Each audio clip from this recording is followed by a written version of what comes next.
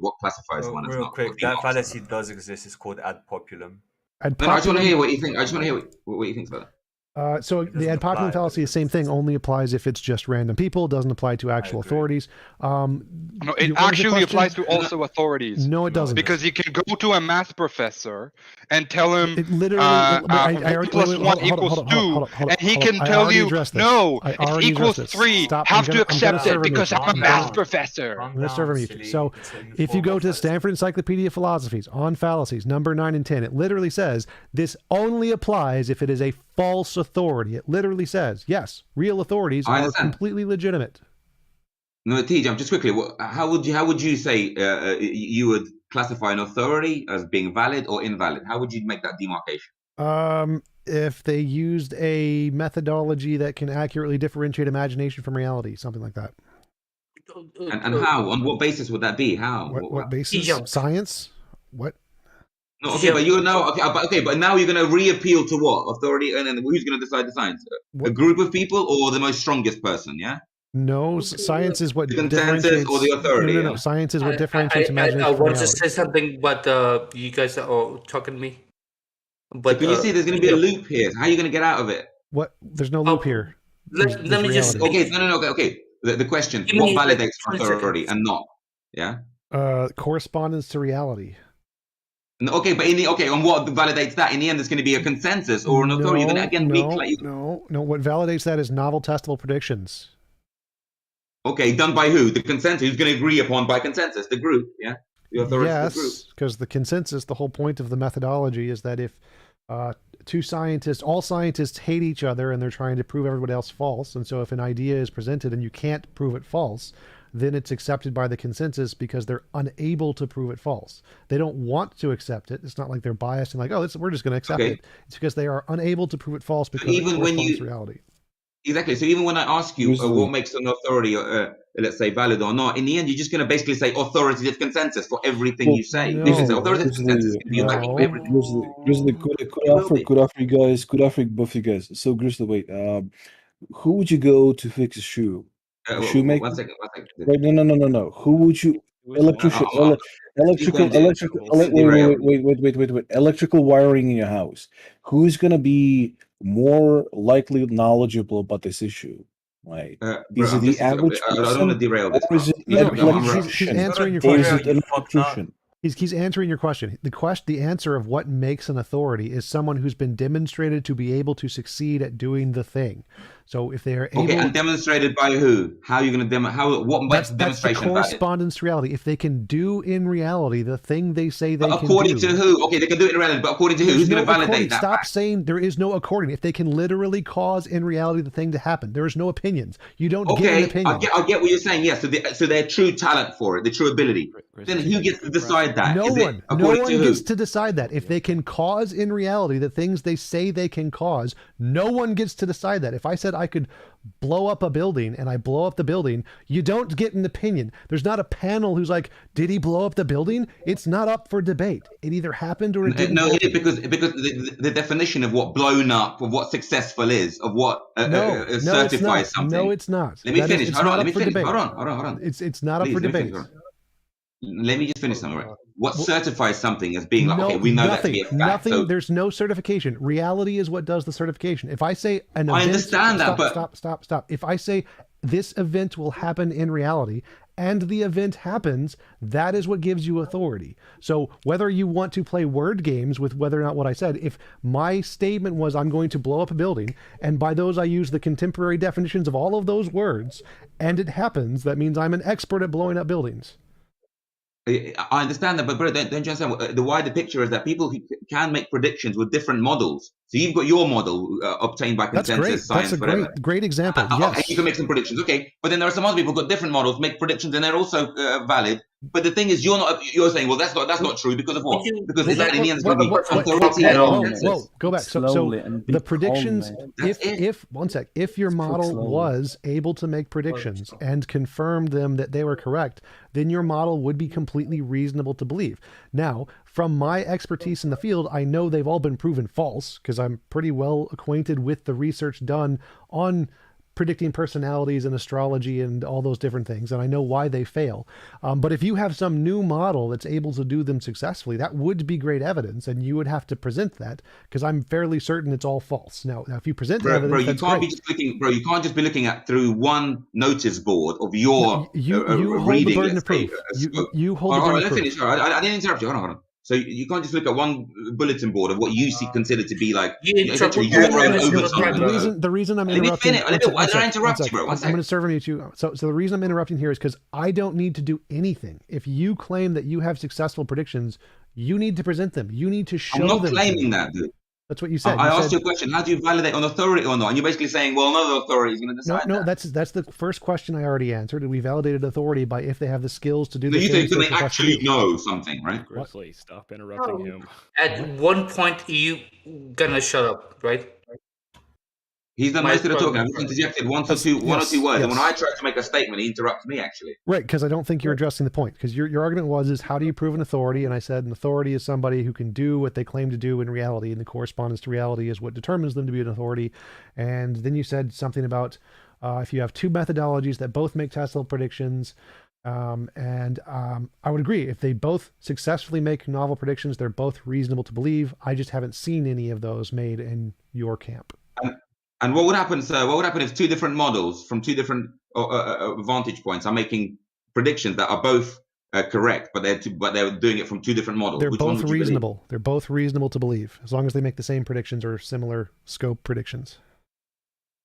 Well, that's okay. Fine. So then your material. So when you make all these like for example, claim that spirituality is false, it's all kooky, and all the rest of it. Right. All you're basically saying is I haven't seen the literature. I haven't seen enough people agree with this stuff. Basically, no. I'm saying you have provided no evidence. We have provided evidence that it's false. We've proven all of the predictions that people who claim those things false. Therefore, it is bad. That is the thing we can say is wrong. We can reasonably conclude that is something people have made up.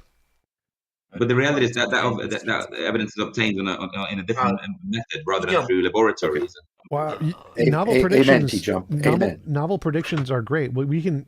I don't care what way you do them. If you make any novel predictions by shaking a magic 8-ball, that would be fine. We can, as long as we can observe the predictions, that's evidence. We don't need to test it in the lab. Okay, well, the predictions. Okay, I'll refer to them. For example, there are people who can predict someone's personality. You cannot let the person finish the conversation. That's all, folks. Mason, shut up. There are people who can predict someone's personality traits very accurately. It's people who can predict natural events like natural disasters. Right? No, they can't. They can. There are even animals that can do it. That are like humans. Wait, no, they can't. You trust those people, but that's science. So, for example, it's a known fact that animals can predict an earthquake. They don't predict the earthquake. They have, like, birds specifically have parts of their brains that are sensitive to electromagnetic fields, and so fields. Those fields which you're going to call physical all of a sudden. Yeah. Well, yes, those they can also. Physical. I call it spiritual. I call that spiritual. Though you can call it a potato. Electromagnetic fields are spiritual. Oh, you're going to say physical for that? Yeah, I find when it's quantum stuff. That's is a football field spiritual? Yes. Well, I mean, animals can also hear a much wider range of sounds. Hold on. So when a human being, so for example, when a human being, let's say, meditates and can predict an earthquake, let's say a month in advance, you're going to say, "Whoa, that's just electromagnetic, right?" No, they can't. No. It doesn't happen. No one has been able to do that, though. The animals that leave in the vicinity of an earthquake almost always do it very close to the time. It's not significantly different, and I'm pretty sure a lot of it has to deal with sound. Okay, fine. Even in that case, you just got Could someone mute enthusiastus for a while because he wants to dominate the whole conversation here? Please. I'm not the one talking the most. Yeah, he's not over. It doesn't seem like I would only mute him if he was like interrupting. He does seem to give people the chance to talk, so I wouldn't mute him just for that. If you wanted to bring up a different topic, that's fine. Before he came, Jimmy was giving a Kalam argument. Yes, we were talking about that before. He's an Aussie man, so he has to talk. You see, they're just going to make personal jabs. You see, I'm not even Australian. I say thick. Yeah, I was about to say. Like, it's not an insult. It's not an insult. He's a British reader. It's just a jab. That's all. It's all right. I gave him one back. Hopefully, he doesn't moan. That's fine. Do we have any other arguments? Oh, stop slapping people with fishes. But Please. all I'm saying is the same Use stuff dishes. spiritualists would call like the soul and all that. You're just calling it fields. Well, no. So again, Convenient. in science, we have demonstrated. We say we think this exists, and if this exists, here are all the predictions we can make, and then we confirm them. And because of that, this is all justified. Whereas the spiritualists are just making shit up, and they don't confirm anything they say. They just make shit up. So the difference here is that the scientists they don't spend their time in laboratories. One sec. Because the scientists have confirmed that theirs is real, they're allowed to say it's physical. The spiritualists are just making stuff up, but anybody can make stuff up. And so the difference here is that you need a method to differentiate imagination from reality. Novel predictions in science does that. Spiritualism doesn't. So they're not allowed to say that it's spiritual. The point is that those spiritualists, they tend to not spend their time in laboratories. They're perceiving all this and let's say codifying all this in a different method, not through like let's say spreadsheets and numbers and microscopes. That? How do you verify that? So they verify on a personal, interpersonal level. They tell you. They claim it. They say so. Yeah. How the fuck? Why would you believe it? That's the question. And but that's not it. And also, referencing the natural world, of course. So they reference the natural world with their individual. They reference the natural world in a verifiable way again. Yeah. So for example, so these spiritualists. May I just send you a private message because I cannot speak at all. One thing. So they would refer to things in the external world, things like the astrological alignments and things like plants and roots and trees and all these shamanic activities that people have done, and they can make very accurate predictions. They can make very accurate predictions. Then make those predictions, plot those predictions, and do the math. Like that is something you could literally do. Saying it's interpersonal and you can't do the math would be wrong in this case because clearly they're making predictions. If they come true, they can plot those predictions and reality and see how much their predictions comport to reality. Like that is completely doable. And the reason why no one's done that is because it doesn't work. No. Let me explain, bro. Out of all the possible potential candidates of people that we're going to be doing this, essentially have to be, let's say, high-minded, natural, healthy people, shamanic type people, who then are going to want to go in a laboratory and prove it and go down that path. None of those people want to do that. And then the ones that do, such a small amount, you don't get to see it in your Western, let's say, inbox, dude. You don't need a lab for this. All you need is Excel. All you need is Excel spreadsheets. Come on, that's the equivalent of a lab. If you can prove souls exist, you're going to be the most well-known scientist on the planet. Right? I'll give you an example. The people you wouldn't even need an Excel spreadsheet. You just need a notebook to write down this shit. The people that are, for example, the spiritualists I'm talking about, they would be, for example, notifying all this in their own personal life. So they wouldn't be putting it in Excel. They'll be putting it like maybe in a diary, like how they experienced the natural world when they were on mushrooms or something. And they would write down all these predictions in their own mind and in their own diary entries, which you're never going to believe. Actually, how do you verify it though? Why would you believe it? That's the question. Well, so if they're able to do this, there's this thing called the James Randi Foundation, and they offer $1 million prize for anybody who can demonstrate the supernatural, any supernatural thing, souls, mystic personality readings, whatever you want, energies around people, any of those things. Give out the price. Yeah, and they but give out the price. it's like the Can't Helpin prize. It's unfalsifiable. You can't. No. He won't give you the $2 million. No. But by the way, but if I'm thinking about the James Randi Foundation did the prize, what they actually gave out the prize at least once. They gave it to a guy who claimed that he could supernaturally know Predict. the songs. Know the songs on like vanilla, like recording discs. The old vanilla like recording discs. Like that he could touch it. He could touch it and know the song supernaturally. So the James Randi Foundation vinyl. Yeah. So and so they created it, controlled environment, right? With all of the things. And turns out the guy could actually do it. His hands were so sensitive. He could actually he worked in the industry, and they gave him the prize because technically he won. He proved something that beyond their scientific, based on their scientific. Or you got smart ass lucky.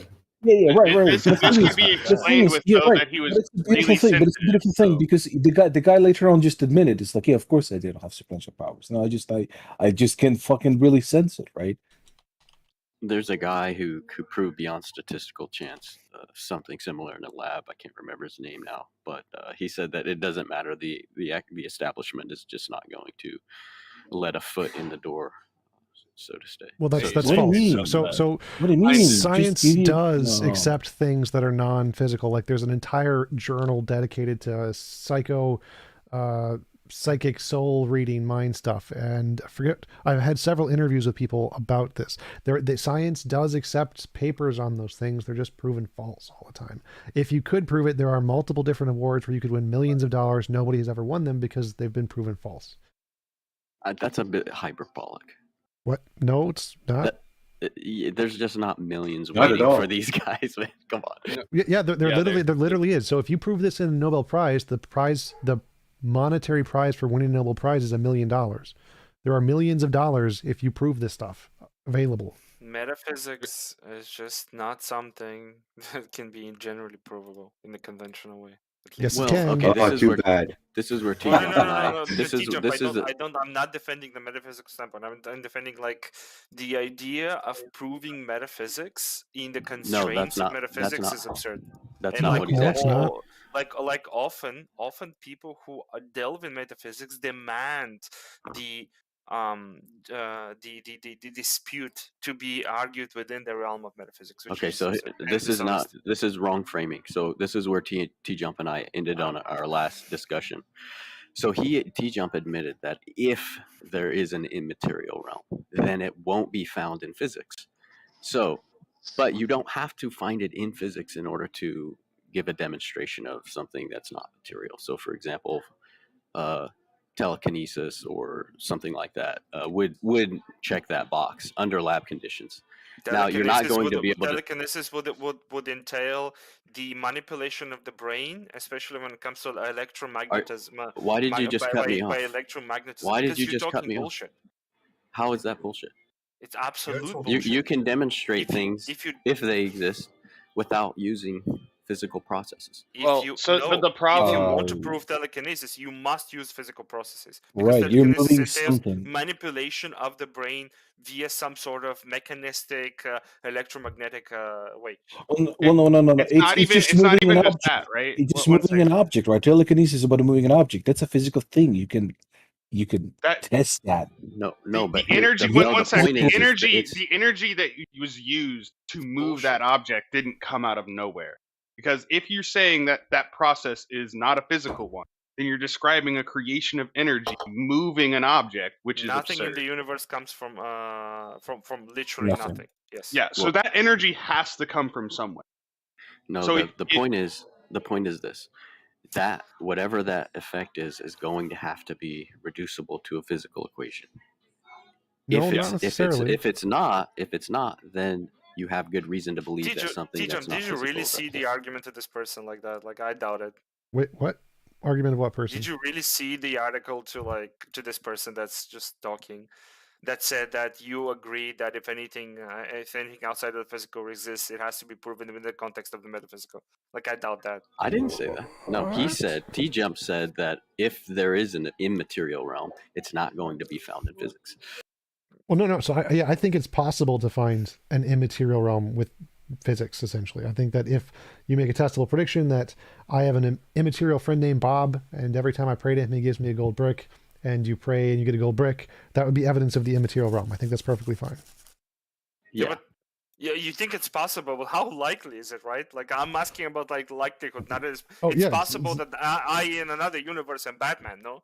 But Yes, so I don't find it likely. Yeah, I don't find it likely anybody's going to be able to successfully make predictions of the non-physical. That makes sense then. I agree.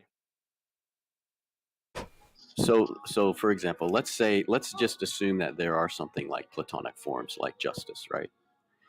That thing is, don't sigh. Okay, this is like the foundation of Western thought. So when you say, you're gonna get your ass muted.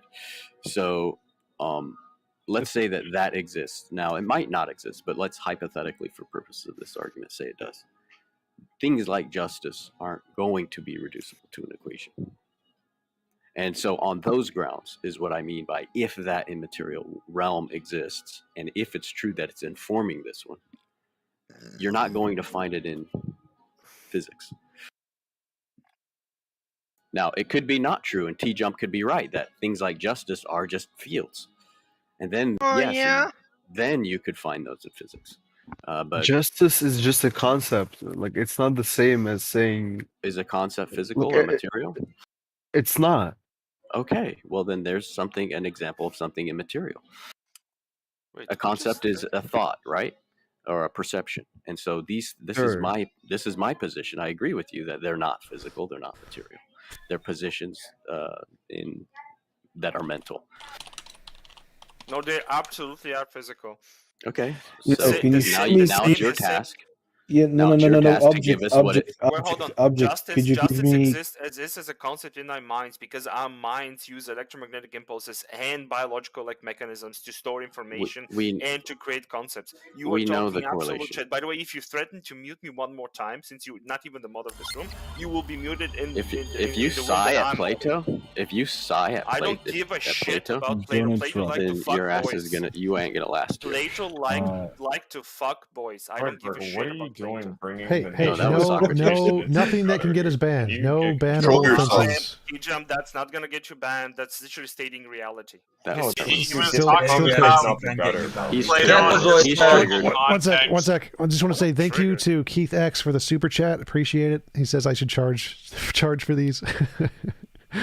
He's triggered because he can't reduce justice to neurochemistry, so he's triggered now. Okay. Objects, you do have a charm about you. There's no question. Get your Nobel Prize. If you can, then you've just got a Nobel Prize within like the next.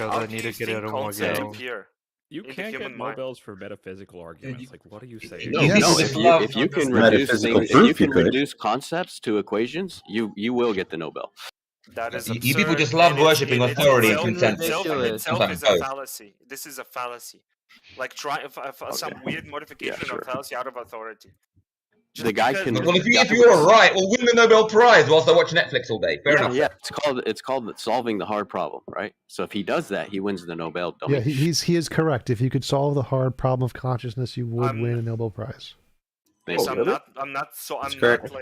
I'm not dedicated or claim that I've solved any problems. I'm just saying is that any concept that appears in our brains is due to ours like mechanistical machine, which is like an organic biological machine. You're begging the question. You're begging the question. Dan Dennett explains that, right? Objects. Begging which question? Well, that's the very question we're asking. Can oh my god, you like to obfuscate so much, dude. We're asking the very question is the question is, can concepts be reduced to physical equations? That's the question. Now you're just asserting they can be without giving us any demonstration of that. Humans can be, yes. Okay, that's a conversation. There's a concept that is that was created outside of the human mind. I would agree with you, but concepts that humans use to operate within the material world are definitely like some. Good job, bro. Definitely like created by proxy by like mechanistical like organic processes. That's great. Don't you ever rejected the conversation by asserting your Plato is a moron. Also wanted to say thank you for Stanley Williams 19K for the super chat. Give Zoidberg mods in the Discord. Well, by the way, Stanley, thank you. I am a dumbass, but I try to think. That's all I do. He just gave it. I don't know about that. So check out guest text. About 30% of philosophers on the most recent full paper survey. That was me. Don't think there is a hard problem of consciousness. Well, that's because they've swept the problem under the rug with emergence and complexity. I mean, it's still a hard problem. We can potentially just think that because you dismiss a lot of scientific things and a lot of things that actually have relevance in reality. You just dismiss stuff though that's objectively verifiable. No, I accept the correlate. I accept. No. You just dismissed that, and I just wait. Philosophers aren't scientists, and scientists actually accept. disagree with most boneheaded philosophers. So I don't. What? Yeah. For philosophers to say there's no hard problem, it's like okay, well, ask a physicist then for the equation for the taste of garlic. Go ahead, see how far that gets you. Oh my god. Well, that's not relevant. I went to the full paper survey where 30% of them said no. Comport yourself like a man. No how is offense. this not Neuroscientists and others override philosophers. So surveying a bunch of philosophers means nothing. Well, Yeah, neuroscientists. wait. So one sec. So the hard problem of consciousness is only a problem in David philosophy. Chalmers. So I'm neuroscientists quite don't aware of really take it seriously as a problem because they don't. Most hard scientists don't might even wanna look- consider it. So Okay, hard, so the hard at problem of universities- consciousness is specifically a philosophical problem. Right, Okay, but if you so ask, if you ask a universities, physicist, can I just at universities ahead. like MIT, they have the Center for Minds, Brains, Machines. They get a bunch of philosophers, neuroscientists. It's a multidisciplinary research group. David Chalmers, I'm quite aware of the hard problem of consciousness. It's not just a philosophical question. It actually guides a good deal of neuroscience, and neuroscience feeds back into philosophy and vice versa. Any philosopher who doesn't integrate across such things is a fucking idiot. No, there's absolutely no incorporation of the hard problem in any science. We wouldn't even know how to do that. Would you like me to show you? I can Sure, right now. sure, go for provide it, 'cause evidence it's not based on a- the You Yeah, and I have had researchers this to discussion know. before too. Like, You are not qualified to have this. I presuppositions. don't know why you're jumping in the conversation. So yeah, you had a conversation with Because me, Pico hopefully MBX unequipped is to actually literally trying discuss to it. save your life right now. You're getting into a topic that is just. I am not, because I've actually read these papers. So do you want me to provide it? bro. Or you But, just shut up? Pico, if you want to Sure, dig put your put own the grave, papers go put the right ahead. papers in the TJump there's text tons chat. of papers. Can I say that it would become a hard problem for a physicist if he's asked the question, give us I this know what the equation hard problem. for the taste of garlic or some any inequality. If he's asked that question, he says this is impossible to do with physics. And so then if he's trying to establish not this, following that what you're becomes a hard saying. problem for the What- physicists. But physicists aren't asked this question. I have no idea what you just said there. Like, it was not a coherent sentence. If you ask a physicist to give an equation for the taste of garlic, it becomes a hard question for a hard problem for that physicist because it's not within He's physics doing to the give. qualia meme. No, it's not a meme. It is the hard problem. The quality Reducing meme. qualities to Link is in quantities. desk text. You can probably find thousands of papers as such. I don't know why people know how to learn how to Google. Why do you think things taste differently? Like, I don't get. Well, how there this are is several like- reasons. I mean, there's olfaction.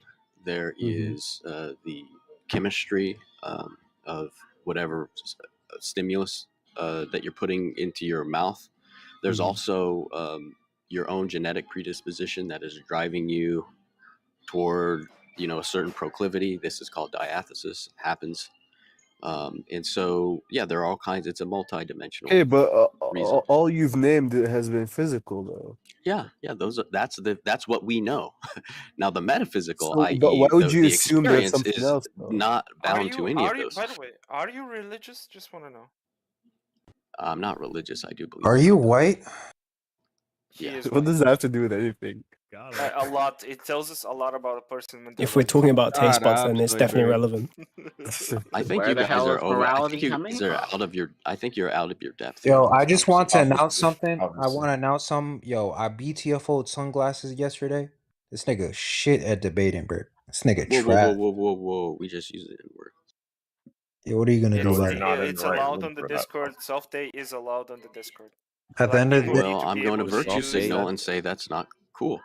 Well, you can. Yo, Can we get back why onto is the it- topic? Can we get back onto Is any always a white topic? nigga trying to tell you no, it's not cool. Because I Just get virtue by saying let's go to any topic. Shut the fuck Yeah, up, bro. Dude, He my gets server. virtue points. He can like fuck bitches in So college. stop. I'm going to just start muting people Yeah, if you the just keep doing conversation this. points Shut up and get to the got it. topic. Yo, Yeah. So anyway, did you see the paper I posted? Because I can get thousands of such papers. So I'll say Feel people who free are to post active as in many research- as you would like. I just did. Yeah. So people are active in area research. They don't get into these ideological camps if they truly are after these hard problems and say, you know what, I'm a philosopher. Only philosophers can chime in. Or I'm a neuroscientist. Only neuroscientists can. They try to integrate across all pertinent disciplines. Right, I So, agree. Yeah. Just that the And, consensus in collaborative science groups. is more so against the hard problem. The people who actually I'm a consider it is hoologist. I don't like it when philosophy. you fucking incels get into my field. Wait, you guys are in the wrong room. What are you doing? Did you just say urologist? You're in a guest room, dude. Hoologist. Hoologist. Oh. Okay. Hilarious, dude. So scientists, Thanks. are you saying most scientists are pinheaded like physicalists that are getting nowhere on the Pinheaded. problem? No, I think most scientists are physicalists because they are actually making progress in the field and nobody else is. Nobody else is making progress in the field besides scientists. So what progress have scientists made on consciousness, Smith? Well, since they've made progress in the field related to consciousnesses and brain interactions and how correlates to specific parts of the brain affect consciousness, they're the only ones who really get a say on the topic. No one else has made any progress in anything related to the brain. And so since the one that is making progress is physical, it's rational to say that the consciousness is also probably physical. Prove to me that the consciousness is not located in the pinky foot. So if I go to a collaborative group like MIT Center for Minds, Brains, and Machines, and scientists say, "Hey, this philosopher helped me out," the philosopher says, "This scientist helped me out." Where does this again? Academia. That's absolutely nothing. So absolutely none of what you said is in any way relevant at all. What? So like until some other kind of that would be wrong. no. So until some other kind of ontology makes any progress in the field of related to the brain in any way, it's not a credible explanation of anything. So like if I said what caused the hoof print in the snow and we have past evidence of horses existing, then we can say it was probably a horse until we actually, but we couldn't say it's a unicorn because there's no past evidence of unicorns. So saying consciousness is anything other than physical when we have literally no evidence of anything other than physical stuff is irrational, just like saying what caused the hoof print was a unicorn when there's no evidence of unicorns. I have a question here. So if it is physical, then it does reduce to an equation. That's just the nature of what physical things are. No, not necessarily. They can be reduced. No, to that's false. So that's based on the current understanding of what physical things is based off of how we represent them through interactions, but that is not necessarily the case. For example, gravity, curvature of space-time, would technically exist even if there was no mass, nothing with mass to bend it. And so it would not be able to be represented with an equation because the equation would simply represent what would happen if it was bending, and it would still be there even if it wasn't bending, and that couldn't be represented with an equation. So no, physical objects can exist just fine and not be able to be represented by an equation. So I have a question. So if space is bending, you're saying that in absence of mass cannot be described with an equation? No, I'm saying gravity is the curvature of space-time, right? So space-time is there, but but math in physics represents changes and interaction. So if it's not changing, then there'd be no way to represent it with an equation because there's no two sides of an equal sign. Like in physics, when it's representing over this amount of time, what's it, derivatives show over this amount of time this thing will change, but if no change is happening you couldn't represent it. Like physics can't represent ontologies. It can't say what a particle is made of or what a field is made of. It doesn't say those things. They're physical, they exist, but they aren't represented by equations. Equations do not represent every physical thing. And what you just said was what I believe is true, that physics, and you've said this before, physics tells you what things do, not what they are. And that's when we're dealing with being itself. And that's why you have to go to metaphysics to say, what is this thing? And your gravity example, I think, demonstrates that pretty well. Because gravity can be, or time can be described as X and T, but X and T are descriptions of a real thing, giving you those dimensions. I agree with most of what you said there. The difference is where when you say go to metaphysics, there's no going to metaphysics. There's just making stuff up. So like with the brain example, because we have a very consistent model that has made progress in the field, and that's the physical model of physics, it's reasonable to believe things are physical. It's not reasonable to believe they're literally anything else. So anything else you could ever say they are, since those other ontologies have never made any progress in reality whatsoever, they're not ever rational to say are what causes I totally disagree. Wait, can I also say something? Go ahead. Quickly. Space-time is a curve. The equation for how certain relationships work has curvature. Is the issue. So Einstein initially filed his paper and called it ether. The scientific community, because they're ideological pinheads, forced him to reverse this because of the religious connotations ether has with the Christians at the time. And that's when he filed it as space-time curves.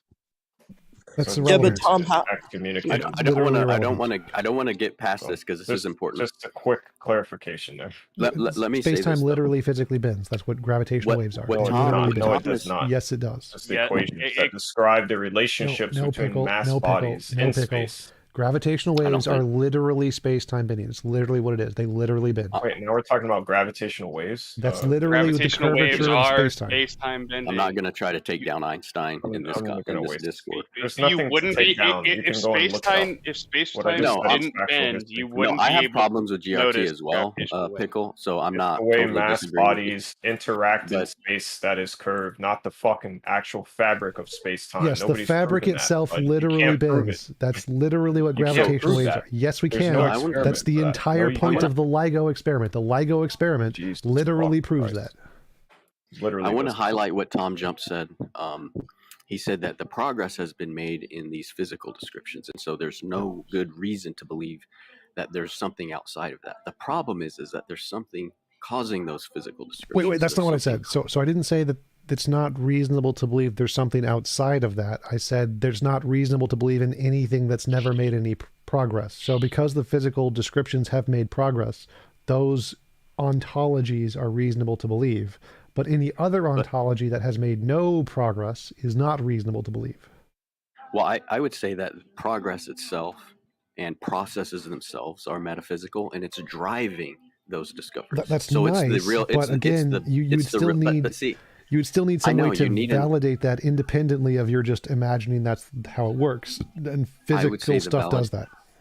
I would say the validation is the causal efficacy from top down, manipulating those material objects that are I have described. absolutely no idea what any of that means. So you have a physical description of objects in nature. Okay. Sure. Now, the reason that you have that description is because they are deduced. They are deduced from a qualitative object.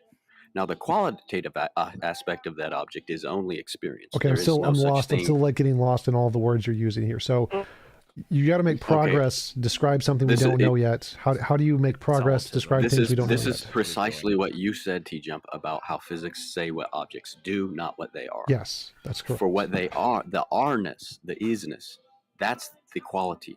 So let me clarify. Whenever you try to answer what things are, the only options, the only things you can fill in that blank is something that has successfully made a do statement. So if it can successfully describe the way things do or operate, then you can say that that is how they are. But you can never say they're anything else unless they can successfully make predictions about the doing. Well, science describes the behavior of objects. Yes, so it's okay to say that because science does that. Objects must be in order to behave, right? So the fact that they are precedes the fact that they do, because these things. Normativity does not prove metaphysical. I don't know what that means. I don't know what that means either. But again, so saying that since there's like a normative framing of an object, therefore it cannot be explained without other normative statements about that object.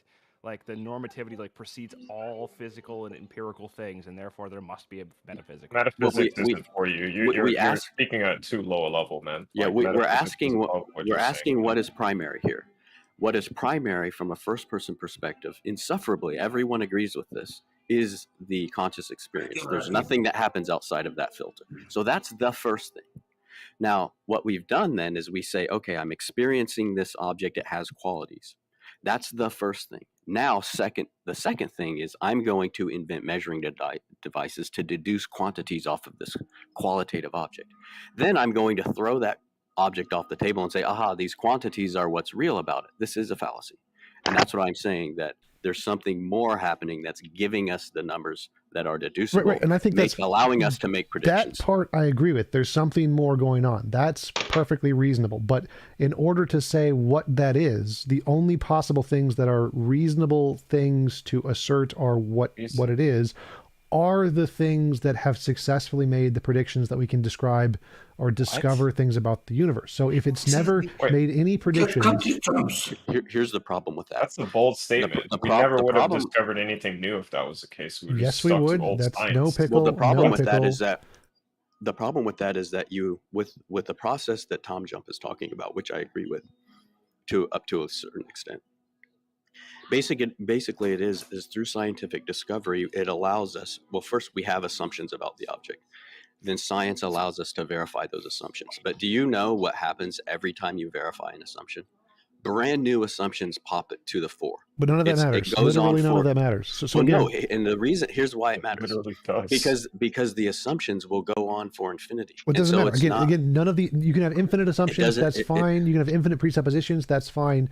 But if you're going to say That's here's some, reasonable to you? yes, it's perfectly reasonable. You can assume whatever you want to assume. But in order to make it reasonable to use your assumptions to infer something about reality, you need some correspondence to reality. So if I say, let's say I assume that there's a magical pixie leprechaun named Bob, and I say, if my magical pixie leprechaun friend exists and I pray to him, he'll give me a gold brick. I pray to him and I get a gold brick. Now that's great correspondence to reality. Now I can say I have a justified reason to believe in the magical pixie leprechaun Bob. And now I can say if I see a gold brick on your table, I can be like, you know, Bob, he does that. He could have put that gold brick there because I already have some past evidence that my belief that there is such a thing corresponds to reality. Now, if I said no evidence that Bob exists, and I just saw a gold brick, you know what, and just made Bob up, like, you know what, a magical pixie leprechaun could explain that. That would not be evidence. So the same thing applies here in the physical reality. We don't know what matter is made of because physics doesn't tell us what it's made of, but we do know that it can accurately predict things about reality and interactions. Therefore, it's reasonable to infer that whatever this physical stuff is based on that model of physicalism. And you're not allowed to, add anything else in there until it can make predictions also. Okay, the ism is the part that fucks any idea. Like it's the ism. It's It doesn't matter what isms you use. It doesn't change it. It doesn't change anything. All isms are fundamentally flawed for this reason. You end up like marrying a position only strictly. Everything is physical. My dude, everything is physical, and then what is physical? We maybe have covered like 0.5% of all physical things in this universe. Okay, but none of that addresses what I said.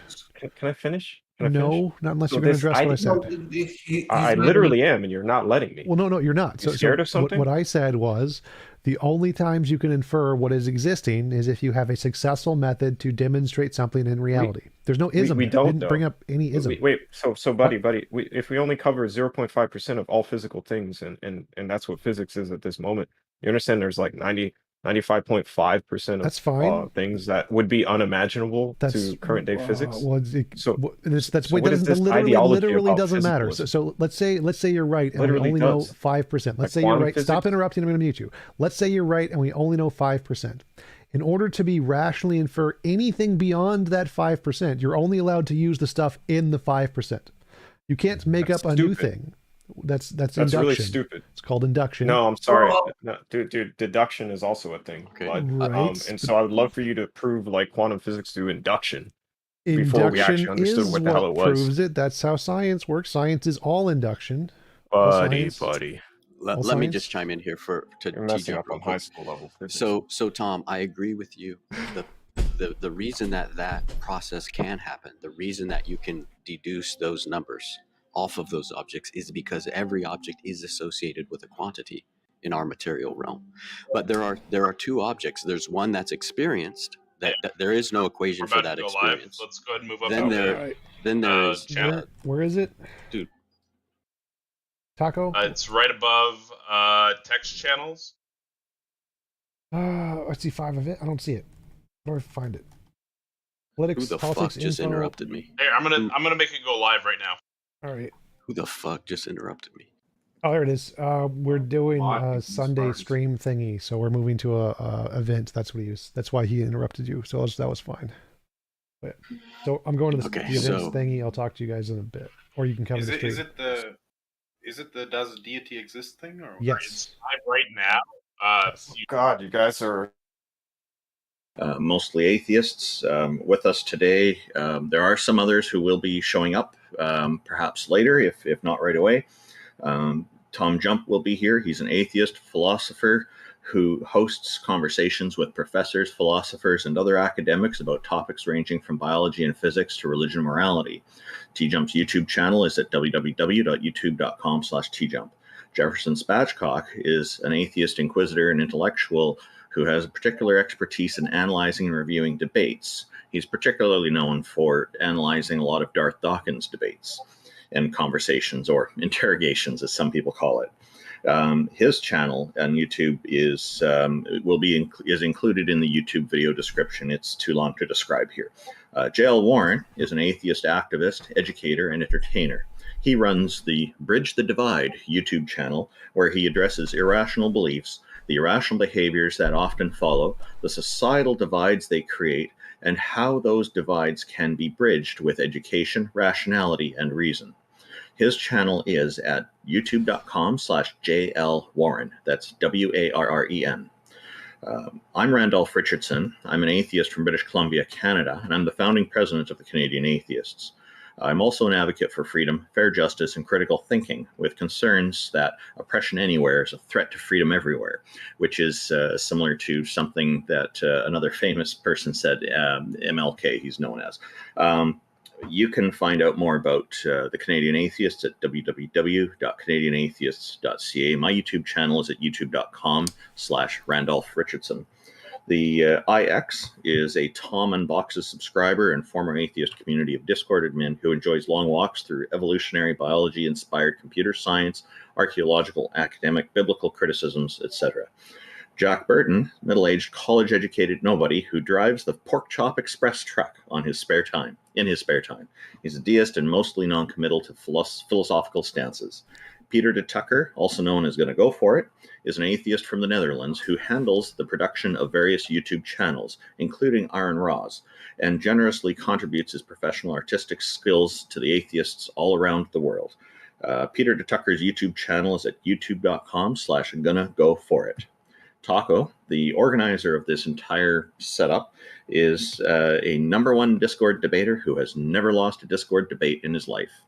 Thank you again to everybody for tuning in, and we have some people who are already, I believe, interested in talking with us. I saw one earlier.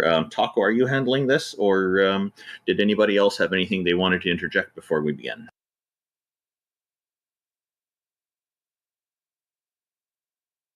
All right, so if y'all have any questions, I'm sorry, it sounded like we're good. If y'all have any questions or feel like y'all could convince us a God exists, which is the idea, or goddess exists, which is the idea here, feel free to queue up here. I did invite up Crux, who I was talking with in DMs. He's actually got a pretty cool position. Feel free to introduce yourself. Oh, quick question. Did you just say y'all? Yeah, I lived in Texas for a long time. Hello, Crux. Welcome. Texas thing. What's up, Crux? What do you got for us today? Yeah, so Taco kind of asked me to join here. I don't know if it's necessarily entirely fitting to the topic of deities. Obviously, I'm an agnostic, right? So I don't really use the word God at all. It has no meaning for me.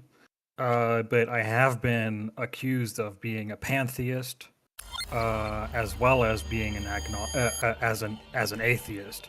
So yeah. Okay, so this is pretty simple to figure out. Do you believe in any goddesses or gods?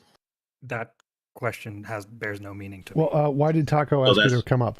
Taco, what was the topic? I think he wants me to expound a little bit on a particular view of necessitarianism that I hold. Well, the thing is, if that question has no meaning to you, then how can we have a conversation about whether deities exist or not? Well, I'd say let him have a chance. If Taco invited him up, let's let him go into what he means by necessitarianism, because that could be analogous to a god. So go ahead, tell us. If you think that my view fits your definition of God, then well, I just asked a question and I did not get a satisfactory answer though. So, but go ahead, Crux.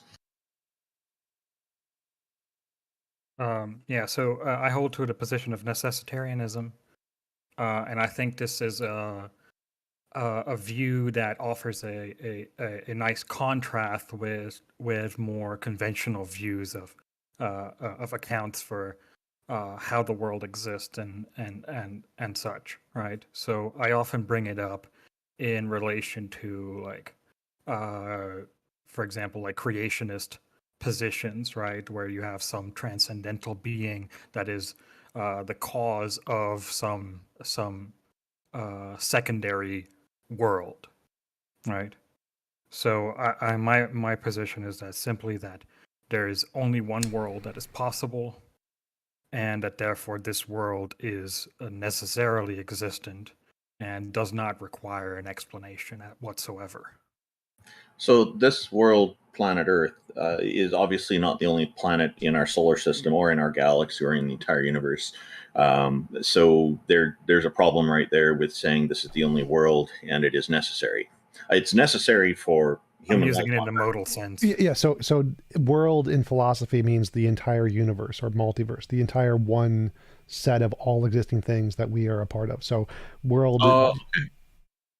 Okay, gotcha. All right. But So I would kind of agree with Randolph's point here is that I don't understand why you would think there's only one possible world. I can imagine a world with no puppies.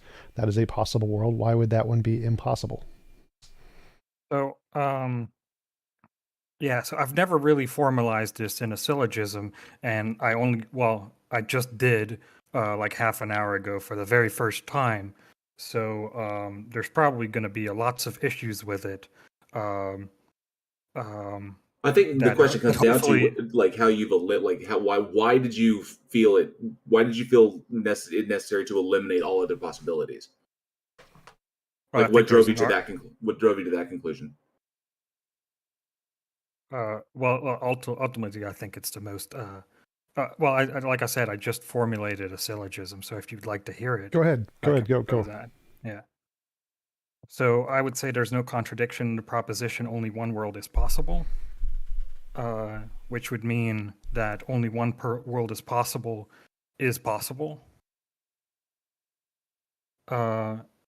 There are states of affairs in this world that are necessary, since they would be true in this world and it would be the only world. Wait, what do you mean by necessary there? That they are true in all possible worlds. Okay. And under this proposition, there's only one possible world. Right. No, there's a problem with premise one though, is because it's not still logically contradictory for there to be many worlds. My claim is not that there is a contradiction in that. My claim is that there is no contradiction in the proposition only one world is possible. Okay, gotcha. Okay, I see. Go ahead. Feel free. Continue.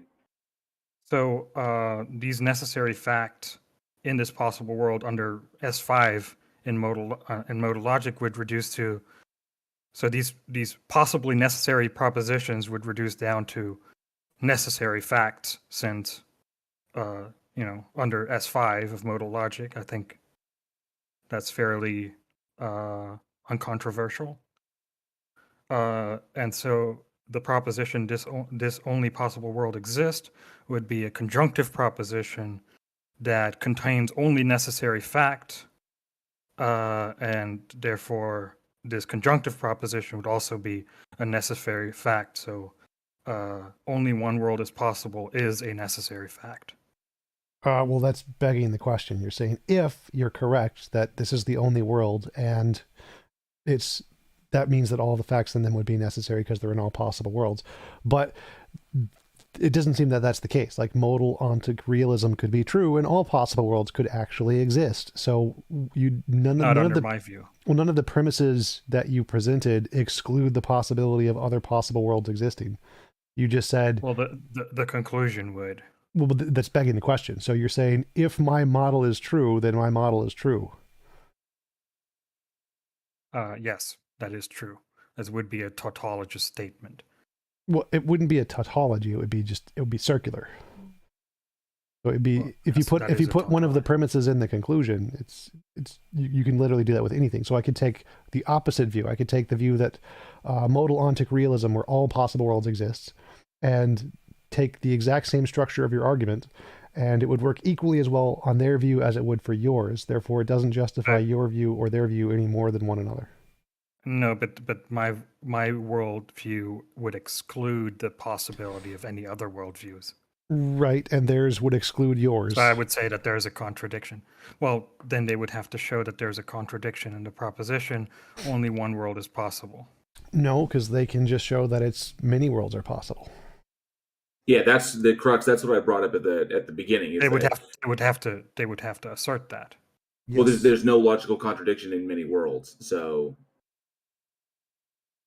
Again, my claim is not that there's no contradiction in that. I mean, ultimately, that is going to be my claim, right? Based on this conclusion, right? Since if there's only one possible world and it's a necessary one, any world that is distinct from this world would be impossible, right? Wait, so that's not the point. Jail's making the point. So Jail's making the point. Wait, one sec. So there's two people here. There's a you and modal ontic realist, and you're both talking.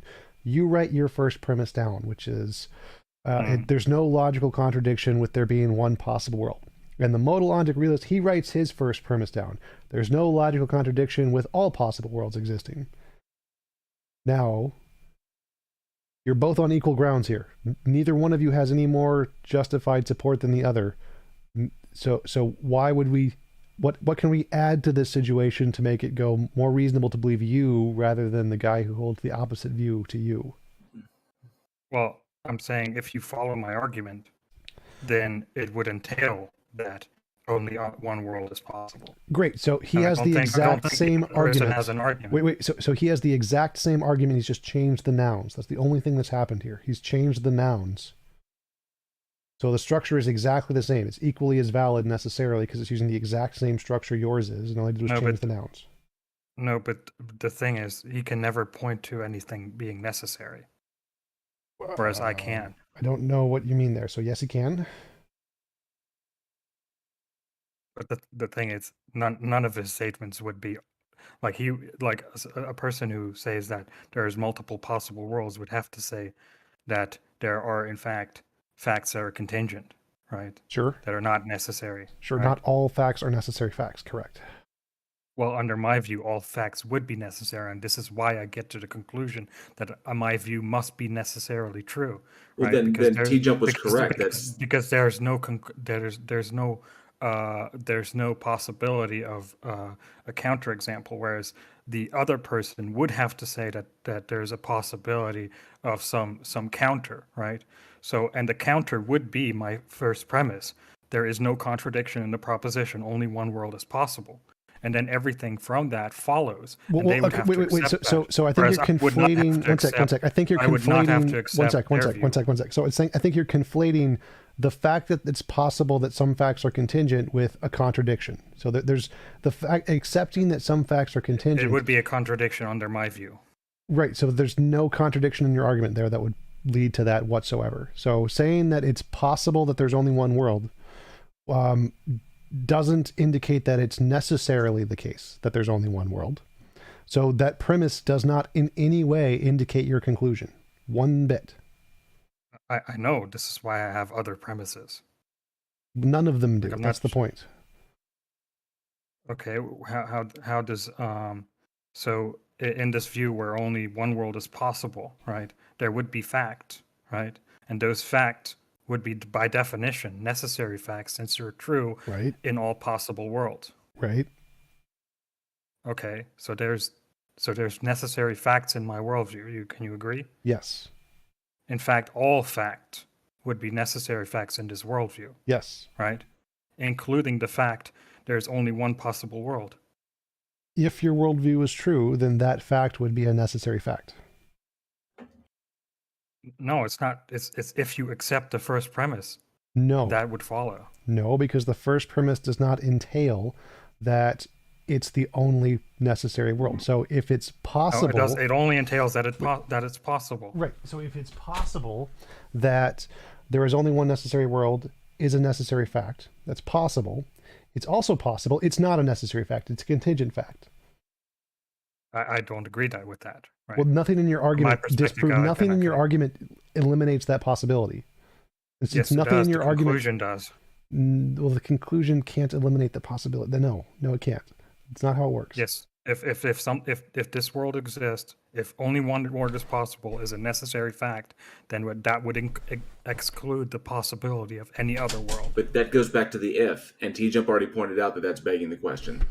But I'm not saying if this world is true. I'm saying if there is no contradiction in this proposition. Which I'm not presupposing the existence of my worldview as I don't think you understand how S5 works. I don't think you understand how S5 modal logic works. Like what you're saying literally does not follow. If Do I you said think possible necessities do not boil down to necessary facts? that doesn't make sense. So possible and necessary as being conjunctions in that way don't work in the way that that sentence was set. That's literally made no sense what you just said. So like when theists say God, it's possible that God exists, and God is a necessary being. A necessary being is one that exists in all possible worlds. What they're doing is they're taking the definition of the word. That argument. Wait, so but they're using it correctly. So they are using S5 correctly. You are using it incorrectly. Why there would be things that are under this view necessary fact, right? Right, and that's fine. All worldviews have that for the most part. Okay. So these facts, since you agree that only one world is possible, entails no contradiction. These facts are necessary facts that are possible. In your worldview, right? if your worldview is true. But No, again, if you accept the none of that. if you accept the No. premises. I can accept premise 1 and reject the conclusion because the conclusion does not follow from the premises. I'm not seeing how it doesn't follow. So I can accept it's possible there is a bunny in the box. And if the That's not bunny what I'm asking you to do. no. So it's possible there's a bunny in the box. If a bunny in the box is a necessary fact because there's only one possible world, then it's necessarily the case that there's a bunny in the box. But it may not be. So do you understand that if you say it's possible there's a bunny in the box, no contradictions. This is a distinct claim from what I'm claiming. No, it's not. It's the exact same. The structure of the argument is the exact same. No, because under this view, you're still allowing for the possibility of contingent facts, right? Which, from under my argument, they would be excluded since there's only one possible world. All facts. Stop. I already addressed this. No, I said no. I'm saying it's possible there's a bunny in the box. Second premise, if there's only one world and every fact is a necessary fact, it is necessarily the case there is a bunny in the box. So do you see the first premise is it's possible there's a bunny in the box. Second premise, there's only one world. All facts in the world are necessary facts. Does it follow that there is a bunny in the box?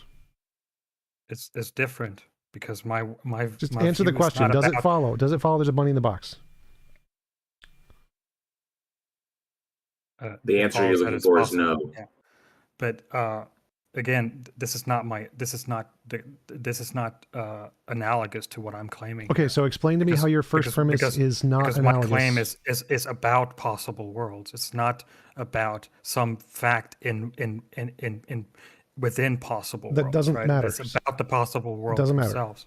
So it doesn't matter if the fact is about the possible worlds or about the bunny. The aboutness of the fact does not in any way change the structure of the argument. So how is the structure of your argument any different? It would entail that if saying it would entail doesn't address the argument. So walk me through the steps. You said it's possible that there is only one possible world. And I said it's possible there's a bunny in the box or only one bunny in the box. How are those different? Because the bunny in the box doesn't get you to a necessary fact. Right. Neither does the possibility that there's only one possible world. You don't think that if only one world is possible entails that if there is a fact in that world, that would be a necessary fact? If there is any necessary fact, it would follow from any possible world. So if there's a bunny in the box, if it's possible there's a bunny in the box, that would also entail a necessary fact. No, I'm asking you, if only one world is possible and there's a fact in this world, right? Right. So I'm saying that fact, right? That fact would be a necessary fact since it is true in all possible worlds. Yes, and that doesn't matter. So I can come to necessary facts under this premise, whereas you cannot do that with the bunny. Yes, you can, but again, that doesn't matter. I don't see how you can. Because you don't come to necessary facts, you assert something could possibly be a necessary fact. It could be a necessary fact that there is a bunny in the box. It might be a necessary fact. but it might not be a necessary fact. So it's possible the one world is the only world, in which case any fact you pick is a necessary fact. But under this view, and yes, exactly. So but they might not be necessary facts. They would not be. The fact that they could be does not imply that they are facts, necessary facts. They could not be. They may all be contingent facts. So the thing you think is a necessary fact So could then be you contingent. don't think that the first premise is possible. No, you can grant the first premise, and it doesn't lead to the conclusion. I've literally just showed you how you can do that. What's the I don't need to show a Again, contradiction. I can grant the first premise, so no contradiction, and it doesn't lead to the conclusion.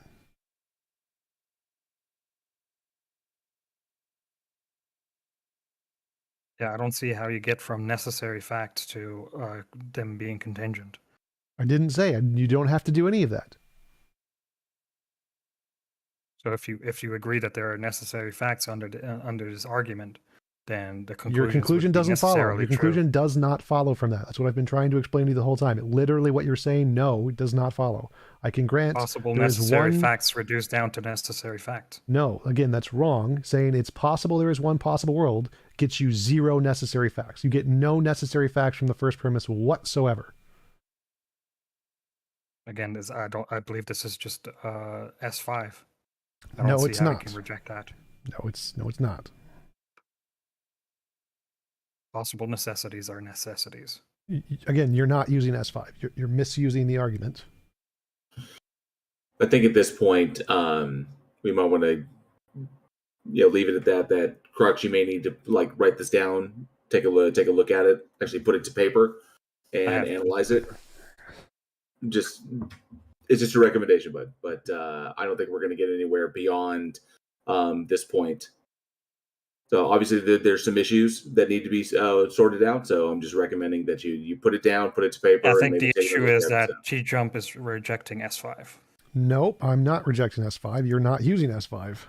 Because I've actually talked with experts in S5 on the ontological argument. You're literally not using the correct structure of the argument. That's why I tried to explain it to you from the Christian argument perspective. Okay, I don't accept the Christian argument, but my argument is different. No, the structure. They're using S5 correctly. If you're not accepting their argument, then you're not using S5. You're not using S5 correctly, but we should probably move on. I think we should just, for time's sake, so we can give another person an opportunity to get some people up here. Yeah, definitely. Thank you, Crux. Appreciate it. Very interesting. Thank you for coming up, Taco. I think our next one should be Akira, but I noticed Owens was blinking rapidly. If Owens had something to just respond to that, I think that'd be okay to bring them on Sure. for a moment. I'm pulling up Owens and check the message that I sent you because there's, yeah. But hello, Owens. What's going on? So who believes God exists? We're wondering if you do. Oh no, doesn't. Oh. Okay. Question asked and answered. All right. Okay. All right, that was quick and easy. So I guess we'll move on to the next one, which should probably be Akira. That's one down. We're going to go ahead and pull up Nico for now. Please check your message, Randolph. Nico, how's it going? What you got for us today? I think I'm gonna have to come back with my laptop because I can't hear you guys on my phone. So if I can go back to the audience and come back, that'd be great. Okay. Okay, that sounds good. You're knocking them down today. Right? Oh, Will Smith post-Oscar joke. That sounds like an interesting one. I don't agree. Falling like flies today. How's it going today? Hi, it's going well. Awesome. So you're here to convince us a God exists? Yes, I am. Which, if I may ask, which religion do you adhere to, and if Christianity, which denomination? Christianity, and it will be non-denominational, most likely. Non-denom? Okay, cool. Thank you. Appreciate it. Go ahead. Okay, well, this is an argument that I have made myself. It's a very simple argument. The first premise is that Actually, I think maybe it would be better if I just go more freelance rather than with premises. So basically, all physical things have at the quantum realm are like constantly like moving. You often hear about particles in the quantum realm moving about, blinking in and out of existence. But yeah, basically, physical things are constantly like changing through time, and I think I feel that like this is a necessary fact for physical things that they're constantly changing. Would you agree with that? There's some interference coming in the background there for you, but like I said, this is Aquinas' argument. That's King Xerxes. King Xerxes is your You got like some kind of voice modulator going on. He smoked some strong weed. That's just running a different speed than we are. Will, this sounds very much like Aquinas. Well, the difference between this and Aquinas' argument is Aquinas was an unmoved mover. This is more about change rather than movement. Changer. So change exists, therefore so, what? yeah. Change exists, therefore what? So physical things are constantly changing. Something that brought about all of physical reality. Given that physical reality would also include time, because obviously space-time is like a linked. It's almost like one entity. It would be something that does not change, because if it was something that changed, so the same way physical things change at the macro and micro level, then it would need to be something within time for time measures to change. So no, like physical things can exist without change, and physical things can exist without time. Okay, so in what way can a physical thing exist without changing? I mean, it seems like every single physical thing has a quantum level, and at the quantum level, things are vibrating, things are, there's quantum entanglement and all these different kinds of things. So there's, for something to actually be completely stationary at the quantum level, it would need to be like at minus 200 and something so like degrees. the There would need to be absolute zero, which is impossible. don't change. The fields themselves don't change. The things in the fields change. The fields don't change. The fields are there. They don't change. Okay. What would these fields be made of? I don't know how to answer that question in physics. We don't know what they're made of. Strings are a possibility. Yeah, string theory is definitely a decent possibility, but string theory would be the building blocks of all things. Remember, these are vibrating strings. No, not necessarily. So you can have the building blocks of all reality be a thing which was unchanging, and it created the universe was changed, and that's perfectly possible. Physical, you don't need a god for that. The only problem is that instead of diving down this rabbit hole of higher order physics, perhaps City, what else here in it? Explain to us why. Why should King Xerxes, your audio is really distorted. I'm not sure what's going on, but it's coming through as an extremely deep voice that's difficult to understand. Yeah, it kind of sounds like I'm actually talking to God himself. Maybe that's evidence. Yeah, I think it's slowed down. It sounds like that was really funny. to me, it sounds like it's slowed down, really, and then the slowing down causes it to increase or decrease the decibel level. I think our guest here, Will Smith, had the best response. That was hilarious. Yeah, I mean, my argument is. It's Peter. Was that? Oh Peter no, now it's Peter too. Yeah, my argument was that pretty simple. The only way for a physical thing to be completely stationary is for it to lack any sort of like energy, whether kinetic, whether it's like heat energy or any other kind of energy, and for that it would need to be at absolute zero in terms of temperature. I think it's like minus 270 something. Not all physical Celsius. things can be described in the ways that are interactions in our universe. So there could be another kind of physical thing that's completely stationary, no problem. Yeah, but to the best of our knowledge, these physical things cannot get to absolute zero. It always brings so about absolute zero contradictions. doesn't matter here. There can be physical things that have no temperature that exist just fine, irrelevant to absolute zero. So like if you want to assert that you need a god to be the first change, we can assert a new kind of physical thing that does that.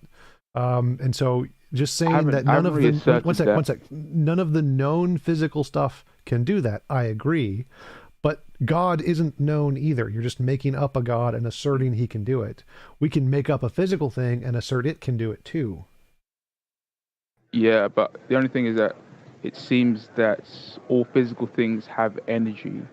I mean, well, that's the thing. That's the thing, Will, is that it's a hypothesis, is what it is. You're hypothesizing that basically your hypothesis is built off an observation of what we currently have, and then looking at what could potentially be the entailment. But essentially, you're hypothesizing about something that we currently have no data about. So going like beyond, like where this all started, where this all came, it's still a hypothesis. And unfortunately, at this current state in time, with our current level of knowledge about reality and stuff, it's unfalsifiable. So the question now becomes is like, sure, you could hypothesize anything as to why things are the way they are, or why things move the way they move, or why things change, and where did that change come from, what initiated that change. So you can start with that, of course. But any question you ask, we're not going to be able to prove or disprove. It's pretty much going to be a hypothesis. And I'm curious as to why, and because of this, I'm curious as to why you think, or why you think you're justified in saying it's God when it could be anything else. Because we can't eliminate the possibility of, like what TJump said, we can't eliminate the possibility that it's some natural phenomena that we don't yet currently understand. Because we can just take God out of the equation and just make it X, and the X could equal anything, you know? And so, why God? Well, I think what I would have done is, if you would have accepted something, I mean, to me, it seems, it seems obvious. It seems something that you'd even find in textbooks, that physical things at the quantum level are constantly changing. Physical things must have energy. I mean, I'm pretty sure it violates one of the laws of thermodynamics for something to be a physical thing to be at absolute zero. And if it's not absolute zero, it has energy and is therefore changing. Okay, then what about when the universe hits thermal equilibrium? Well, it still wouldn't be absolute zero. But my there'd be no thermal change. I mean, everything. No, so it's impossible to get to absolute zero in physics because of quantum fluctuations. Will Smith is correct about that. That's exactly my point. Yeah. But so the argument here is that it's an argument from ignorance. It's saying, here is something we know about. It can't explain the phenomenon. The UFO example. So, oh look, a UFO. It's an unidentified flying object. It must be aliens. Well, no, if it's unidentified, you can't then label it as aliens. So the fact that there is we don't know what would this unchanging thing would be. You can't then conclude it must be God. That's an argument from ignorance. It could be an unknown physical thing. We don't have any reason to believe that physical things can do it, but we also don't have any reason to believe anything else can do it either. So simply saying that the known we physical do stuff... because of quantum fluctuations. Because of quantum fluctuations, you can't get to absolute zero with a physical thing. Like what I said can't happen. Listen again to what I said. So we don't know what can do it. We don't. So we have a thing that can't do it. We don't know the known stuff can't do it. Does that mean it's God? No. You can't say because this doesn't explain it, therefore it's God. That's an argument from ignorance.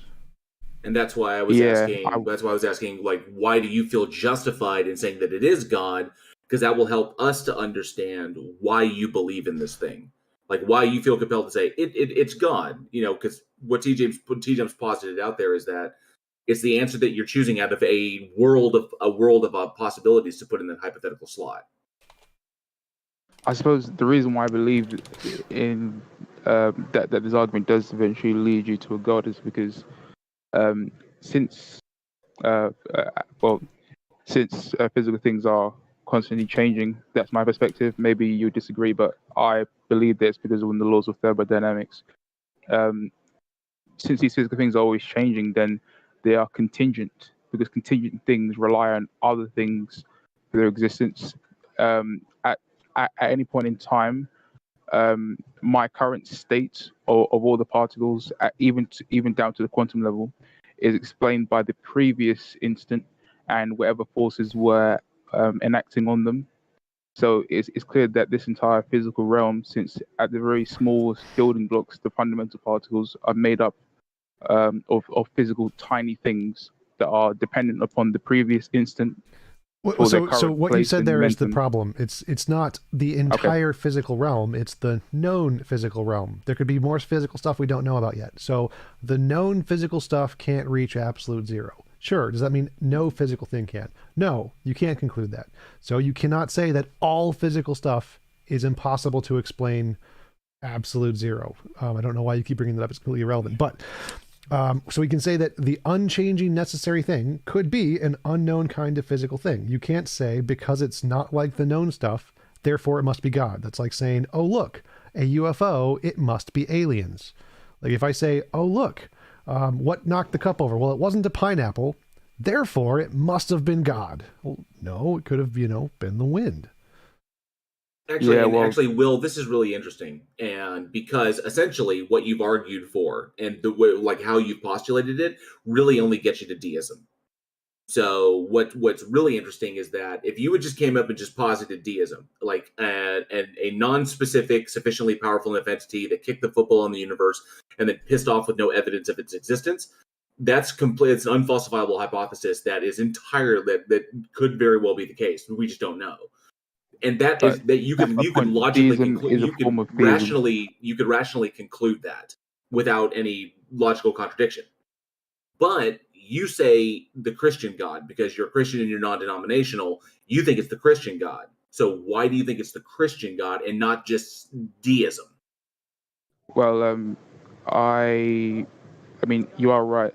It would get you to deism, and that's about as far as you can get, going by strong facts of science and logic.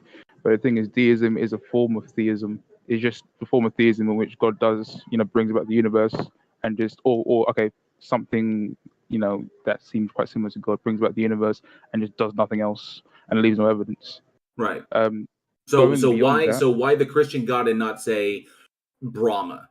Brahman, because arguably, as far as like texts and like books and like people that talk about it and the nature of such a thing, Brahman would be far superior to the Christian God when it comes to just basic moral stuff. So why the Christian God? Well, it would seem that is the question of in the title, does a deity exist? And I've seemed to given you good reason to believe in deism, which is a form of theism. So surely my work here is done. Well, no. So he's granting that, JL is granting that for the sake of the argument to try and move on the conversation. Oh, okay. I've shown I reject deism purely that I don't accept supernatural explanations for things. I simply say we don't know. That's it. But and I don't. When we know, we'll know, but we don't currently know, so I'm not positing anything there. Okay. Well, then. The reason why I would think it's specifically a Christian God, I mean, obviously it's impossible for me to, or it's very hard for me to go and find out every single God that's ever existed, and where these massive list of mythological creatures. That's why I was bringing up on a purely moral level, just going by the books. Okay. Take the Bhagavad, take if you want to go with the Vedas or whatever, but just Brahman in and of itself, and then comparing it to like the Christian God, triune God, Yahweh, whatever you want to call it. If you compare the two, one obviously has a better history than the other, especially in the eyes of its followers and believers. So just on that standpoint, you could be justified and go and looking at Brahman. So, but you chose Christianity. Is that because you were raised in it, or is it because for some other reason that? Naturally, it's because of where I was born, the time I was born. If I was born in like 300 BC, maybe I'd be more into the Stoics than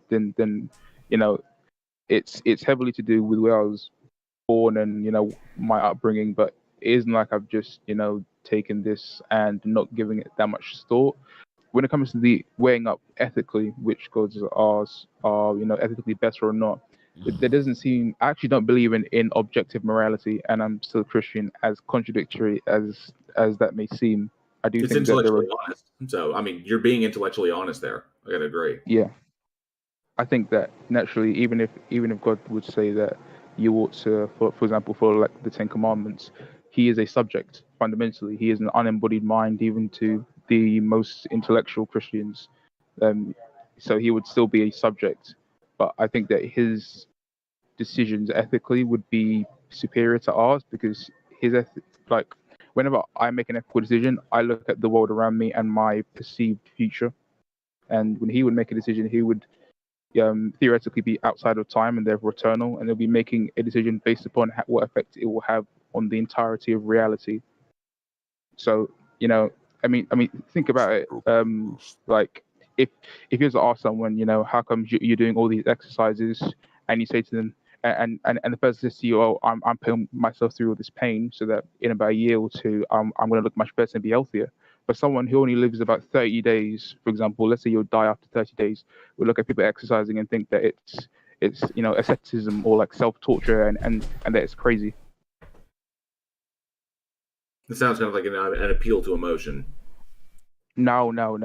It is subjective ultimately, but I just think that God has more of reality to look at, so he would know how his decisions would play out in the entirety of reality. Basically, like the butterfly effect. Well, it's unique. I won't disagree with you. It's a unique perspective in looking at the Christian God, and there are obviously lots of Christians that would disagree with you on that. And you haven't given the Christian God any specific attributes, which could be logically contradictory to themselves, like the omni properties and such. So I think like I said, but like before, you can reason yourself to deism, and why you accept that deism is wholly dependent upon you, like your philosophy or your ideology.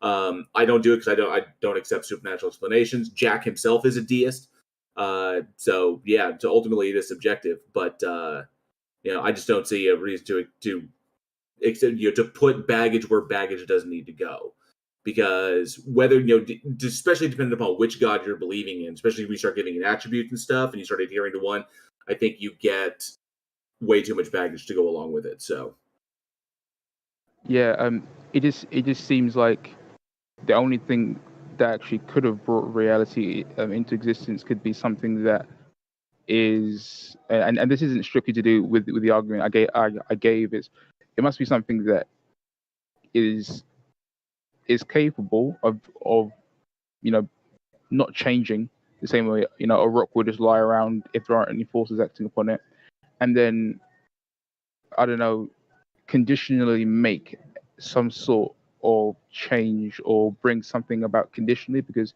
if it was something that was physical things just they move or they get hotter or they get colder based upon external things. So if you had this one thing in existence, like the first thing, if you were to believe in that, it would, if it was a physical thing or something that wasn't, that couldn't conditionally cause things to come to existence, like a rock, then nothing would ever exist, and it would just be on its own. But it seems that the only things that can conditionally bring things into existence are minds. I can choose to get up, I can choose to stay seated. It seems that this is the only way you actually get contingent things coming from a necessary start. I see again, why how you can come to that conclusion. I still think it's unfalsifiable. So it's like I said, if it serves a psychological or physiological utility for you, I can understand that. I don't think it can justify it personally to you, but I wouldn't agree that it's like a justifiable reason to believe in these things just because it serves some purpose or answers a question for you that can't currently be answered. But hey, no, not necessarily. Kant had the same conclusion. He had his analogy of the ball resting eternally upon a pillow. Something that is unconscious, something that just that acts in a way that is not conditional, would just have its effects. Would also be necessary. The ball resting upon the cushion creates an indent upon the cushion eternally, as it lays on the cushion eternally. But if it was my hand on the cushion and I was eternal, I can willfully create a change by lifting my hand up, or I can willfully maintain the state of affairs by keeping my hand upon the cushion. This is something that even Kant used as an argument. Yeah, but the problem is that there's no logical contradiction in an infinite regress of change.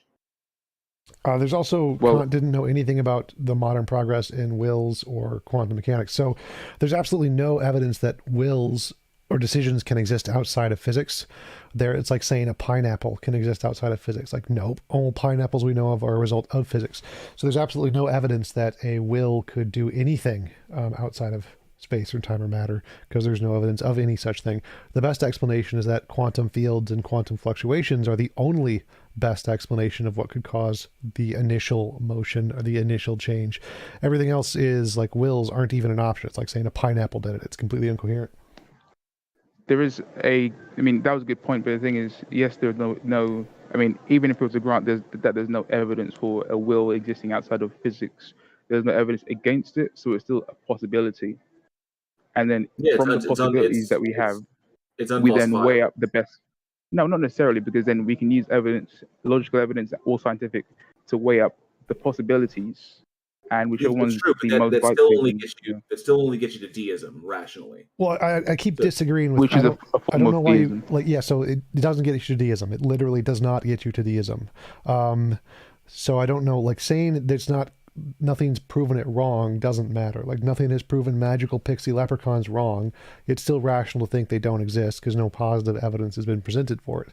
So saying that it doesn't disprove God is irrelevant. You hold the burden of proof to provide evidence, and what you provided isn't evidence.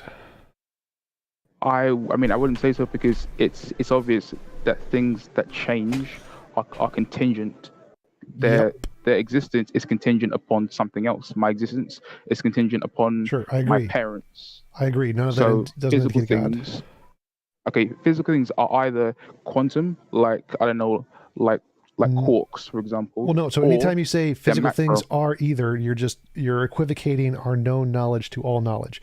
So again, you can't say wills have anything to do with We this. shouldn't use science then.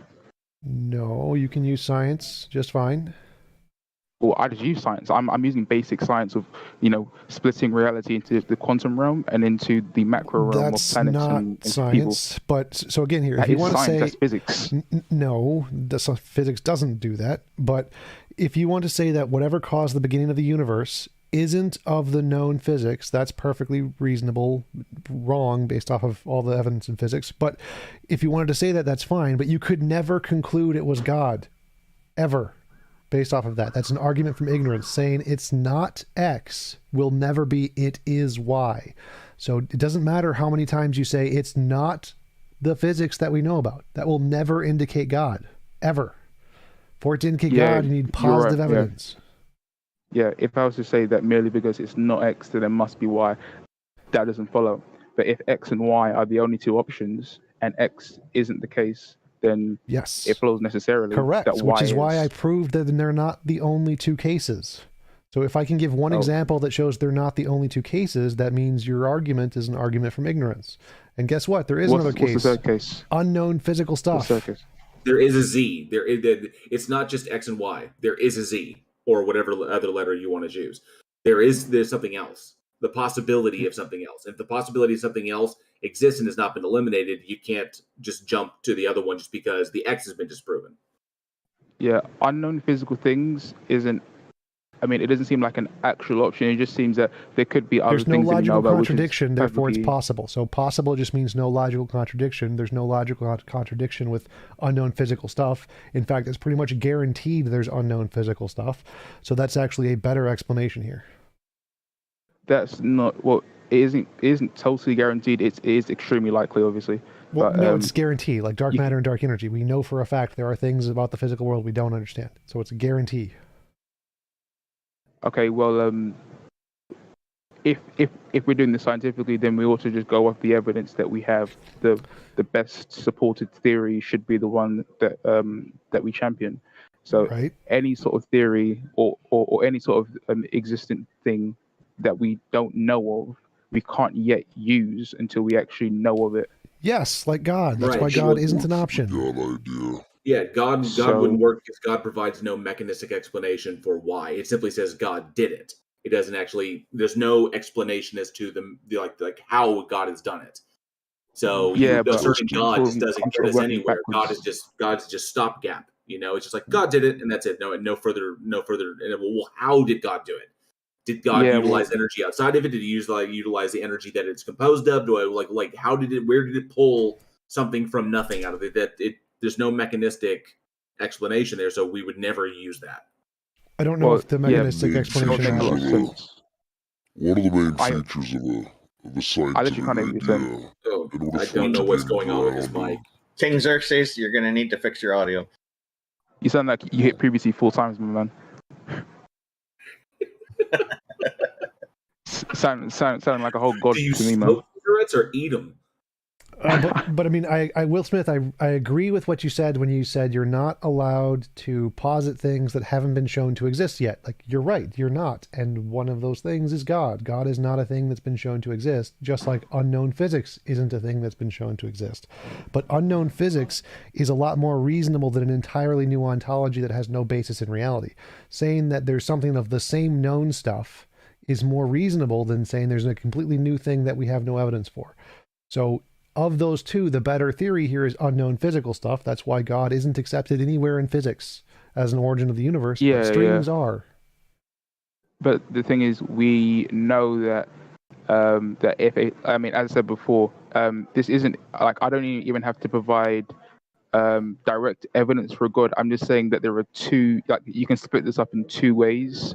Sure, there are things that we may find down the line, but as of right now, we know that there are things that we can see in the macro realm, and there are things that we can't see directly, at least certainly not with the naked eye, that are tiny, like fundamental particles. But again, none of that, that's again just saying, oh, look, it's not X. That isn't evidence of Y. And there's not just two things here. There's lots of different, there's infinitely many things. It's X, Y, Z, A, B, X1, X2. There's infinitely many things that could be here. God has no evidence. I think necessarily that actually isn't the case. Like necessarily that's not the case. But let's not get into infinities. We'll just stick to this. All I'm saying is that the physical realm is contingent. Philosophy. Yeah. Okay. Fair enough. That is true. But so the physical world is not contingent. There's no evidence that the physical world is contingent. There's evidence that some physical things are contingent. There isn't a single physical thing that isn't contingent according to our knowledge. But that isn't evidence that all physical things are contingent. That's literally the same statement. No. All better. I'm going purely according to our knowledge. All swans are white. All swans I know of are white. Are those the two statements? Are those two statements the same statement? No, they're not. That is the black swan fallacy. Yeah, I understand my error. I'm like, when doing science, you have to go off what you know. From all that we know. Yes, I agree. You keep saying that and I keep agreeing, but you keep missing the part of we know of God. We do not know of God. If I say, what caused, let's say what caused dark matter? We know it wasn't protons and neutrons because those reflect light and it's not reflecting light. Does that mean it's leprechauns? No, because there's no evidence of leprechauns. There's no evidence of God, really just like there's no evidence of leprechauns. It's more of a step by step thing. He's being hyperbolic. It's okay. Yeah, fair enough. Yeah. I guess I just have a terrible sense of humor. But I guess if he has said already that from what we know, physical things are contingent. The known physical things are contingent. Yes, okay. And the known supernatural things are also contingent. Well, we don't really know of any supernatural things. 100% of all known supernatural things are contingent. There are no examples of a non-contingent supernatural thing ever. That's not the case, because you could also then say that they're all necessary because we don't know of any of them, and yet they can't all be contingent and necessary. It would just be neither, because it's like dealing with zero. Since we have no examples of them, we're just making stuff up. But we do have examples of physical stuff. Saying it's physical, a new kind of physical thing, is reasonable. And since we don't have any evidence of supernatural things at all, the only rational conclusion is that all supernatural things are things people have made up in their head, which are contingent and don't exist. If we're dealing with absolute knowledge, we don't know of anything supernatural, but there's certainly genuinely good evidence for it. Well, that would be a good part to start. We should start with that one. What is the good evidence for supernatural things before you start to invoke supernatural things? yeah, we do this not by investigating any supernatural thing you may believe in, but by investigating the natural world. We investigate the natural world and see that based upon our knowledge, things are contingent, and then we say contingent things cannot bring themselves into existence. Necessary Generally, thing does it's a not mean necessary thing. supernatural. Necessary can be a physical thing we don't know about. didn't So say again, that. how do we get to a Well, supernatural thing? Not to our knowledge. To our knowledge, all physical things are contingent. I don't care about physical So- things. You cannot reference physical things here at all. How do you get to a supernatural thing? You I could guess have it's brute supernatural. contingencies. That's an option. Yes, it is. Brute contingencies are it's a little bit of a it's a little bit of a cheat. I mean, obviously it's possible, but that is definitely non-falsifiable. It's not any more of a cheat than just defining God with certain characteristics or properties that you think makes it to the case that he must exist. But the whole God is necessary idea doesn't really track, because if there was ever a state of affairs wherein God was the only thing that existed, saying that he existed necessarily is incoherent. And necessity implies a relation to something else. Right? If the universe exists, then necessary you can in say God comparison to exists the universe. necessarily because we exist and we had to be created by a God for whatever XYZ bullshit reasons. Therefore, God must exist. It's a modus ponens. But if God is the only thing that exists in some state of affairs, then in that state of affairs, he wasn't necessary. He was random. No different than any other brute fact. No, like things aren't necessary based upon their relation to other things. Things are necessary if and only if they exist in all possible worlds. It can be the only thing in existence, but as long as it exists in all Well, possible God worlds, could then it's randomly necessary. exist in all possible worlds. It doesn't have to be the case that he exists in all possible worlds. Like, he doesn't have to exist in all possible worlds. He just does. Or maybe he doesn't. We don't know. 'Cause we don't know all possible worlds. Will Smith is correct here in possible world semantics. If there's any like variable, like a randomness thing or whatever, then the possible worlds would necessarily take up all of the possible randomnesses. So there couldn't be like, it couldn't just happen like all dices roll sixes, because in possible worlds it means every possible option did in fact happen. And so if there's a randomness variable, all of the things that could randomly occur must have always occurred, or must have occurred at least in one possible world. So his definition of God as a thing that exists in all possible worlds couldn't be random in that context. But again, he's presented no positive evidence of God. He's just said, known physical stuff can't do X. Okay, why should we think a God exists and can do X? I'll explain, because wherever this X is, it must be something that doesn't change. For if it did change, it would be within time. For time measures change. I agree with that. None of that indicates a God. There's no positive evidence a God cannot change.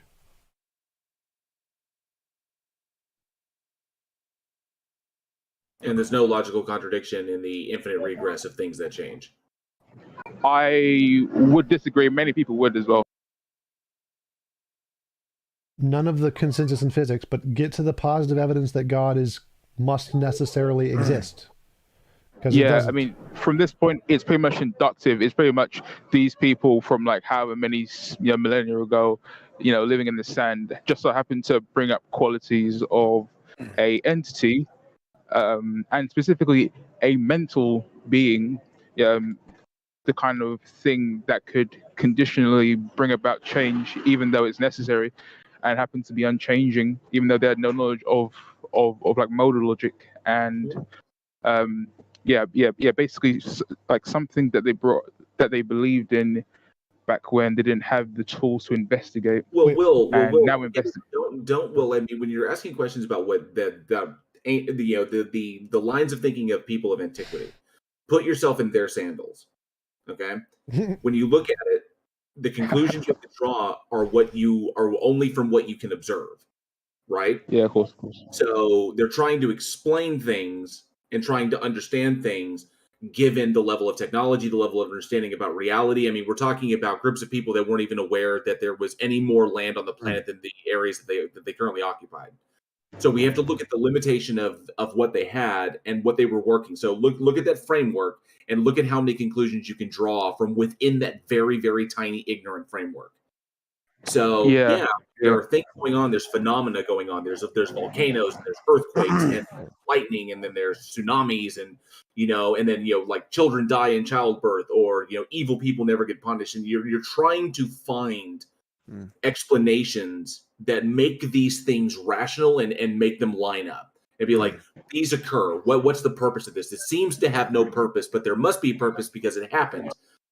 And so you try to come up with things in your very, very tiny little worldview about why these things happen. So, and then, God, coming up with gods is not so impossible, or coming up with something extraneous to human beings that in some way comports with what is observed about reality. You're talking about like 2,000 years ago, 25, 3,000, even 100,000 years ago when it was just anima.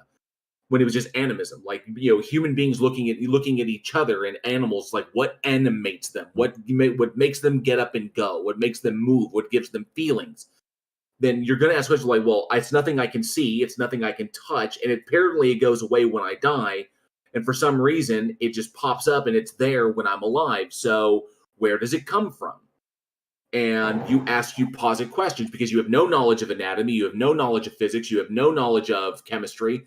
So you come up with whatever you can, and for depending upon your culture, it was wildly different depending upon where those people were. We know now that there is not a dragon that exists underneath Mount Fuji that makes it rumble when it is angry. So yeah, this is a bit of a problem. I mean, I like these arguments take steps. A lot of arguments because existence take a lot more steps than mine do, or the mind does. It's only about 2 steps or 3. You brought up a lot of moral criticisms of God. Yeah, I also believe that God's actions, to my perspective, is seriously messed up. Like I see death, despair, Ukraine and like Russia and many sort of like wars even before my existence, and I can't possibly justify from my own perspective, based on what I know, that this is okay. But Will, yeah, really quickly, because you just said that God is an acting, thinking agent. He can't be the unmoved mover. He's in motion as well. He experiences change. He experiences what? He experiences change, and thus he's temporal. He's an acting, thinking agent. If he's conscious, Exactly. he's non-biased. Yeah. He thinks. So your initial argument doesn't even get us to your God, because your God not wouldn't exactly fulfill the conclusion of your argument. That isn't exactly the case, because this is known as simultaneous causation. If you've seen some of William Lane Craig, which is almost inevitable, he does talk about this a little bit. So what happens is you have you have God existing timelessly. God makes a decision to bring the universe into existence, and therefore time as well. The instant so God in exists which in a changeless state, and then he just suddenly changes for no apparent reason.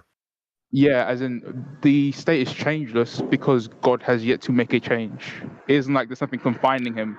It's just defined as changes because no change is taking place. So then God would will God the universe wasn't thinking. No. He wasn't even conscious. He was, but the thing is, consciousness is non-quiescent. It can't be changeless. Not okay. So not exactly. God's first.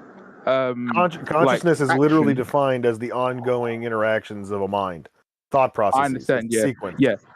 So if you're going to posit to me yeah. that a God exists who possesses a mind, but not in any way that's comparable to any mind that we've ever observed or experienced, then I don't know what the fuck you're talking about. You might as well be trying to talk to me about a triangle that doesn't have 3 corners. Yeah, I agree with everything you said, but the thing is, it doesn't make logical sense, and here's why. As I said before, time and state. God wills the universe to come into existence with his mind, because that's all there is. Transitions from a state of affairs where he didn't create the universe to where he did create the universe, so he changed. Yeah, exactly. The reason why that state was changeless is because God didn't change anything. We can think about it this way. His first thought was to will the universe into existence, because God willed the universe into existence. No. Look. So how could you even identify his existence? Look, I understand how this is difficult to understand, but you have to let me at least finish. All right. So at time t0, God exists changelessly. At time t1, what sense does it make to say that something exists for no amount of time? Something to exist for no amount of time. No. God would have existed probably for an infinite amount of time. What does it mean to exist? For something to exist is for something to obtain. To obtain what is he obtaining? He himself obtains. It's an ontological state of existence. He is real. rather than something that You just said isn't the in the same thing actual world. twice. He exists Okay, because he he's in exists. the. I'm asking what it He's means. in What the are you actual world. describing about something when you say that it exists? It obtains in the actual world. That's a modal definition of it. Well, it's the So actual anyway. world because in our apparent physical reality, he doesn't appear to exist. Yeah, and even but for your own argument, he exists outside of that, whatever the fuck that means, prepositionally speaking. well, a great response to that would be one that Kant would give. He would say that your perception of the world and reality is not the complete set of things that actually exists. You perceive. Okay, that's fine. I don't care. But the point is that your argument is relying on definitions that don't corroborate our experiences. So you're just changing the meanings of a particular word. Whenever I say something else exists, like a rock or a planet or a sun or whatever, those things exist. That means they're made of something, they take up some amount of space, and they move through a temporal realm. They change. Right? They have the capacity to alter states or to be affected. Like I said before, there's a physical things relationship always there. do that. With your God, there's none of that. Your God shares nothing in common with anything else that exists. His mental It's state completely changed. dissimilar. No. His mental state did change. Okay, but the point is that he didn't even have a mental state prior to his willing the universe into existence. There's no state of Yeah. mentality because he's non-conscious. He was conscious, but his first thought. That doesn't was make any will sense to the- say that he was conscious and he didn't have any thoughts prior to creating the universe. No, look, everyone has a Effectively, first you're saying thought. that God came into existence at the same time the universe did. No. I'm saying there is no point Which in also time when rules God came out that into he has a existence. plan. Which also Okay. rules out that he has a plan. If he didn't Not think about necessarily. creating the universe before creating the universe, he can't have a plan for the universe that he is about to create. Not necessarily, because God first of all didn't Necessarily. come in. Yes, necessarily. Okay, well, let me actually give a reply rather than just talking between yourselves. Okay, so God never came into existence. He would exist constantly, the same way numbers exist constantly. That's if not you what I believe said. my They don't faith in them. exist. That Numbers that don't is not exist. that is If not what you I believe in said. faith, You yeah. said he didn't have thoughts. You said he didn't have thoughts before he created the universe. That means, by definition, that he didn't have a plan for the universe that he was going to create. God wouldn't need to construct a plan because he would be all-knowing. He would know exactly what he He would need to couldn't do. create a plan, and he couldn't be all-knowing if he didn't have thoughts. So he knew nothing until he created the universe. No, Will. Well, that's legit. That's legitimately what you just said. Is you're contradicting yourself.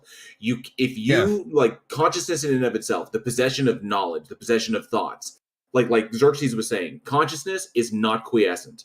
Okay, so that's the point. What you're essentially doing is you're redefining, or you're special pleading God out of the circumstances that we understand. You're basically saying that a completely different set of circumstances apply to God that don't apply to us. And you can And special what those plead that all you circumstances- want, but that the legitimately saying that God had knowledge, and then God had knowledge, God had omniscient knowledge, infallible omniscient knowledge, before it ever had a thought. And that doesn't make any sense, because with the first thought, in your way you're saying, in its first thought, everything was created, but it did not think anything, yet possessed all knowledge. Okay, You're Well, getting the definition of that couldn't existence. be, because you can't have knowledge without thought processes. Even if Impossible. Will, you could come up with some weird argument to try and make this work. All you're going to do is wind up using two different definitions of the word exist. So when you say that we exist, or that the universe exists, or that other objects exist, you're describing something differently about them than you are when you say God exists, and the word doesn't have the same meaning.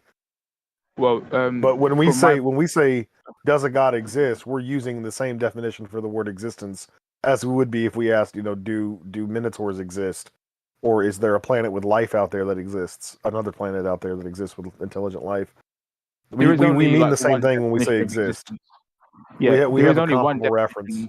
Yeah, there is only one definition of existence, which is that it Apparently it not, obtains because in the actual way in world. which your God exists does not possess a referent to the way in which we perceive anything else existing. Well, okay, how exactly? Well, because your God is simultaneously changeless and he can change. He's simultaneously present and non-present. He simultaneously occupies space and doesn't. These are all just logical contradictions that don't make any sense. I mean, you're arguing that your God is a stick that only has one end. Okay, so and I he's a wasn't thinking actually- I wasn't actually- agent okay, well- without having thoughts. He is okay. So Also, you didn't actually let me finish my explanation. It is very brief. All it is that at time t0, God is existing changelessly, and then at time t1 is his first thought. His first thought is within time, for it's in time t1. That's how you can have a changeless being make a change. Your and argument it's is that fine. God is literally just a mind, that he's not made of any kind of physical material. So his Yeah, only yeah, real yeah, exactly. definable characteristic is his mind, which doesn't Exactly. exist if he's not thinking. You His can't mind does argue that a exist. mind is there if it doesn't think. Like the definition of a mind is a conscious will, Meditation. which he all of that. didn't possess prior to his simultaneous decision to create the universe at the moment the universe was created. Which at that point, all you're really arguing is that the universe came into existence and that God was there, but you can't really argue for any sort of facilitating relationship between the two. I can is that this unembodied mind No, was there's no in a chronological meditative priority. state. Yeah, because chronology started with the effect, What was God not the affecting? cause. What was God No, affecting? no. It isn't like I'm not saying God affected something. I'm saying God willed the universe into existence, and the universe obtained. The universe obtaining was the effect. God willing the universe into existence was the cause. God. Yeah, but you God, have a without the universe, changeless quiescent state, devoid of any potential, and then No, God just that's not suddenly true. thinks for some That's not random true. reason, and that somehow facilitates the existence of all physical reality. That doesn't make sense. Here's the crux of it, Will, and what it's going to come down to is like even if you accept like God is a mind that didn't have any thoughts but possessed all knowledge, and then all of a sudden it thought, and then everything was created. Okay, that's a change that it made. Yeah. That the changeless thing made. It made a change. Why did it decide to do that change? Because that was its desire. Okay, It did not desire it would to have make the to change. recognize its own desire in order to enact that change, which would be a thought. But that posits a thought before the first thought. No, he couldn't have desired anything if he didn't think. You desire something and then you do it. Okay, okay. So to answer that, from time t0, God desired to do nothing. That was his his state of mind. He desired to do nothing, and then at time t1, he desired. Basically, what you're saying is that you're positing a God, and every single time someone comes up and has an objection to your definition of God, you're changing the definition. I don't think that's entirely honest. And ultimately,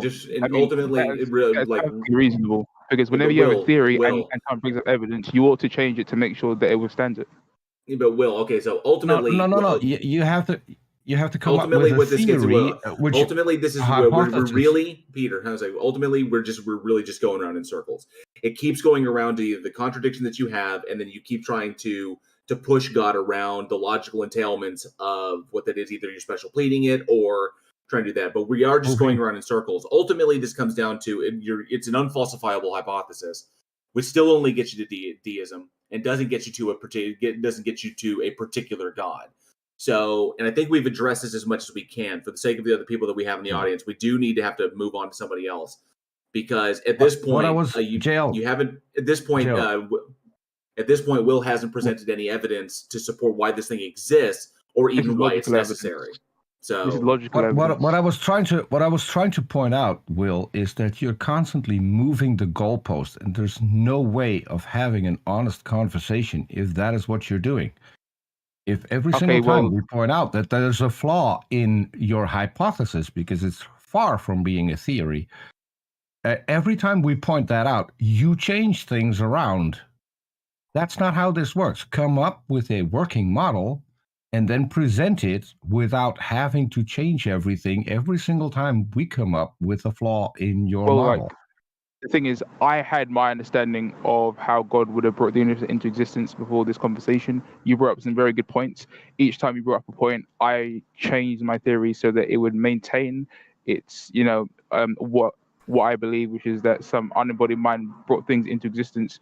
And then, okay, so if you're not exactly satisfied with the fact that I keep changing things, you should go off my most recent modification, the same way someone who makes code and has to sort out bugs, the best version that's of what the your software worldview is has most is recent bugs. one. Your And worldview has you pointed it bugs out, and and I is changed it. constantly collapsing in on itself. Okay, then this is what you should believe. An unembodied mind had the desire to do nothing, the same way a Buddhist monk meditates and desires to do nothing. Why should I desires believe to that have an no unembodied mind is possible? An unembodied mind, well, because there isn't any logical contradiction in it. I have one serious Let's question. define a mind. How as do that you being the know? How generation do of a you physical know brain. God's Hang on a second. mind? Hey, guy, did we can't, Wait, so we if can't talk I over each defined other. a mind, if I defined a mind as the emergent property of a physical brain, then it would be a logical contradiction. Okay, well, And all the evidence I have available to me presently defines a mind. Leads me to the logical conclusion that a Not mind exactly, is because, that which is the emergent property of a physical brain. There are immaterial aspects to the mind. There's qualia, which is sense data. We have no way of actually showing that as a physical thing. We have memories. I'm still curious. How do you know God's mind? How do you know what he did or did not think?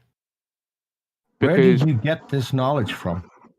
I get this knowledge from rubbing a crystal ball. In fact, no, I'm kidding. I literally just look at all of the options, and then any option that is fails logically or because of science, I just cut away. So far, the only thing that is remaining is that a mind from eternity chose to do nothing, the same way millions of Buddhists meditate and choose to do nothing. We can cut that away as well, because every single mind we're aware of is reliant on a brain and is reliant on a body. We don't know any disembodied minds.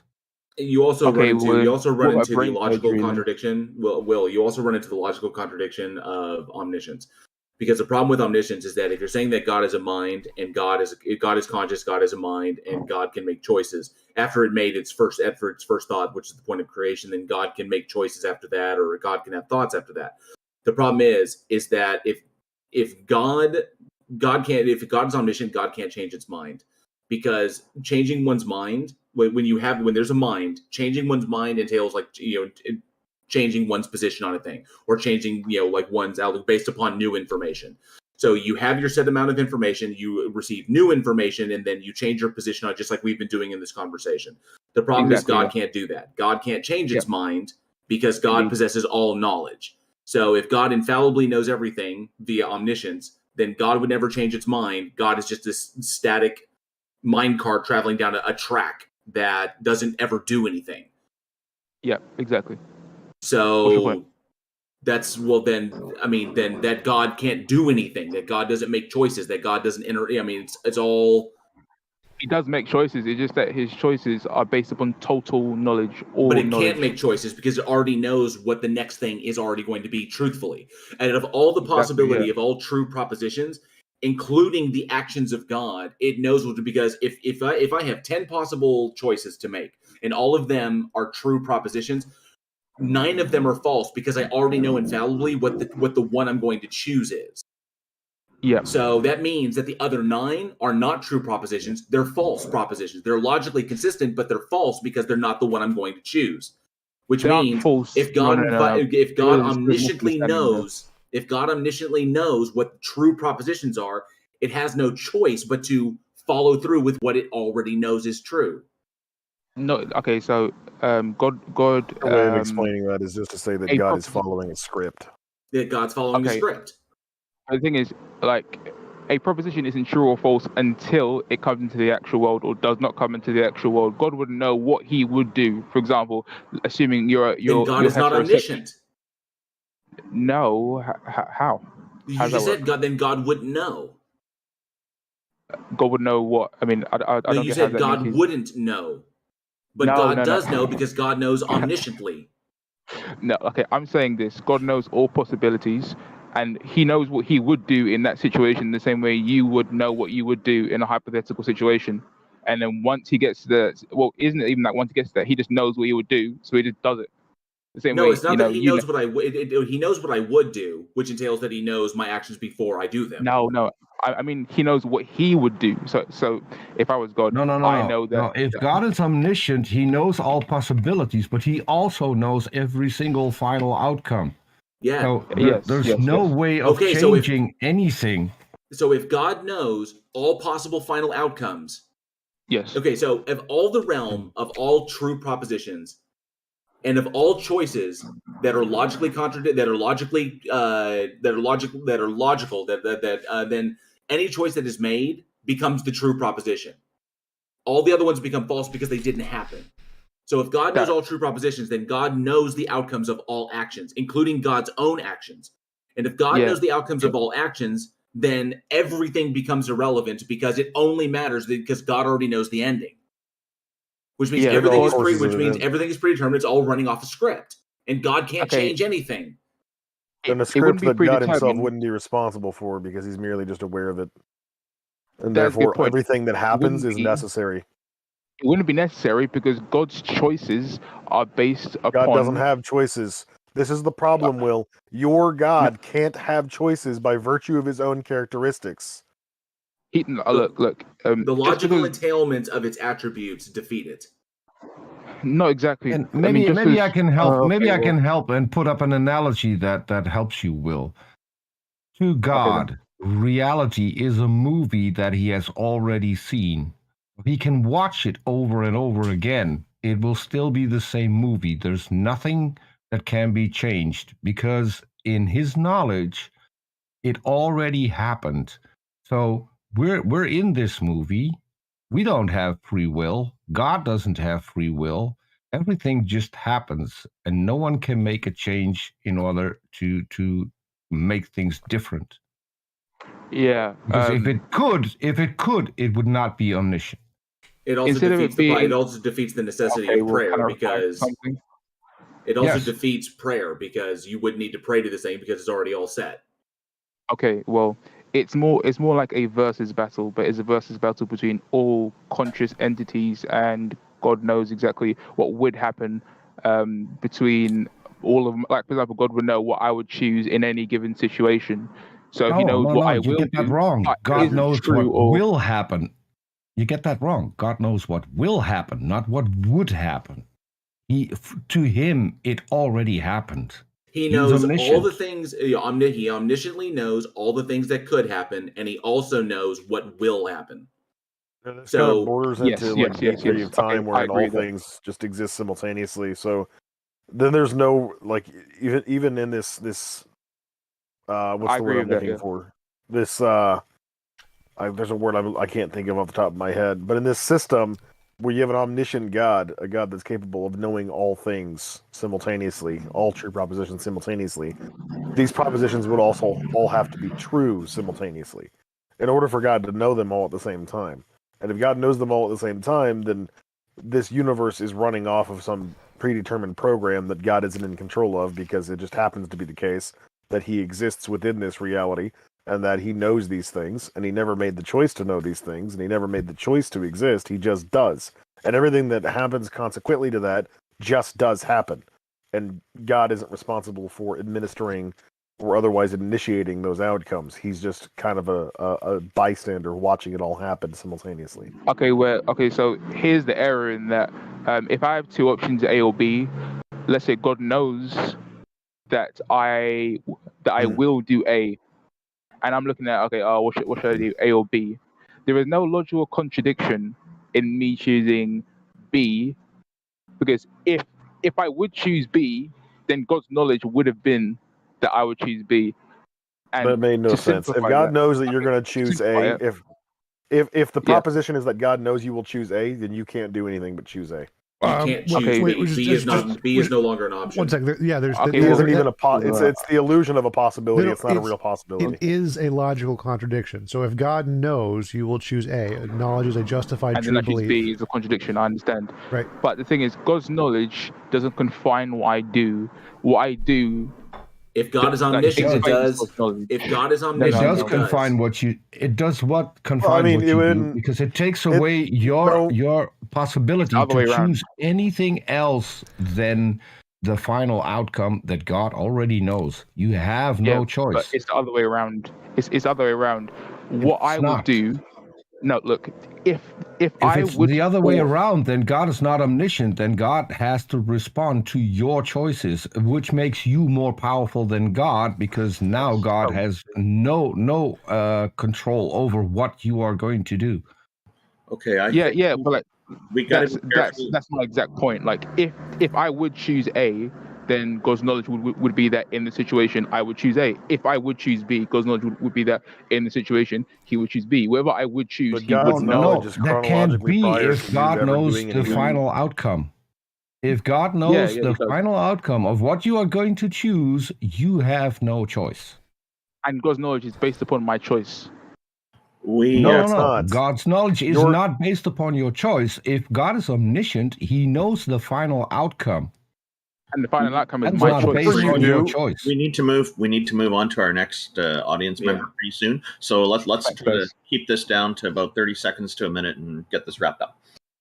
Whatever you do is going to be the consequence of some predetermined script that God is just merely aware of. It's not that He's personally influencing your behaviors, but the fact that He has the capacity to know what everything is, or what everything's going to be, it means that all those propositions are already true. That there's some extant force that has already dictated every course of the universe.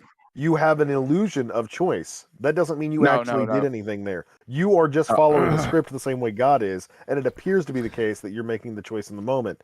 No, just but because your knowledge is limited on the choices fact. are literally the storyline. My choices are the storyline, and God knows the script. Does God know what you will choose?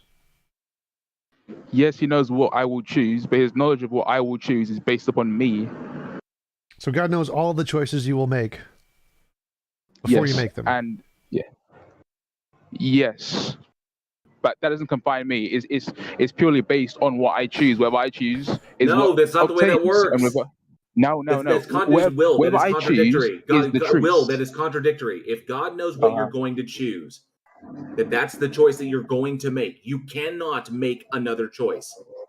Yeah, but you can't have a last-minute change of mind and choose something differently. If I have an apple and an orange, and I have a choice between the two, and God knows infallibly that I will choose apple, that is the same as saying I cannot choose orange.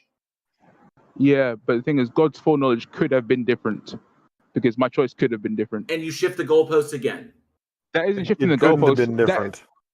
That is moving. Everything that happens is a matter of necessity at that point. No, it's called the evolution of a theory. If you make an objection to what I've said, and it's a good objection, called the evolution of a theory. It's called moving the goalposts. It's not fallacious. It's moving the goalposts. It's not the evolution of a theory. We can move on. Look, Darwin's original theory of evolution. I know this is a poor choice of words, but Darwin's original theory has nothing to do with your capacity to make choices. Okay, 30 seconds have passed. We appreciate you coming up. You have an awesome day. We're going to go ahead and pull up the next guest. Thank you for coming up here and talking with us. Nico has been waiting for a really, really long time, so I just invited you up. Feel free to begin. Oh yeah, hey. So this is. I see the title, but I don't. I'm really sorry to interrupt you, Nico. Can you turn up your volume or speak closer to your mic? It's your voice is very faint. Oh, can you guys hear me better now? A little bit, yes. Oh, okay, so I don't think I can convince you guys, but I'm just here to discuss. So, well, start off with what do you believe? Are you Christian, Muslim? Are you particular denomination? Oh no! I used to be atheist. Now I'm just confused, I guess. So. Okay, so we need to get some clarity here. Do you believe in a god, a goddess, or a bunch of them, or do you not believe in any? I think a god is more likely. Okay, so you lean toward the possibility of a god existing. And can you tell us a bit about this god? Okay, so or maybe more precise, can you express what caused your doubt? Actually, we're going to go with the first question. Peter, he was just about to explain about his deity. We'll just listen to that first. Mm-hmm. Okay, so basically, I think in reality, consciousness is a thing we can be certain of. And did you say non-duality? Is that what you said? Yeah.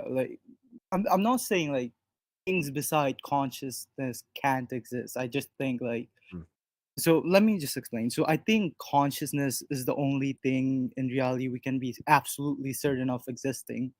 And I think that would require something like necessarily conscious holding up the thing that we call external world. For example, us being conscious beings, right? So when we don't look at something, for example, let's say a candle, let's say we light up a candle and go somewhere else and we come back. Like we're not consciously perceiving that candle, but when we come back, we see it still burning. So like something is controlling that thing. So I think that Not thing exist is because object permanence. in a sense, I don't know what that means, but if it's like what I said, but But, like, Nico, can I ask you a question? yeah, sure. If consciousness, like this sounds somewhat like a monistic idea wherein everything is just the product of the consciousness. Like we exist purely as conscious agents, and everything else is just a manifestation of that consciousness. So there is no real physical reality. Yeah. What experiment could you conduct to determine whether or not that's the case? I mean, do we need experiences since like we all know we're conscious? No. My question is, what experiment can you use to determine that physical reality doesn't exist and it's just merely the product of consciousness? I mean, I can't do that, right? Because So what you're faced with here is a principle of underdeterminism, wherein you have no way of determining whether or not physical reality actually exists, versus just everything being a product of consciousness. Wouldn't that be assumption thinking like something external to consciousness exists? Like how would you prove something external to Not consciousness any more exists? than it's an assumption that consciousness exists. I mean, if you really want to back this all the way into like hard solipsism, then you could just pretend in your own mind that you're the only thing that exists and everything else is just a figment of your imagination. But you're going to run into some predictive problems with that. We can predict outcomes of our physical reality based on observations and experiences, and oftentimes we can be wrong about those things, which would incline us to assume that physical reality does exist independently of our minds. Given the fact that we have been wrong about things in the past, and we learn new information about our reality as time moves on, it's not static. So if consciousness was truly responsible for our perception of everything around us, and that those things didn't actually exist independent of our ability to observe them, you wouldn't expect them to change, but they do. They change, and our ability to know things about them changes. So, like, if I have a box and I don't know what's in the box, right, that doesn't make sense. If everything exists as a product of my consciousness, I should know what's in the box prior to me opening it. But I don't. I have to open it to find out. That's what I'm saying. That we are not the conscious beings that are that is controlling the thing we perceive as the external world. It's something more fundamentally conscious, like the necessary. So why would we even make that assumption to begin with? Because something has to run the things we see, since our consciousness doesn't affect it. So why should we assume it's consciousness at all then? If our only observable experience with consciousness, if the only consciousnesses that we can actually interact with and predict don't possess this ability, why should we assume that it's the product of consciousness at all? That just seems like anthropocentrism. Because we can't be sure about anything else except consciousness. Like, do you think the TV? I can't be sure about anything else except my own consciousness, right? That's the only thing I can know for certain exists. My own self-awareness, me, I, whatever that is. But the things that I experience extant to that, the fact that I can not know certain things about the properties of those extant objects, that doesn't seem to compute within. If I were to take a compare and contrast list, what would I expect in a world where everything is the product of my consciousness, and what would I expect in a world where there's a physical reality that exists extant of me and I'm just perceiving that? The particular reality that I'm existing in now tends to have more in common with that latter list. Okay, so I think like as reality is now, I think if consciousness was the only thing that existed, you see as it is, right? But if things existed external to consciousness, I don't know how you do that, because we can't never know things external to consciousness. Oh, that's not the Because question. I can be unaware of facts about my reality. And I do have a question for you. You mentioned that something has to be running reality. I'm wondering how you come to determine that that's the case, that reality must be run by something, and it's not just a matter of natural processes. I mean, okay, it could be something natural, but it has to run by something. Like something needs to be like the first cause, in my opinion. Why?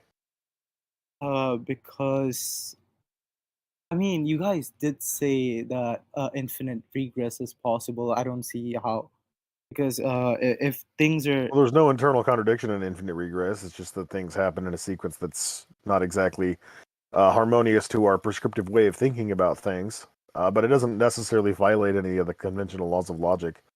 how so? Because like, as I'm seeing it now, right? So I think like, if there was infinite regress of causes, we wouldn't come to this cause because the causes before us goes infinitely back. Wait, so in an infinite regress of, let's say, an infinite regress of numbers, does that mean you'd never arrive at 4? Or 5, or 6, or 7, or 8?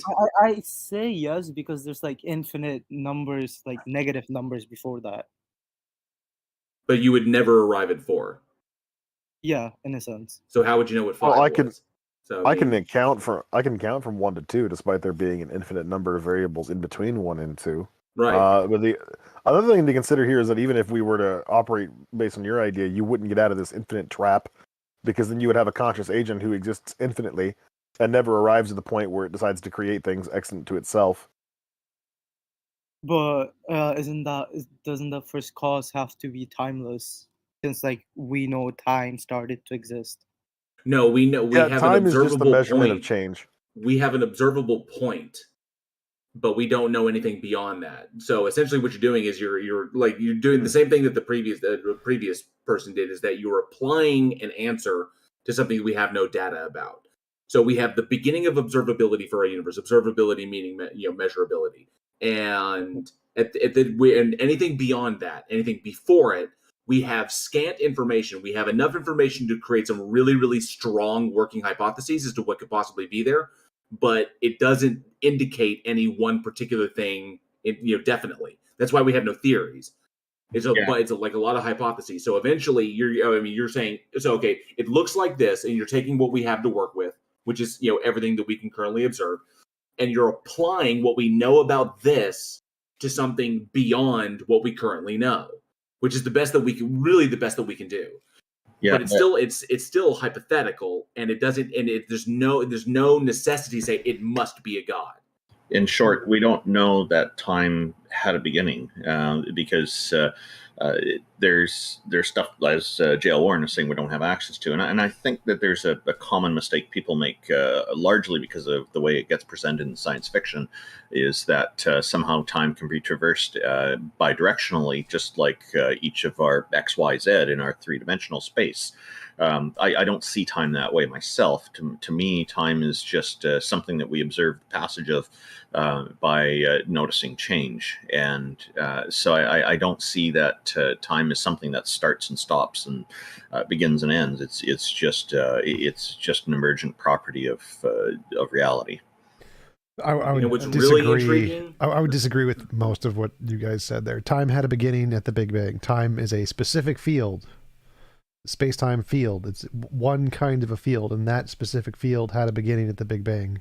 But there could be other fields that facilitate change that aren't time. Time is just one kind of a field. But it also Space-time, asks the maybe, question. but if I was just to use the word time in a colloquial sense, I would literally just be referring to the measurement of change. So if there's any sequence or progress or transition from states of affairs, then that would be time. That's how I'm looking at it too. Yeah. It also asks the question: if God knew all this, if God existed and God knew all this and knew it like mechanistically and all the finer nuances of it, why couldn't it convey this information to human beings? Right from the get-go, so there wasn't all these problematic explanations that try to go into it, and we didn't have to rely on breaking reality to try and justify these things. Okay, I don't think like God necessarily has to be omniscient. I just think No. I'm just saying, if God exists and if this thing exists and it conveys information to us, why can't it do it in a coherent way? What? I don't think that had anything to do with his argument. So his argument was No, that I'm going one step further, TJump. That's what I'm doing. Okay, I'm taking it one step further. Is all I'm doing. So what I'm basically saying is that if we're looking at the entailments that this thing exists and this thing has just basic knowledge, not omniscient, I didn't even say omniscient, I just said basic knowledge, then it should be able to communicate in a particular way and communicate information effectively and efficiently, but it doesn't do that. So I still, we keep pushing back on this whole the whole God concept. I never said that it has to do that. Like, I mean, it's not.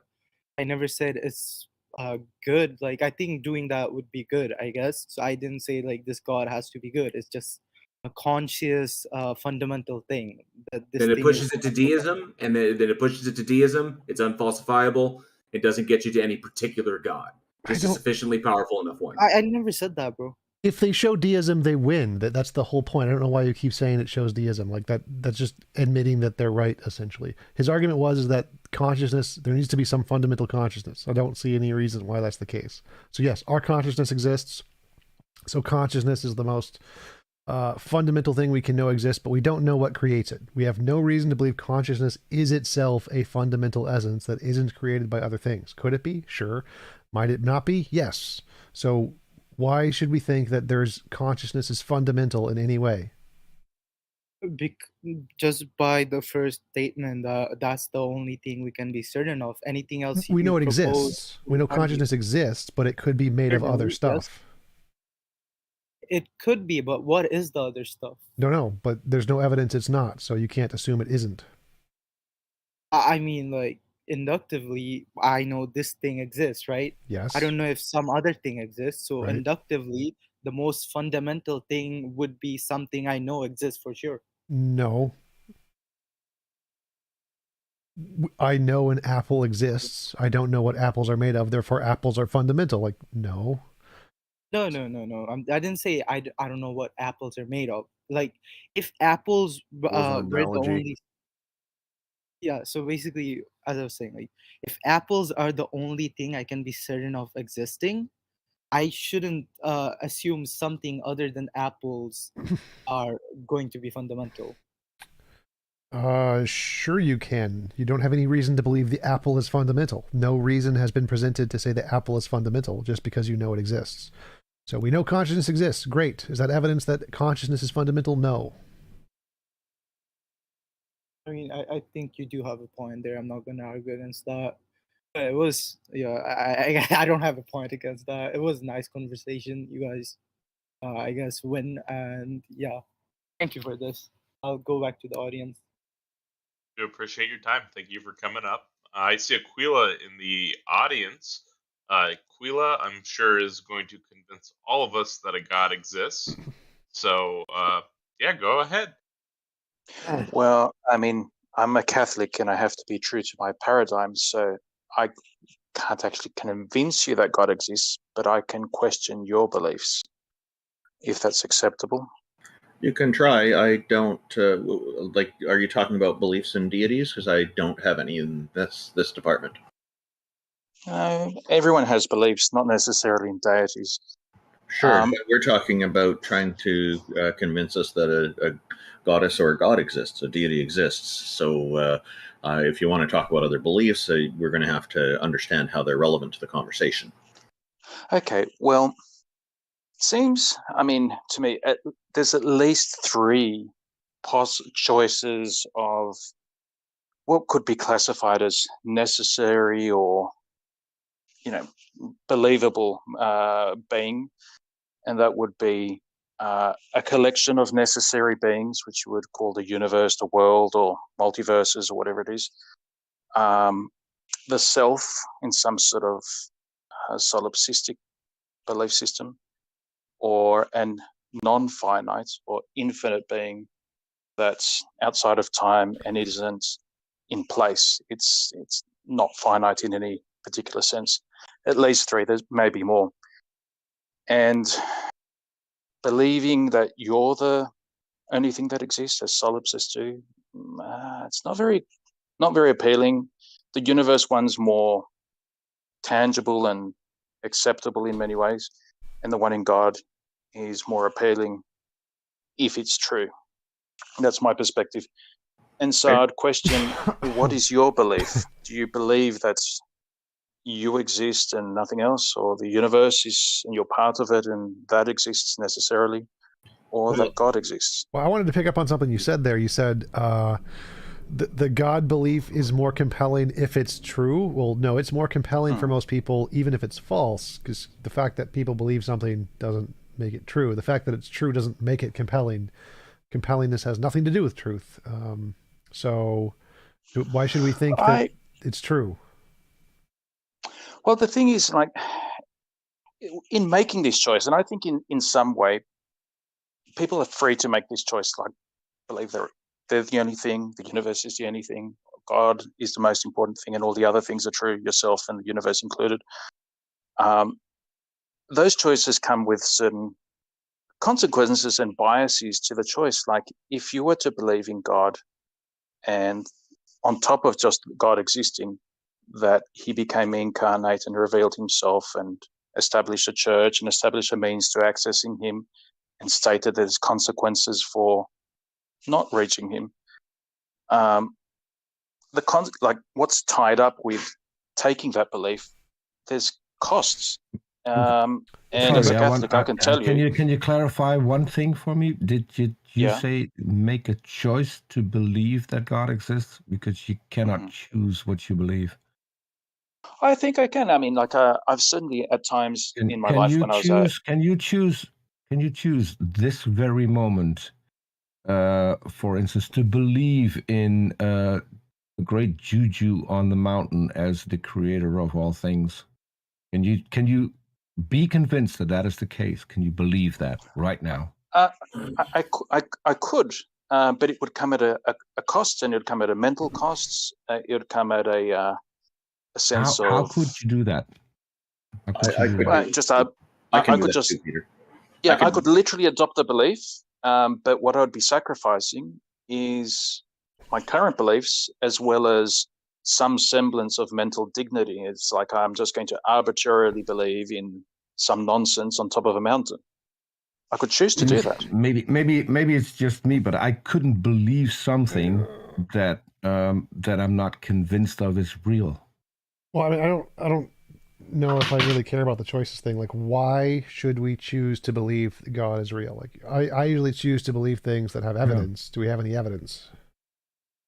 Well, I mean, if you're asking evidence is only really, I guess, in terms of the senses. Like, to me anyway, like, what I would accept as what I would term evidence would be things that I can either see, touch, taste, or put under a microscope, or see through a telescope, or that kind of thing, because my background is scientific. And for the option of an infinite being, that's not subject to the senses. And so why should we believe I'm not going to argue evidence for God. You can say, like, some sort of deductive or inductive or abductive kind of arguments, but ultimately they're not going to arrive to the kind of evidence which we have of, say, the moons of Jupiter and the number of them. Okay, so I want to know, why should we believe this thing is more than just a figment of people's imagination? Do we have any reason to believe God is more than just something people made up in their imagination? And does your God interact with the real world, yes or no? Because if that's the case, then that changes things. No. Okay, so no, my God is what's the term for it? It's unchanging. That means that immutable. He doesn't even watch the world. He just causes the world. So his omniscience is of the type as cause, not passive knowledge, where he's learning anything from it. Okay, so go back to my question. Why should we think that your God is anything more than a figment of your imagination? Well, it's an option that's on the table. And why should you? I guess that's something which, true to my paradigm, I can only make the proposition that he exists, that he became incarnate, that he's Trinity, that he's offering to actually give you a participation in his type of existence and his type of knowledge. for you to actually hold that as a true proposition in my paradigm, When you God say has to when give you that say to you. he's Trinity, Wait, are you let him finish. Let him referring to the finish. I want biblical God? Yeah, let him finish. in my paradigm, my paradigm, it's nothing that comes out of the senses. It's nothing that comes out of our logical constructions. I'm It's just a being. curious. I'm just curious Peter, I because asked him. you I asked him a said question. I wanted he's to let. Trinity. Peter. I asked him a question. I wanted to let him finish the answer to the question. Yeah, it's a Why? being Why should we believe so it? different to us that the only way that we actually get to certainty about him is from his self-communication. That is, to impart something of his knowledge, his love, or his will to you. And so, like I said, I can give you the proposition, and I don't see any reason why you would hold that as true unless he moved you to hold it as true, which I would call grace. So the reason But there that are obstacles to grace. So the reason we should think this isn't just a figment of your imagination is because you had a feeling in your imagination. No, but then I would ask you, why would you believe the universe is true and it's not just a figment of your imagination? Novel testable predictions. Why do you think I exist? Novel testable predictions. Pardon? Novel testable predictions. Oh, well, it just means I could just counter your subconscious is very, very ordered, obsessive, and consistent, and your memory is faulty, so that what you would perceive as predictable outcomes and consistency may just be a fault in your memory. Right, that we could be mistaken, so it doesn't give us 100% certainty, but we need some way to differentiate imagination from reality. The ability to predict the future is something that our imagination is very bad at, and so if we have a model that can predict the future, that's a good reason to think it's more than our imagination. Novel prediction gives us that. Your model seems to be, you got a feeling, and your powerful feeling is the way to confirm that it wasn't just a feeling.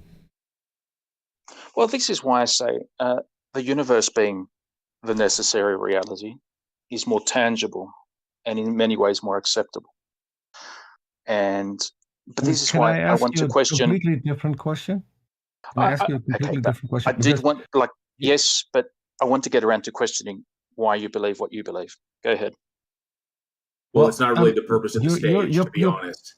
You're proposing a God that doesn't interact with this world, and you want to convince us that that God exists, which to me is the equivalent of you saying there's a blue rock with a white dot on Venus.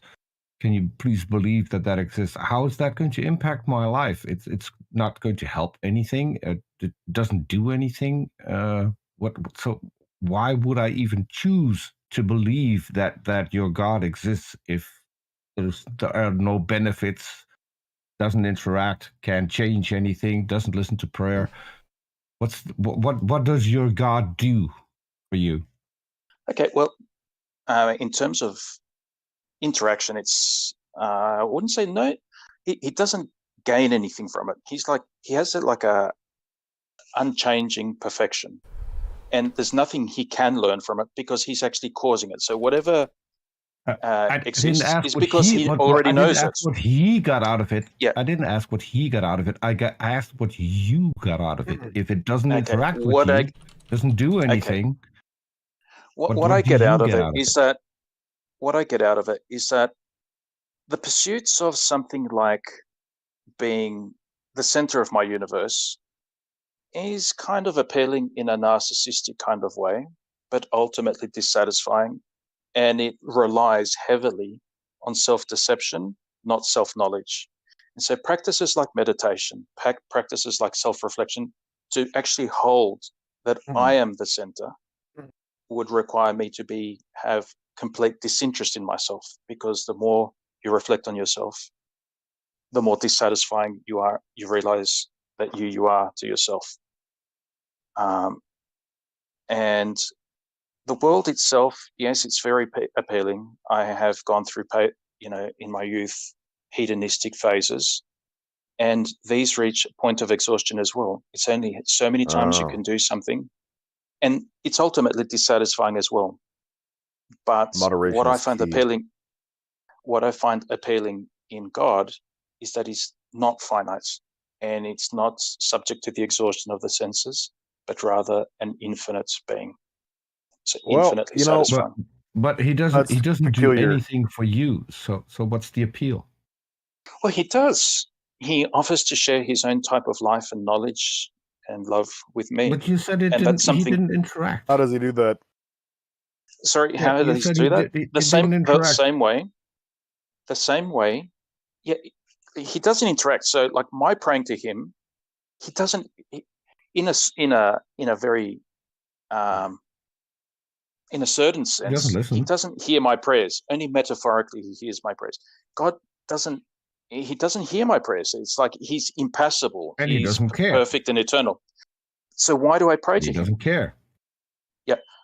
Oh, he does care, because I wouldn't exist if he didn't care. Yeah, if he I cared, couldn't he exist would unless listen. he was willing me. Yeah. But the reason I pray. No, if he cared, he would listen to your prayer, and you just said he doesn't.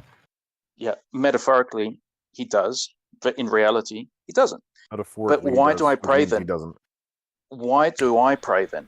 The If in reason I reality pray, he doesn't, then he I would love to reality, finish. he doesn't care. I would love to Guys, finish what I'm saying. Peter, you gotta let him finish his deal. Go ahead, Aquila. The reason I pray is not to change God. He's unchangeable.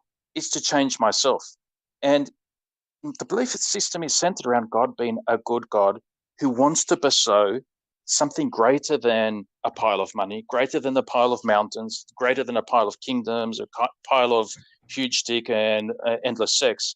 It's to impart the greatest possible thing, himself. But the biggest obstacle to that is me, myself. So when I actually pray, I'm praying to receive this thing, which is disposing myself to actually receive it. Because for whatever reason, the way he willed us to be as sentient beings is that we actually get a choice, not a free will choice in the absolute free will sense, but in that every action we take, we have a sense of agency about it, and a sense of our own growth about things is very much tied up to what we want and what we don't want. We don't want to know about ourselves. We remain ignorant of ourselves. We don't want to esteem other people, or we don't want to have regard for people suffering. We don't have compassion. We just don't have it because we don't want it. If we don't want to know God, we don't end up knowing him. Good. Do any of those things exist in a world where God doesn't exist? What things? Like compassion and pity and of course. Yes. I and see. self-reflection.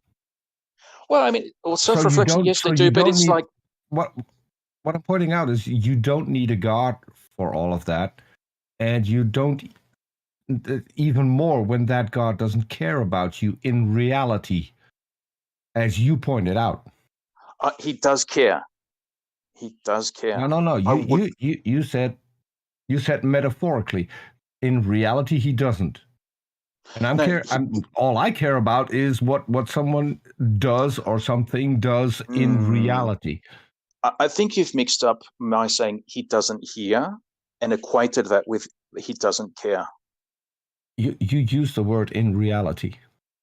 Yeah, in reality, he doesn't hear. He's impassible. I mean, he doesn't change. Exactly. What he does do is he wills. In his reality, he doesn't care. You are equivocating. You are equivocating between hearing and caring. No. If he cared, he would hear. Because he would you're make sure that equivocating he those would two hear. things. That's true of humans, because if I don't listen to you, I don't know you. And if I don't know you, I can't care about you, or I don't want to know you, or I don't want to care about you. So for us, it's true. If I don't listen to you, it shows I don't care. But the thing with God, he doesn't need to listen to care. In fact, he knows you better than you know yourself.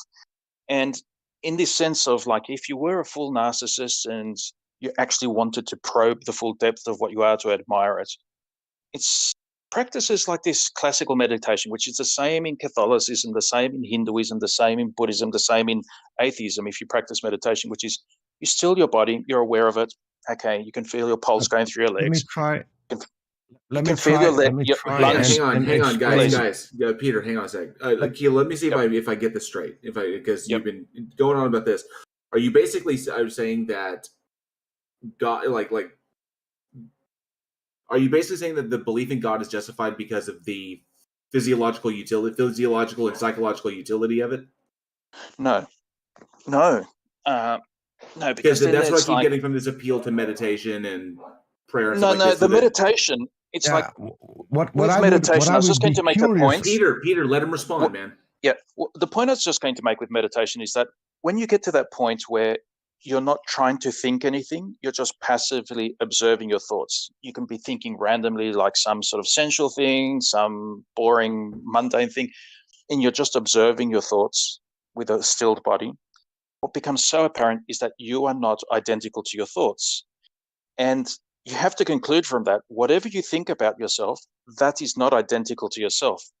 And for a Catholic, this has some sort of import because my concept of myself and my holiness or lack thereof, that concept is not what has to go to heaven. It has to be the actual being myself. Okay, When but I the problem reflect is upon that all of this is predicated the reality of myself, all of this is predicated on the existence of this being, right? Well, no, I mean, this is the thing. It's like I can be skeptical whether I even exist because if the holographic universe is real, then whatever I'm experiencing is just a projection of some, 2D surface.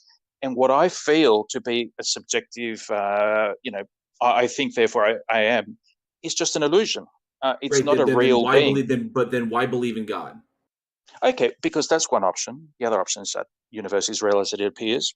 Other option is I'm the Descartesian cogito ergo sum, or that God exists. In terms of propositions that are along the way, the reason I believe in God, I can only attribute to God having moved me to accept this proposition as being true. And so it's belief, it's not Gnosticism. It's like I don't know for a fact. It's an emotional appeal. No, it isn't. It's just it's you an said option. God moved in terms you. of That's an emotional Yeah, appeal. but God moved you to believe in the thing. It's an emotional appeal that provides a psychological or a physiological utility for you, and therefore it's true for you. But it doesn't necessarily mean that it's true for the world, because just because a feeling or engaging in a physical or engaging in a behavior provides a utility to you doesn't mean that the thing you're appealing to actually exists. It actually comes at a very great cost to me. So I wouldn't say it's like, and I wouldn't describe it to a feeling either. It's just this sense, which is a feeling, I guess, of certainty. And also hold up. You contradicted yourself. Let me get this out. You contradicted yourself. You're proposing a God that doesn't do anything in reality, that doesn't care in reality, yet you go to heaven. I've already corrected this equivocation.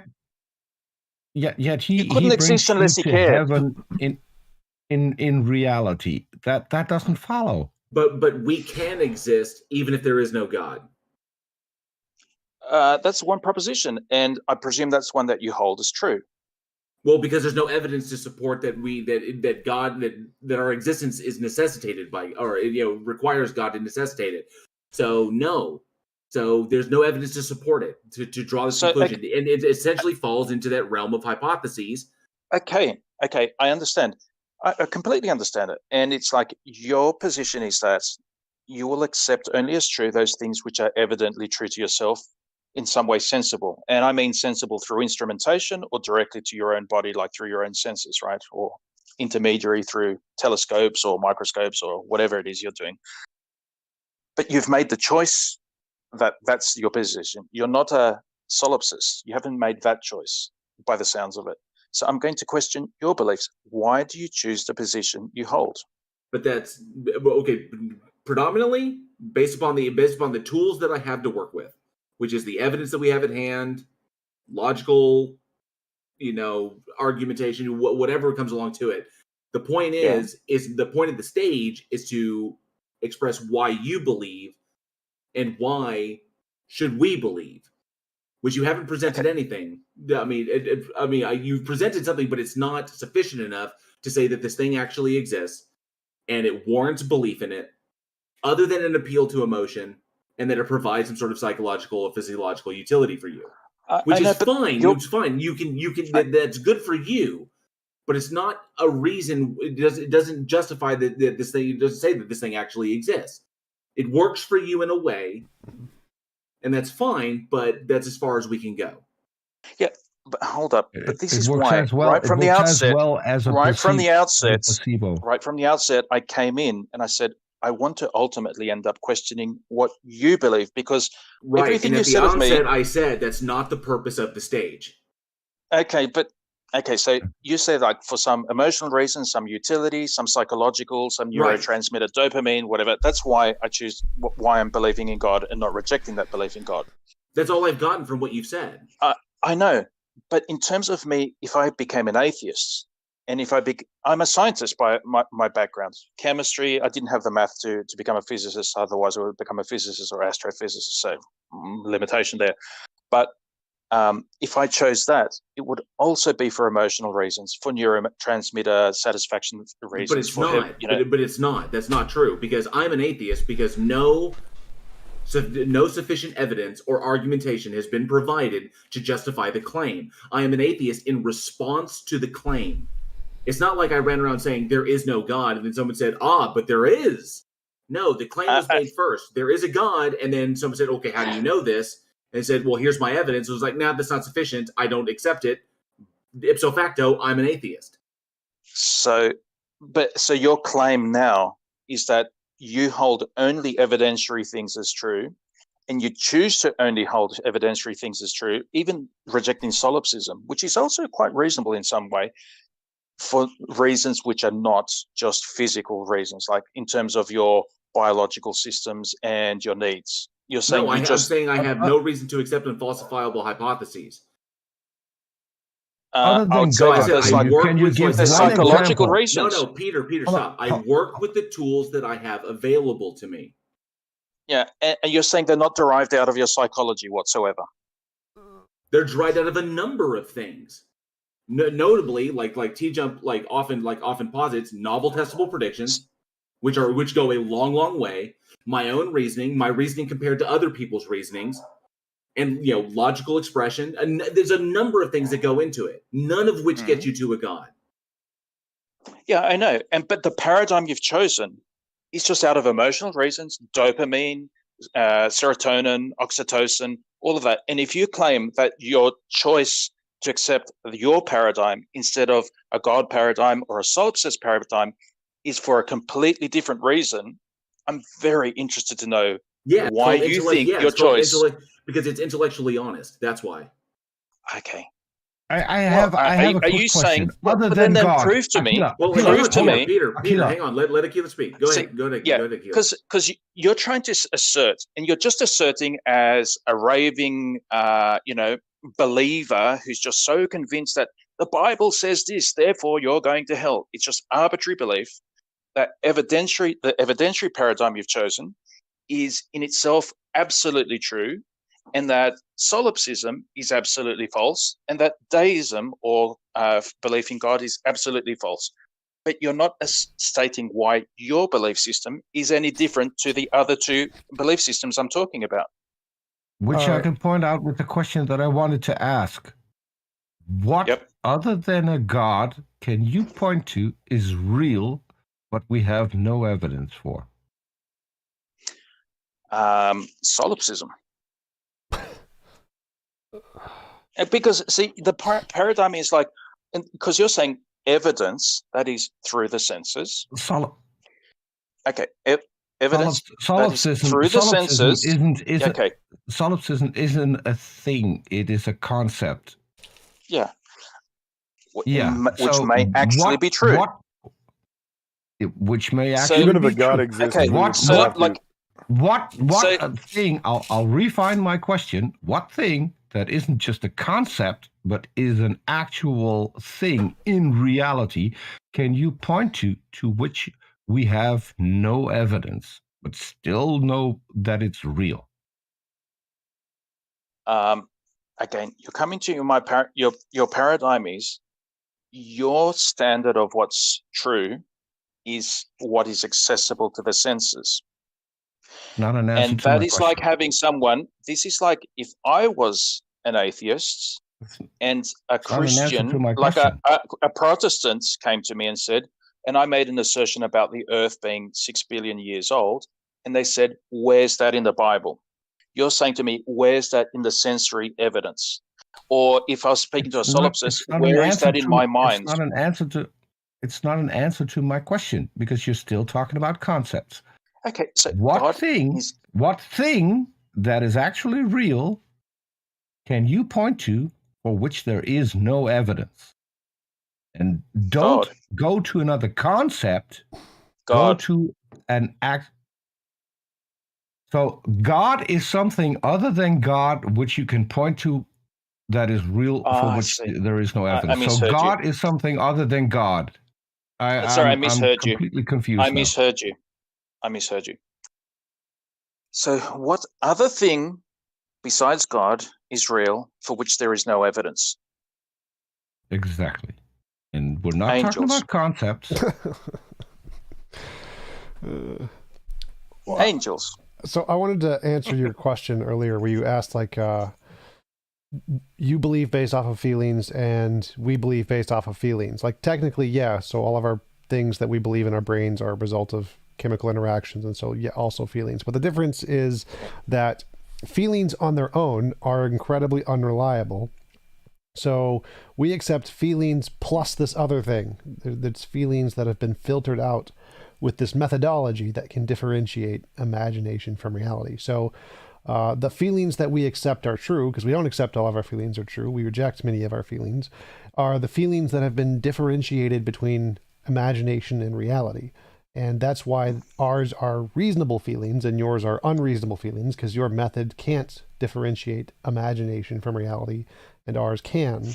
Well, I mean, I'd say like the feelings part, if it is feelings or whatever it is that's moving our choices, like to adopt the worldview of solipsism, only the physicalism or materialism, whatever it is, or deism, whatever worldview which you choose, you can get very simplistic people. So you have like these dumb atheists, you have dumb solipsists, and you have dumb Christians. Sure. But they're not closed to the scope of being reasonable. And so as a Catholic, I find Protestants extremely distasteful because all they say is like, here in the Bible, and there's one user, I won't name him, he's elderly, he's got a whistly, toothy kind of way of speaking. He just goes on these big rants about the earth only being 6,000 years old. I think you can do the scientific inquiry and integrate it into, I believe God exists. I believe he's the creator of the universe. The universe in itself is very interesting. And the fact that it's so ordered, the Aquinas proofs, I don't consider them proofs. I just consider them as descriptive in some way. Yeah, whatever. The absolute absence of chaos, of true randomness. Well, that would go against physics. Seems sort of. Oh, I know, but I mean, I'm curious. You just said you have a problem with Protestants pointing things out in the Bible, and you think that is silly, whereas you earlier on pointed something out in the Bible and said that the thing in the Bible was extremely silly. And then you came up with another thing that is pointed out in the Bible, which is angels, and that seems very to generic. Be true. You go to specific. So I'm not really convinced here. What I'm getting to is that according to the Bible, God interacts with this world. According to you, he doesn't. He doesn't even care in reality. He does care. No. According to you, he can't perform a miracle, for instance, because that would be him interacting in real time with reality. That's the part of the Bible that you reject. You reject the fact that God listens to prayer and acts upon it because he cares. You dismissed that. You're dismissing an awful lot in the Bible, and then come up with angels who exist only in the Bible, and you stream say of accusations. no Imagine you're talking to a Protestant. Yeah. So that wasn't his point, Peter. His I'm point just was, pointing out what I've heard. I've already rejected what your straw man is of me. It's like, so, I don't know. You want to repeat it for whatever reason? There's some psychological reason you feel the need to repeat it. I don't know. So one second. Let me clarify his reject point. the fact that God interacts with the world. Let me clarify his point. So his point is that a Protestant person is unreasonable for accepting something just because they said it was true in the Bible. That, as a reason of justification, is bad. Because it doesn't matter whether or not he accepts certain things in the Bible or not. It's just saying that it's from the Bible. What I dislike isn't. about Protestants is that they'll take the Bible, some of them, not all of them, some of them will take it so literally that they will take that to the exclusion of any other type of knowledge. We don't care about Protestants. For instance, like when the Bible says angels exist and then have no evidence for it, but they still claim they exist. Something like that. Like in the Bible, they add up a chronology and they say the Earth can only be 6,000 years old, and then they come into this ridiculous thing about finding carbon-14 in diamonds. I agree with you. On that piece. Yeah. But what I'm curious about is you earlier said that angels exist. The only reason that you know about angels is because they are mentioned in the Bible. There's no other way you could have heard about angels other than from the Bible. So you're doing exactly what the Protestant does, just with different verses. So how are you different from a Protestant? Okay, so I'm sorry, Aquila. So can I answer a question instead of just a stream of actors? No, I say, Aquila, we gotta jump in here for the sake of the individuals we have with their hands up. We have a bunch of people that want to talk. We've been going on this for a minute. We really are just going in circles. So ultimately, I think we've come to an impasse in this, in that we pointed out that there are these personal appeals that you're making, which are fine for you. They don't convince us that that there's a reason to believe that any of these things exist outside of what we currently have. So possibly if we have more and we can possibly bring you back up a little bit later, we can try and get around to you. But we got some other people got their hands up. Could I have a quick sum up, like less than 1 minute? Yeah, go ahead. Take 30 seconds. Say your piece. Okay, so the motivation to choose one world over another is obviously for some psychological or subjective benefits. The reason not to choose some worldviews is because they do come at greater and greater costs. And I think the one that comes with the greatest costs is to believe in God. And that comes at the cost of so many things like sleeping around, lying for convenience. And these things, I just tell you subjectively, are very unpleasant. And it's also in failing in wanting to adopt that and failing and ending up at confession, that's also very unpleasant. So I can fully understand someone who just knows implicitly, if you start believing in God, it comes at an unpleasant cost. But I think in ultimate, it's like love doesn't count costs, and love comes with those. Love actually enjoys those costs because they're expressions of true love. That was my sum up. Thank you for joining us. Appreciate Thanks it. for having me on. Thanks, Aquila. See ya. I think what's interesting is Aquila's presenting some values that seem to be consistent with Catholicism, discouraging promiscuity, like sleeping around and things like that. And the issue I have with that is you're saying that those are not enjoyable things, if I understood you correctly. But there are a lot of people who clearly enjoy those things. Otherwise, a lot of people wouldn't be doing them. So if you have one last thing you want to respond to that's fine. I'll give you that. It's just sometimes the costs that things come at is worth it. And like as an atheist, it's like the amount of work and argumentation and having to justify your position. I imagine that there's a sense of like, if there's a God or if there's a heaven and hell, it's like I'm pretty much tying my ticket to this position, and I can understand it. But for everyone, whatever their belief system is, it does come at a cost. Some out of more love, some out of more of a sense of like being able to look yourself in the mirror. Thank you for the super chat, Genius. Appreciate it. Also, thank you, Native Atheist. Forgot to mention you earlier. Thank you for the super chat. I don't know. I'm not going to criticize an atheist for being an atheist. Cool. Appreciate it, bud. Thank you. Look forward to talking with you again. Cheers. Take care. All right. So thank you for coming up, Aquila. We've got Otangelo in the audience. He's had his hand raised a little while. We'll be pulling up Jason next as well. But I saw Otangelo, and so we talked with them, and they were cool with it. So we got Otangelo up. How are you doing today, Otangelo? Fine, thanks. How about you guys?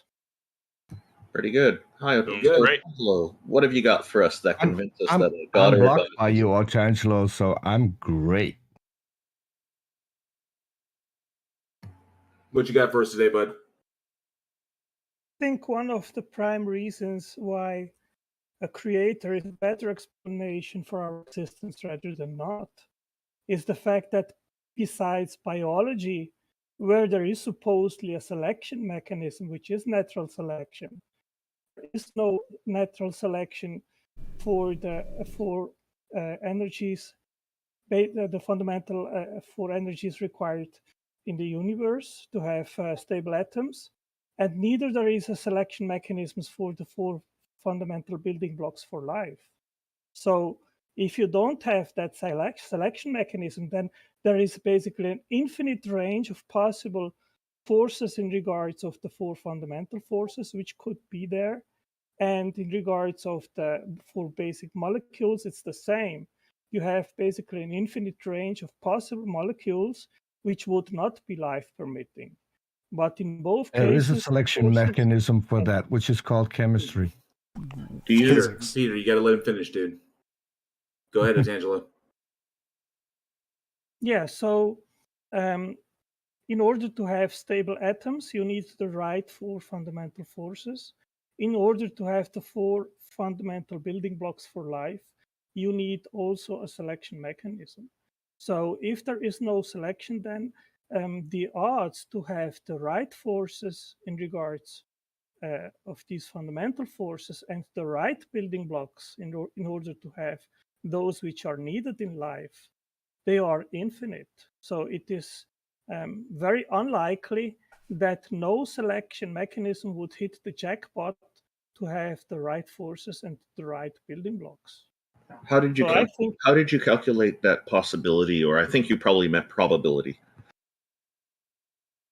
Yeah, because the range is infinite. There is no constraint, neither in physics, in regards of the fundamental forces, nor in regards of the possible composition of these building blocks, which are specified and complex. They could be any kind and sort of different.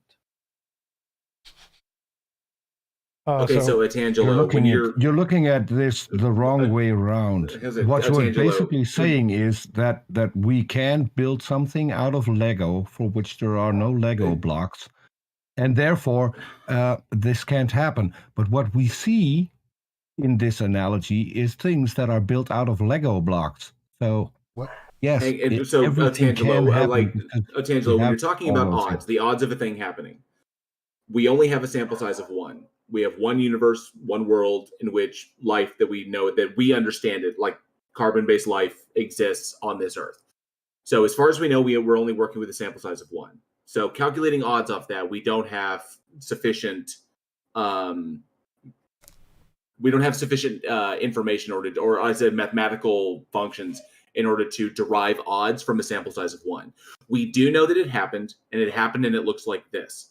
Now, given what we know about reality, we can draw a conclusion that for life to appear on this planet as it looks right now requires a certain circumstance requires like certain parameters be met.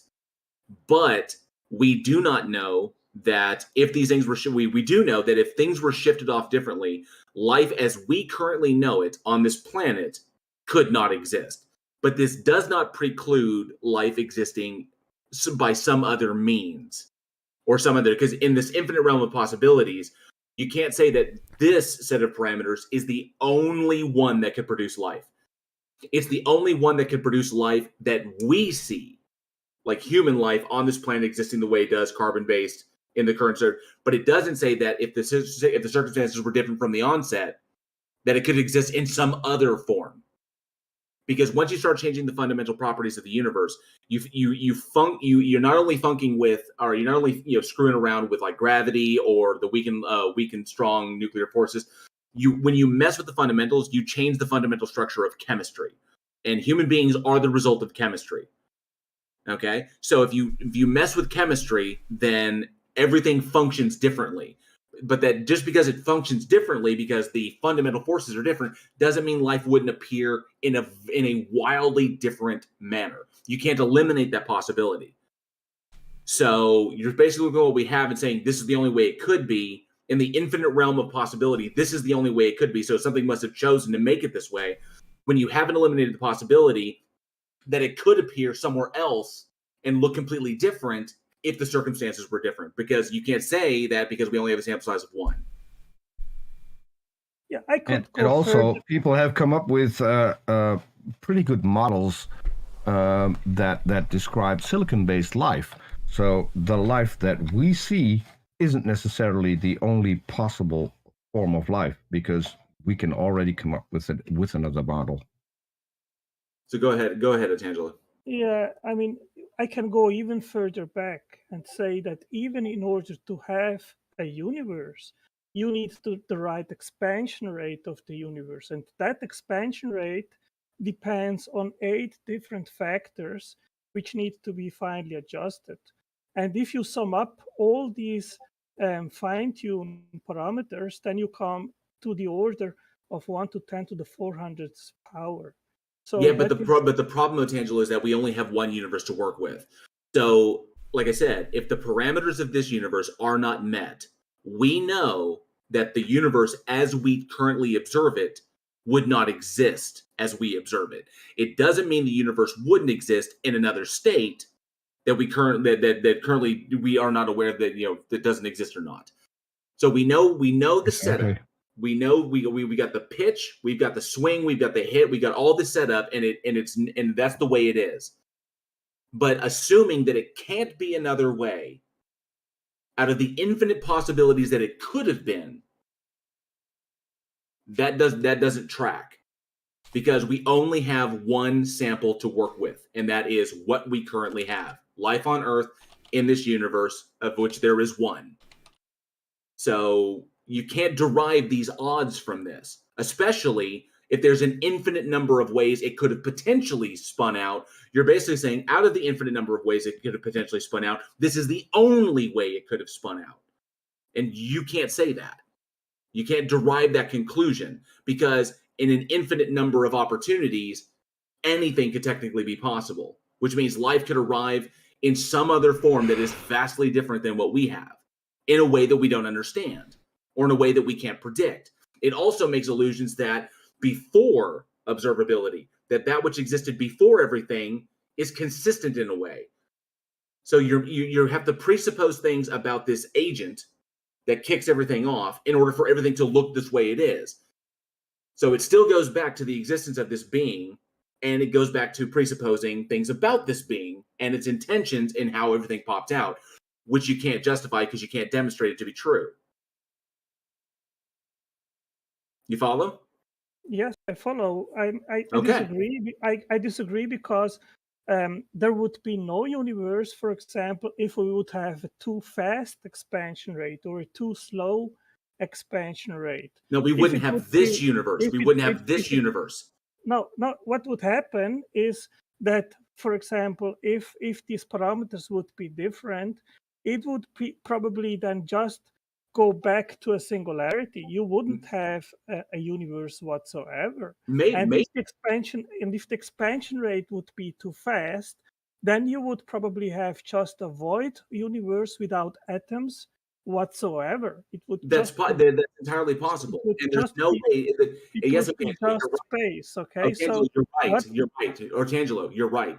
That is possible, but that doesn't preclude the possibility that this is one that popped up out of an infinite line, because there's no logical contradiction in an infinite regress, and this just happens to be the one that popped up now.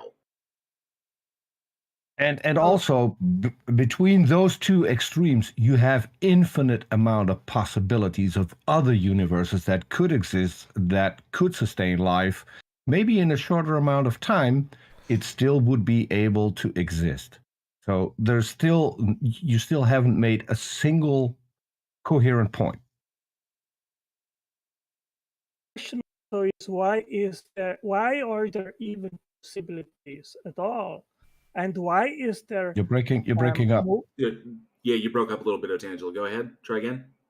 Yeah, the question also, even going deeper, is why are there possibilities at all? There could also be a state of affairs where there are no possibilities and where there is no movement at all. And That of Yes. course that leads to the question. In that particular why state, did it in even, that particular state, your God couldn't even Peter, exist. Peter, you got Peter, you got to let him finish, man. Go ahead, dude.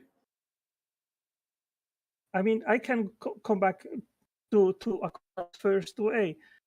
You need a prime mover, something that starts everything. And if you don't have that prime mover, then probably you would be in a state of affairs where would be no movement at all. So I wanted to pick up on the fine tuning a little bit. Go ahead, T. JL was correct that even if the expansion rate completely changed, and so all of the particles we know about were expand away from each other and can never combine or are collapsed into a singularity, there could be just other laws that are orders of magnitude weaker or orders of magnitude stronger, that if our expansion rate was significantly faster, those other laws would then be able to take effect and form new kinds of particles based off those laws and not our laws. So even if we changed all of the expansion rate things to a drastic amount, there could still be life. There could still be particles. But even so the fact that the way they are now doesn't indicate a god, because it could be explained by just the other forces. But more importantly, the probability you listed, the 1 in 410 to the 400 power or whatever, that's wrong, because that assumes that there's no constraints. There could be constraints. The laws could be interdetermined, and if you change one, the others will proportionally change necessarily because they're interdetermined, in which case the probability is significantly more likely, not less likely. And so the fact JL was also correct when he said you can't assume the probabilities are whatever you assume them to be, because we only have a sample size of 1. And so we don't know if they are or are not connected. And so the probability could actually be significantly higher than what you assume it is, based off of your conclusion that you can imagine the laws are differently. Therefore, you include the imagined differences as one of the cases that increases the probability. So none of that indicates a god. And even if you wanted to say there was a god, God must be equally as fine-tuned as the universe, because God's nature, maybe he wants a universe of only puppies or only black holes. So all of the possible ways the universe could be, there is a possible God that could want it to be that way. And so of all the possible kinds of gods, there is a 1-to-1 correlation to all the possible kinds of universes. And so God must necessarily be as fine-tuned as the universe. And if your argument holds, that means who fine-tuned God?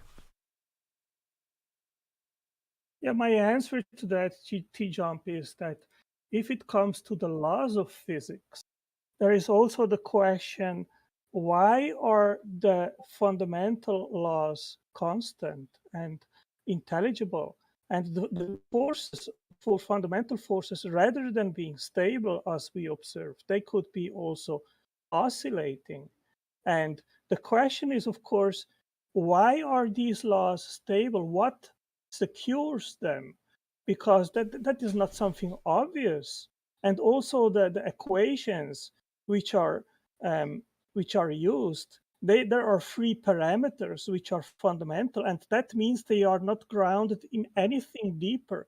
You need to experimentally to find them, and once you have them, then you don't know why these numbers are the way they are and which make the universe work. You could put in these equations any different number, and you wouldn't have any life-permitting universe. So you're bringing in an assumption that these laws need to be secured by something. They're just an emergent property of nature by the looks of it. This doesn't necessarily mean there's something holding them in place from varying to different values. And that's where we're kind of running into a problem here with your arguments. Well, Randolph, nature and we've already pointed out that if the laws are different, then we could have a different universe in which life is still possible. So it's a non-argument. What was that? Well, Randolph, to answer what you said, the existence of nature is precisely what we try to explain. So you cannot invoke nature to explain nature. Sure you can. Why wouldn't? That's literally what we're doing in science all the time. Like, why are there earthquakes? Well, because of tectonic plates. We're literally invoking nature to explain nature. That's what you have to do. And isn't that ostensibly what you're doing with God? That you invoke God to explain God? Good no, God, I believe in God based on 2 facts, and that is that we exist, and secondly, because he revealed himself to us through the Bible. So are you using nature to explain God? Nature is the evidence, and it requires an explanation. And I think that God is the best explanation for the existence of nature. They're asking like who created God.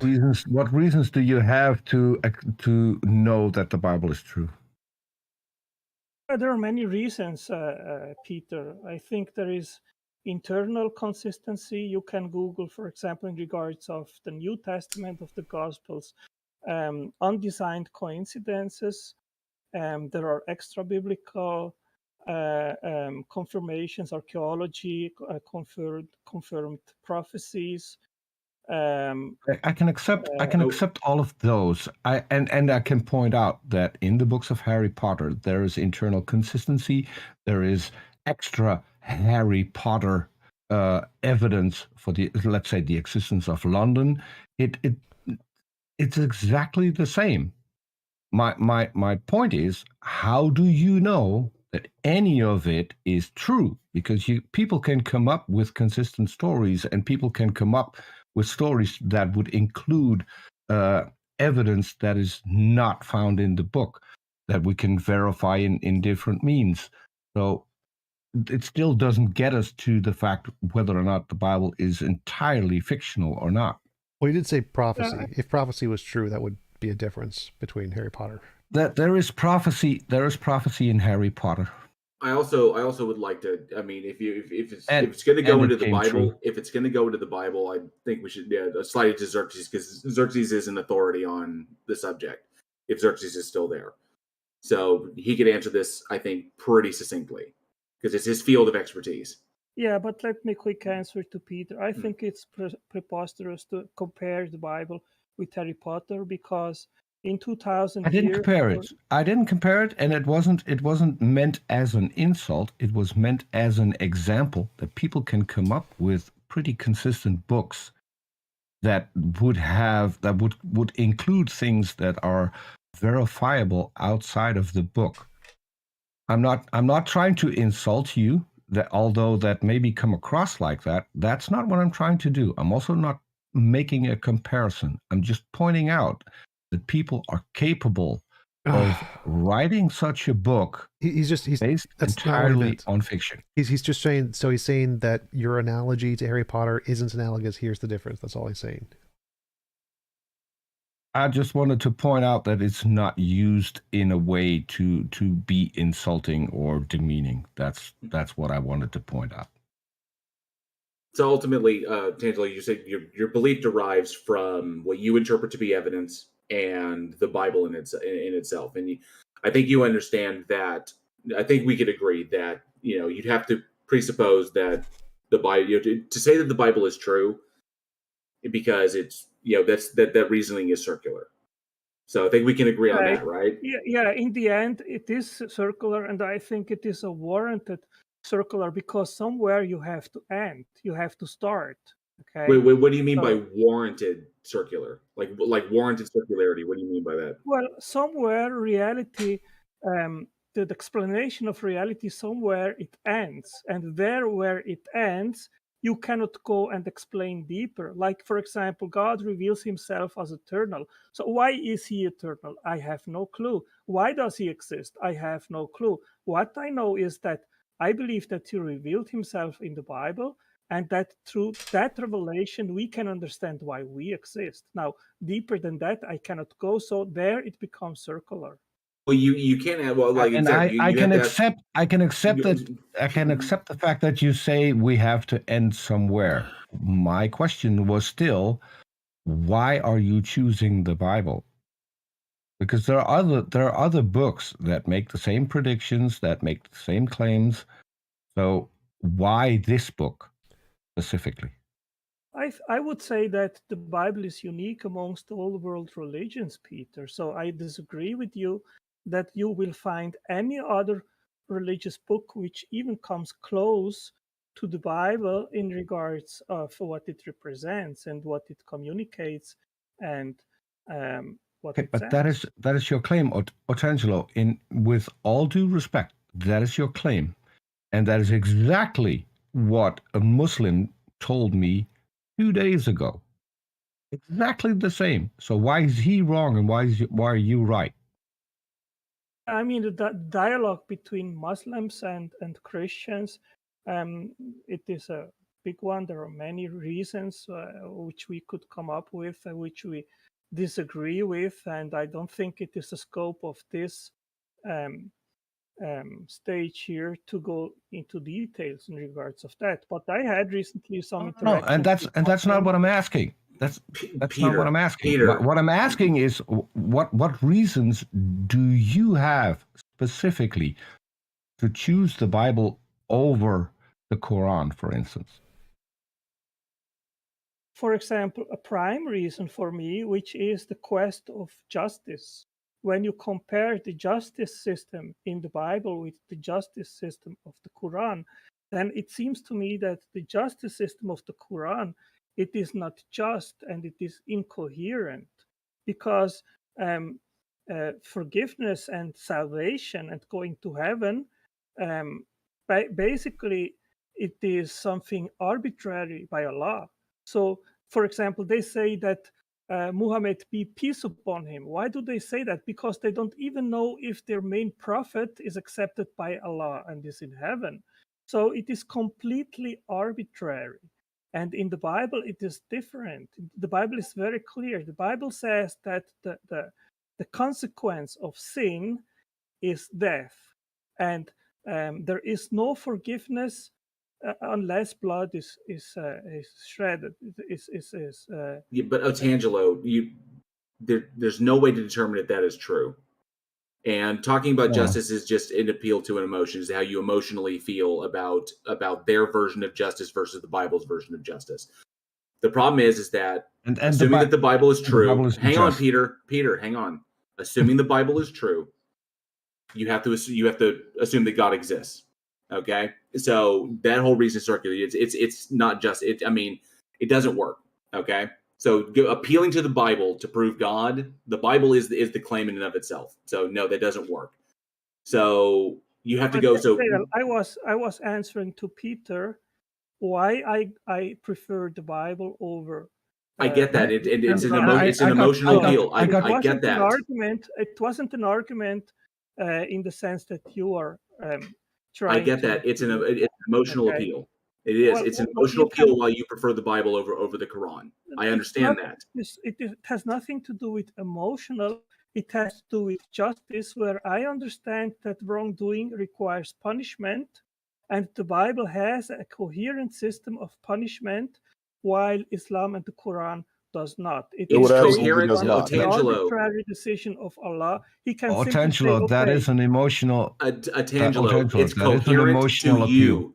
It makes more sense to you. It makes more sense to them that the Quran is an emotional appeal, Otangelo, because you don't feel that their level of justice or how they mete out justice in their faith is coherent. But they would say the opposite of you. So yes, it is an emotional appeal. I would say the opposite. I would say the opposite. If I look at the Bible, where it says that if a woman is raped, both the raped woman and the rapist should be stoned to death. To me, that's not justice. So that only that alone would dismiss the Bible as being just. So we've established that you can't appeal to the Bible as a reason why God exists. Or that was not the point, Jail Warren. And I don't either think that it has something to do with emotion. The quest is what is just. And in my understanding, justice can only be established if there is a punishment for wrongdoing. Sure, we can. Humans can establish it. We can establish what justice is. Okay, so I see that the Bible establishes that the result of sin and wrongdoing is death. There is a consequence which you cannot avoid. Yes, but Otangelo, all human beings die. So the consequence of life is death. All right, doesn't matter if you're sinful or not. You could be the most pious person on the planet. You're still going to die. Well, All that's living according things to die. Adam and Eve Animals in the die, Garden bugs of die, Eden. plants die, trees die, the grass dies. Death being a punishment for sin is kind of stupid when you think about it, because literally everything else dies. Why would we expect ourselves to be any different? As far as the justice system in the Bible is concerned, it's devoid of one. Anything that you do can be forgiven so long as you just follow certain steps within particular soteriologies. For example, just accepting Jesus Christ as your Lord and Savior. So there is no system of justice. It's believe in me and you'll be rewarded. Don't and you'll be punished. It has nothing to do with moral character or behavior. There is someone which has paid for the sins of the world. So there is a punishment which is Jesus paid for it on the cross. And in Islam, you don't have that. Basically, you can do there Yeah, in Islam, you're whatever responsible you for your own want. actions. Go figure. I would consider that a more coherent system of justice. But doing bad things does not get you punished according to Christian soteriology. Whether or not you believe in Jesus Christ as your Lord and Savior is what determines your destination in the afterlife. You go to hell for not believing, you go to heaven for believing. It does not matter what your moral character on earth was, what you were guilty of, what sins you committed. All of it can be forgiven with the exception of one, and only one. Disbelief. That's the only one that doesn't get you into heaven. Well, you decide if you accept that Christ paid for you or not. And if he didn't, so you pay for yourself. That's the I'm essence of the gospel. unconvinced in the proposition.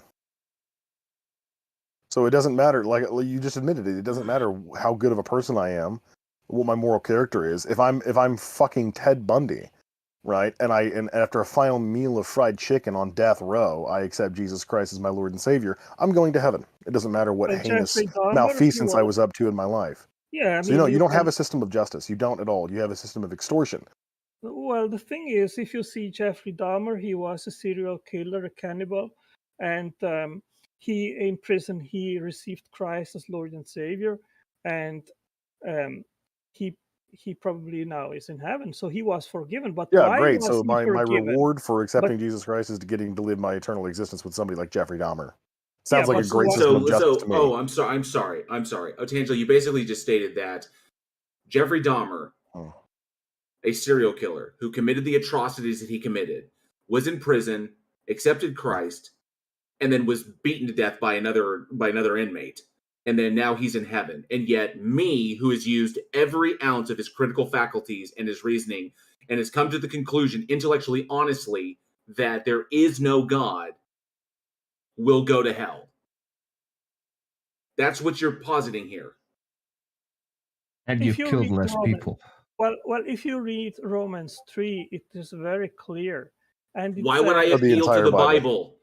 You cannot demonstrate that the Bible is true. Why would I appeal to the Bible? Well, I do because my soteriology and my faith system is based on the Bible. So I tell you the things from my perspective of how I see it.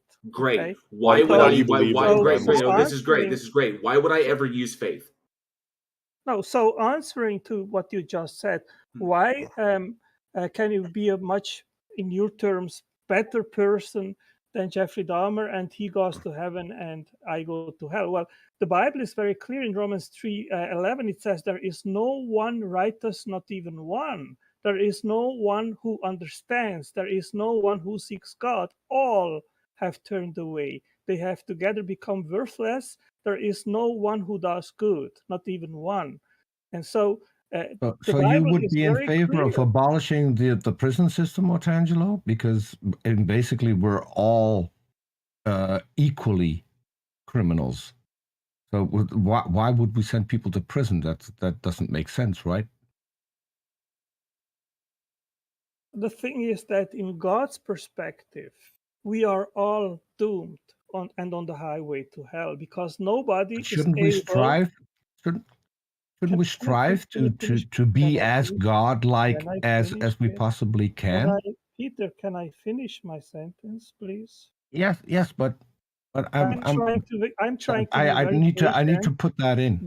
But if but I think it is more important that everyone has the opportunity to end the I agree. thought. Go Then ahead. you can. Go ahead. I mean, okay.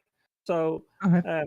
I am explaining what I believe, which is God's perspective, and God's perspective is that we all cannot live the standard which would be required the holiness, perfectness, to be accepted by God by our own deeds. So we are all doomed. It doesn't matter if it is JL or if it is Jeffrey Dahmer or if it is Putin or Hitler or whoever. We are all doomed. And there is only one escape, which is Jesus Christ, which is the Yeah, only that's not a human system of being justice. That's definitionally extortion. Yeah. We're punished for the that is mere what I- for the that is mere what I sin pointed of out. being born. We're punished for the mere sin of just being born. Right? Your Bible asserts that it is impossible for any of us to live a life devoid of sin, which would imply that we don't actually have free will in the matter, that we're all compelled by some extenuating circumstances to act in a way that's not righteous or holy. And therefore, no matter what you do, whether it be tell a single lie your entire life or murder 50 people, your destination is the same. That is not justice. That is not any sense of justice that anybody would adopt. You wouldn't want to live in a society that operated that way. As a matter of fact, you don't live in a society that operates that way. And I'm fairly certain I've heard you on multiple occasions rebuke societies that operate that way. Societies that chop off the hands of thieves or hang people from cranes for being homosexual. That is not a system of justice. That's not a system of morality. That is dictatorial extortion. That's all that is. God walking into your restaurant and threatening to burn it down if you don't do what he says. It has nothing to do with your moral character. It has nothing to do with the choices that you make in life. All it is, are you credulous enough to believe that 2,000 years ago a man died and rose again from the dead, based on the accounts of 4 anonymous supposed eyewitnesses, who all contradict each other on the matter? Are you credulous enough to believe that? If so, then you'll get this eternal reward. If not, then you're going to a place of incomprehensible anguish where you will be eternally tortured in fire. That's evil. That's not justice. That's not morality. And to defend a situation, a system like that, is just being blind to the reality of it. There's no consistency or coherency. Yeah, first of all, I'm not a Muslim, so I don't adopt the Muslim system of punishment and so forth. And secondly, why not? Why not? Well, that would be another topic, but I would like to finish my. Why is it not just to cut off the reason. hands of a thief?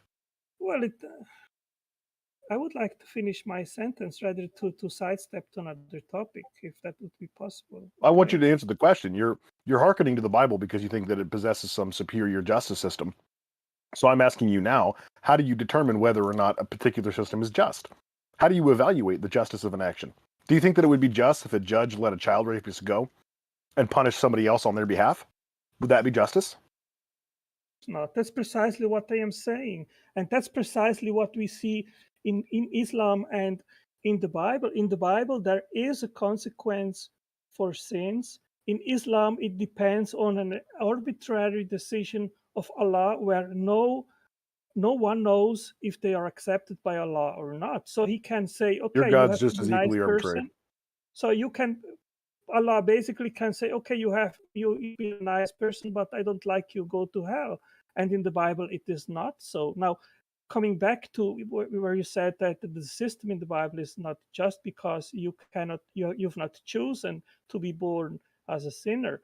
Okay, I see it like this. There is the first Adam and the second Adam. We are naturally born in the team of the first Adam, and his fault is attributed to us as a team. But the second Adam is Jesus, and so we're being punished. Can I finish, please? And once I move the camp from one camp to the other, then the justice of Christ is attributed to me.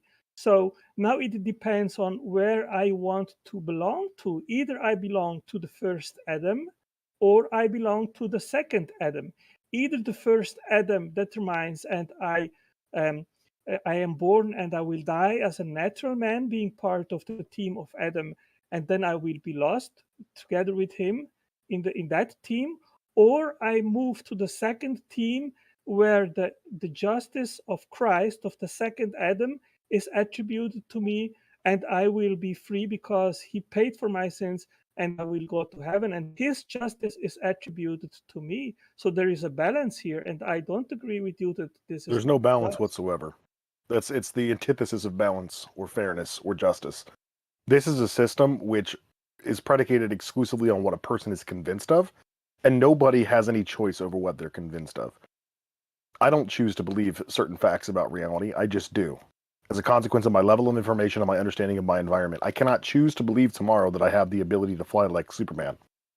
Even if I wanted to lie to myself and say that I do, I would never put it to the test, because within my subconscious, I would know I can't do that. And if I jump off a skyscraper, I'm going to die.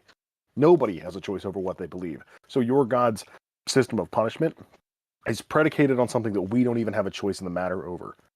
You didn't choose to come to the conclusion that Jesus Christ was your Lord and Savior. You were convinced of that either due to social conditioning or, likewise for me, your level of understanding, your level of information and your understanding of your environment. Obviously, you and I don't have similar dispositions to believing certain propositions, because if we did have the same dispositions to the same level of evidence, you and I would be at the same conclusion, but we're not. That's not a matter of choice. Well, the evidence that we have is the same, which you have, which I have, and I completely disagree with you. I think and clearly your God has engineered you to accept that level of history, evidence, and he engineered me not to. Can I finish, please? I think that the amount of scientific information that we have at hand today has never been as much as anywhere in human history. And the Bible is very clear also in regards of that. And it says, since what may be known about God is plain to them, because God has made it plain to them. For since the creation of the world, God's invisible qualities, his eternal power and divine nature, have been clearly seen, being understood from what has been made, so that people are without excuse. For although they knew God, they neither glorified him as God nor gave thanks to him, but their thinking became futile and their foolish hearts were darkened. Although they claimed to be wise, they became fools. Tangelo. Yeah, so much like can every I other ask you precept one who's ever question? used that argument, no, hold on a second. Much like every other preceptor who's used that passage to defend their nonsensical, ludicrous position, Paul of Tarsus is talking about Hellenistic Jews in that passage, not every person on earth. In fact, in 1 Corinthians chapter 2, or I think 2 Corinthians chapter 2, he says the exact opposite of that, wherein there are people who exist who are not spiritually discerned and therefore are incapable of understanding the evidence that a God exists. Because we have to be given the gift of the Holy Spirit before we can understand those things. So unless God makes the decision to give me that gift, I can never understand any of the evidence that he laid out for me to conclude that he exists. So it's all on him, not me. God has not revealed himself to me. I am unaware of any evidence or factors that would lead me to even believe in the possibility that this God exists, particularly the Christian one. And your Bible has now two contradicting propositions about whether or not God's existence is plain to see. In the particular passage that you're quoting, Paul is referring to people who are already of the position that God exists, Hellenistic Jews, who abandoned Judaism and went to paganism. That's who he's talking about. And it makes that abundantly clear if you read past just 18 to 20. That's like, for whatever reason, Christians always just love to read verses 18 through 20 of Romans chapter 1. If you read past that, it's abundantly clear that he's not just talking about everybody who exists, but a very small subset of people. Which is the same case with every letter that Paul writes. He's talking to a particular version of people, which is why each of his letters are named after the people that he's talking to. It's not that difficult. But I shouldn't expect Christians to have a consistent or well thought out understanding of their Bible. They just pick and choose whatever they want to conform with whatever position they're attempting to argue for in the moment. But I've now given you another verse that contradicts the point that you just made. So your own Bible says explicitly that there are people who are incapable of understanding things of spiritual natures because we were not given the gift of spiritual discernment. And how am I supposed to operate and evaluate the world around me if your God refuses to enlighten me on how to do that? It's three separate instances in his letters to Corinth alone where he says the polar opposite of what he says to the people he's addressing in Romans. It's just one of those conveniently left out contexts that the precepts like to throw around. Yeah, no, I mean, this is not an argument from a precept perspective, but I mean, the contrast between Calvinists and Arminians lasts for over 500 years. I am in the middle of these two propositions. I think if you reject God, then it is your fault. But if you accept and surrender to Christ, then it is God's moving and God's calling and God's drawing you to him, and that's because you also were selected. So you made the conscious decision to not be a Buddhist? Well, I mean, we reason, right? So we can also check. That was a yes or no question. Did you make the conscious decision to not be a Buddhist, or a Hindu, or a Jain, or a Wiccan, or a Muslim, or a Sikh, or a Mormon? At what point did you go through all of these ideologies and make the conscious decision that you weren't going to follow those ideologies? I don't need to. I mean, Christ has said. Oh, you don't need to do that, but we do. We need to make the conscious decision not to follow Jesus, or else we would have your conclusion, right? That's the most ass-backwards thing I've ever heard in my life, right? Yeah, None of us made the conscious decision not to believe in your fairy tale any more than you made the conscious decision not to believe in Greek mythology, or in Islam, or in any of the other dominant religions in the world. It's actually a minority of people in comparison to the global population who accept Christianity, and that's if you bundle all Christians together, which you don't because you reject Catholicism. So the number is now cut in half. About maybe 1 billion people believe in some variation of your flavor of the Christian doctrine out of 7 billion. It is probably 1 out of 7. Otangelo, you're quite well. Sorry, Otangelo, you're quite well familiar with me as well, that I haven't made this decision even on your deities. So, it's almost like you're asking for some special treatment with your religion, that everybody must stop and think about what is being offered and consider it. And I've always consistently rejected that. Precisely to exercise our free will, but I think the Bible is also clear and says that Christ said that those which belong to me, they listen to my voice. And I've done that when I was a teenager. I started to read the Bible and I recognized Christ's voice as my shepherd. So that's what he is since I converted and surrendered to his love and grace. Now, you have Why should we accept that anything the Bible says is true? Well, just read it and then you check for yourself. You use your reason. I have read it. I have a degree in New Testament history. I have probably more information about the Bible than you've ever learned. And I've forgotten more about the Bible than you currently know. Well, when we're talking about the Bible, I think it's important to specify which translation now, and this, of course, adds more complication to this whole thing. Yeah, but I'm free to use whatever translation Otangelo wants to use. Okay, tell us which one, Otangelo. In the end, we will see once we die who was right, right? Which translation? Or we won't, because we'll all be dead and unconscious of the fact that we're wrong or right. Otangelo, That's a stupid juvenile argument. Otangelo, I want you to tell me which preferred version of the Bible you believe. Which Thank you. Of the 200 English translations do you adhere to? Or if you want to go to some of the Spanish variations, because I do speak Spanish and I can read and understand it. So if you want to talk about those variations, we can do that as well. Ball's in your court. Which version? Otangelo speaks Portuguese, not Spanish. Oh, he speaks Portuguese? Okay, well, I don't speak Portuguese. First of all, I grew up in Switzerland, in Zurich. We speak German there. And we had there mainly in the church 2 translations. One was the Elberfelder Bible, which was the most precisely translated Bible, but which had some difficult and antique words. And then we had a New World translation, which was more fluent, more easy spoken. And I was able to compare those two. And of course, there are differences, but the core message, you can fully understand it. It doesn't depend on the version of the Bible which you read. The differences, they are small. So I don't think this is a justification. How do you know it was the most accurate translated version? I don't think because there are some differences in these translations that we are unable to understand the core message of the Bible. I think that was a good question. How did you determine that they were the most correct translation? Well, because that's what the aim of either one or another translation is, and they clarified that in their introduction and explained it. So how do you know that? How do you know they weren't just claiming that? Now you're you're again reading something that a man wrote and said, "I'm correct.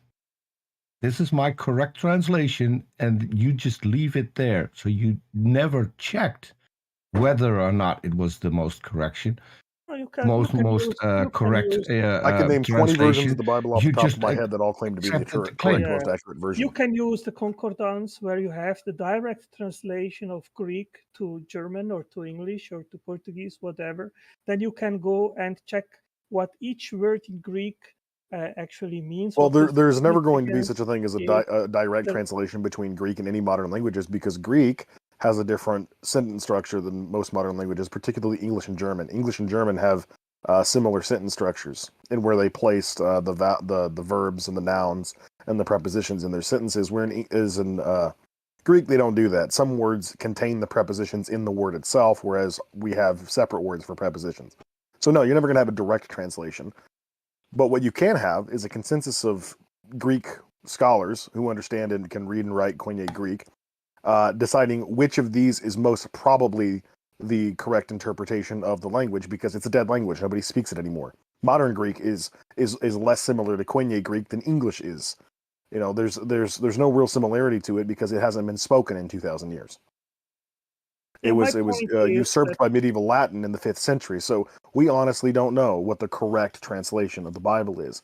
But out of the 200 English versions of the Bible that I've read, the one that most scholars prefer is the New Revised Standard Version or the English Standard Version Bible. Yeah, I think the relevant thing to say here is that I think that independently of these variances, the core message of the New Testament is clear and every one of us can understand.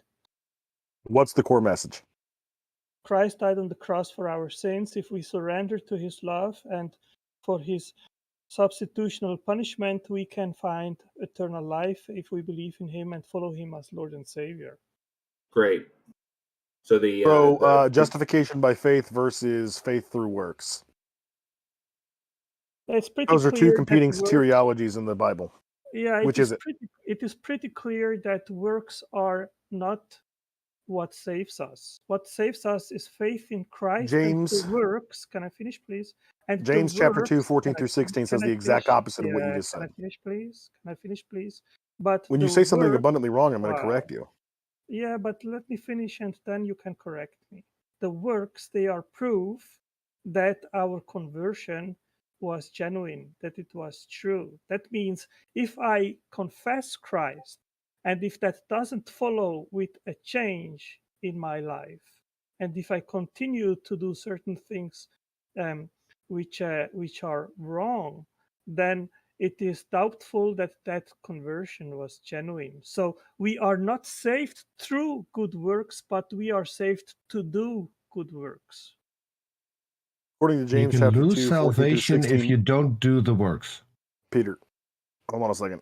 According to James chapter 2, 14 through 16, it explicitly says that faith without works is dead, it's meaningless, it's useless, and it will not get you into heaven. According to Romans chapter 4, verse 5, and another passage in Ephesians chapter 1, I believe, Paul explicitly states that even to those who do not work, yet believe in God and have faith, their faith is counted as righteousness. An That's a example contradiction. is- what- Either it is the case that faith alone is enough to get you into heaven, or it's not. According to Okay. James and the evangelists, it's not. According to Paul, it is. Which is it? Okay. The thief on the left of Jesus who confessed him, he didn't have the opportunity to do any good, and he, according to Jesus, he went to heaven. Now, if my dad Depends on which is gospel on- you read. I mean, I don't know if it is in all of the four gospels, but it is very clear. No, it's only in one of them. I would have to go and see in which one that it is. Of course written, you but would, it's because you clear haven't that actually one- investigated that- this beyond your own You myopic know the worldview that story. it's true. You know the This story isn't really that there was- convincing at all. Okay, there was a thief on the left of Jesus who confessed that Jesus didn't do any wrongdoing, and Jesus Depends said on to which him gospel you today- read.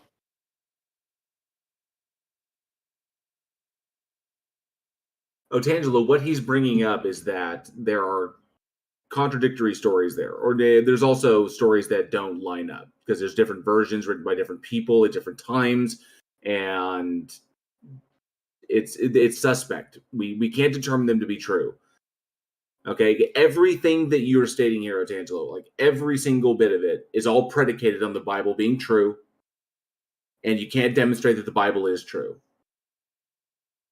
Yeah, I don't have. And if the to Bible is so demonstrate it. important, why couldn't an omniscient and omnipotent God make sure there was only one version, and that version would not have any contradictions or anything that comes even close to being a contradiction? If this God that you propose exists, then why did he leave such a mess that is called the Bible? I don't think it is a mess, Peter. As I said right in the beginning when I came in, and I think it was you asking me, give me some reasons why the Bible is true. I said, Google non-designed coincidences. There is a book out there, and it explains that the Gospels, they are complementary. And there are things which you see in one Gospel, and then you say, well, but for example, why did Jesus wash the feet of the disciples?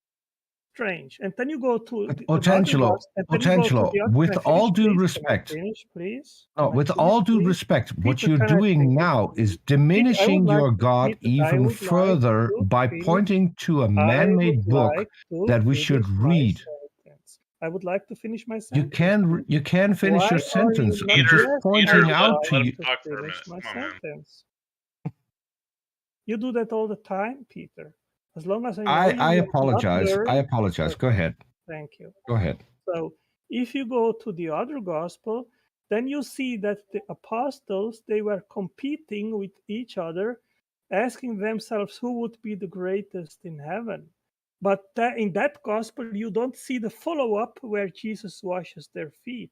So in the other gospel, you see the complementary explanation. We're not talking about mere omissions, Otangelo. The Gospel of Matthew explicitly states that both of the thieves mocked Jesus. There was not a Pintian thief. The Gospel of Luke says there was a Pintian thief. Mark doesn't specify if either of the thieves were Pintian, and John doesn't mention them at all. We can go through more contradictions than that. You have the contradiction of the birth narratives between Matthew and Luke, all 4 different resurrection narratives. How did Judas die? When did the centurion arrive to get Jesus? Did Jesus heal the girl after she was dead or while she was still sick? Did Jesus heal 1 man or 2 on the road to Jericho? There's dozens of them. First of all, you need to understand that we are talking about eyewitness accounts. And if the 4 Gospels would all 4 be 100% the same, then we would have to conclude that the same author authorized or authored the 4 Gospels. So of course, if you have Otangelo, this is bankrupt. This is the most bankrupt thing you've said so far. That you have first of all, small differences. Otangelo, this is false. First of all, we know for a fact that Matthew and Luke both did copy word for word from Mark, and no Christian uses that as or considers that as a diminishment of the value of the Gospels. Matthew and Luke were not eyewitnesses. We know Matthew wasn't an eyewitness because even according to church tradition, Mark wasn't an eyewitness. He was a secretary of Simon Peter. And why would Matthew, who was apparently Matthew the tax collector, that is, why would he, an eyewitness, copy from somebody who clearly was not? Why would he refer to himself in the third person in the omniscient literary perspective where he somehow knows the thoughts, emotions, and goals and desires of every character involved in the story?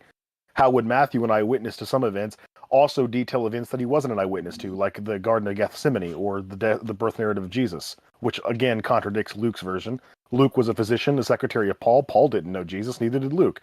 The only one you might be able to make a case for being an eyewitness is John, and even that is dubious at best, considering that it is the latest of the 4 Gospels written, almost 60 years after Jesus died. So we know for a fact that Matthew and Luke did explicitly copy about 80 to 90% of what was in Mark. Then they add their own details in, and that is where the contradictions arise. Secondly, they're not eyewitnesses. You don't have any evidence for that. Yeah, that's true. I give you that. They are not eyewitnesses. I think that the Gospels were written down like proto-Gospels, let's say, very early in the beginning, and also they were verbally transmitted, and then somewhere they were written down, and maybe there was some kind of evolution until having the end result, which is what we have. But as I said, I am satisfied to understand that these supposed contradictions are based on the fact that we are talking here about people which saw the same event and they just reported what they saw from their perspective. And since, nobody has a photographic memory, so there were these kind of contradictions. But I don't think this is an argument which can permit. But why would an omnipotent God allow that in the Bible, Otangelo? Why would he do that? Maybe I'll ask him once I am there. Unless Well, there's malice Angelo, the bigger intended. problem here is that you've just conceded that, in fact, the Gospels do contradict each other, and we don't have any good evidence that they were written by eyewitnesses, and yet your entire faith predicates upon the veracity of the claims made in these Gospels, which we know are mutually exclusive with some of the other claims made in the Gospels. It is not possible for both Matthew and Luke to be correct when one says that both thieves mocked Jesus and the other one says that only one of them did. We know it's not possible for both Matthew and Luke to be correct when one says that Jesus was born during the reign of Herod the Great and the other says that he was born during a census under Quirinius as the governor of Syria. We know it's not possible for both Matthew and Luke to be correct on the death of Judas, wherein in one account he falls headlong into a field and in the other account he hangs himself. Yeah, exactly. So you're gish galloping. I think each of these things which you are putting on the table right Well, now. then pick one, we'll go over it. Well, I am not. I have not photographic memory. I would have to Google each of these things to come up with an explanation. I don't which have I would photographic think memory is either. I've just actually studied the text. Yeah, okay, you have, but I don't have done that very recently, so I maybe So not. you believe so it and you admit you haven't studied the text. That's an interesting No, ideological I problem didn't. for you. No, don't put words in my mouth. I've read the Bible more than once, but I didn't study in specific these subjects and supposed contradictions which you are mentioning right now recently. So before I would give you an answer to how I see it, I would have to go and study it. I'm open to do that. I'm not afraid or something like that, but I would need time. So just Well, the way that in you my see it, head any right now, attempt, I am Atangelo, not any equipped to any give you an adequate Atangelo, answer. any attempt that you make to amalgamate the stories in the Gospels that are clearly contradicting each other, meaning that one of them has to be false, any attempt to harmonize that, what you're going to do is create an entirely new narrative that none of the Gospels are saying on their own. So you are inventing your own word of God.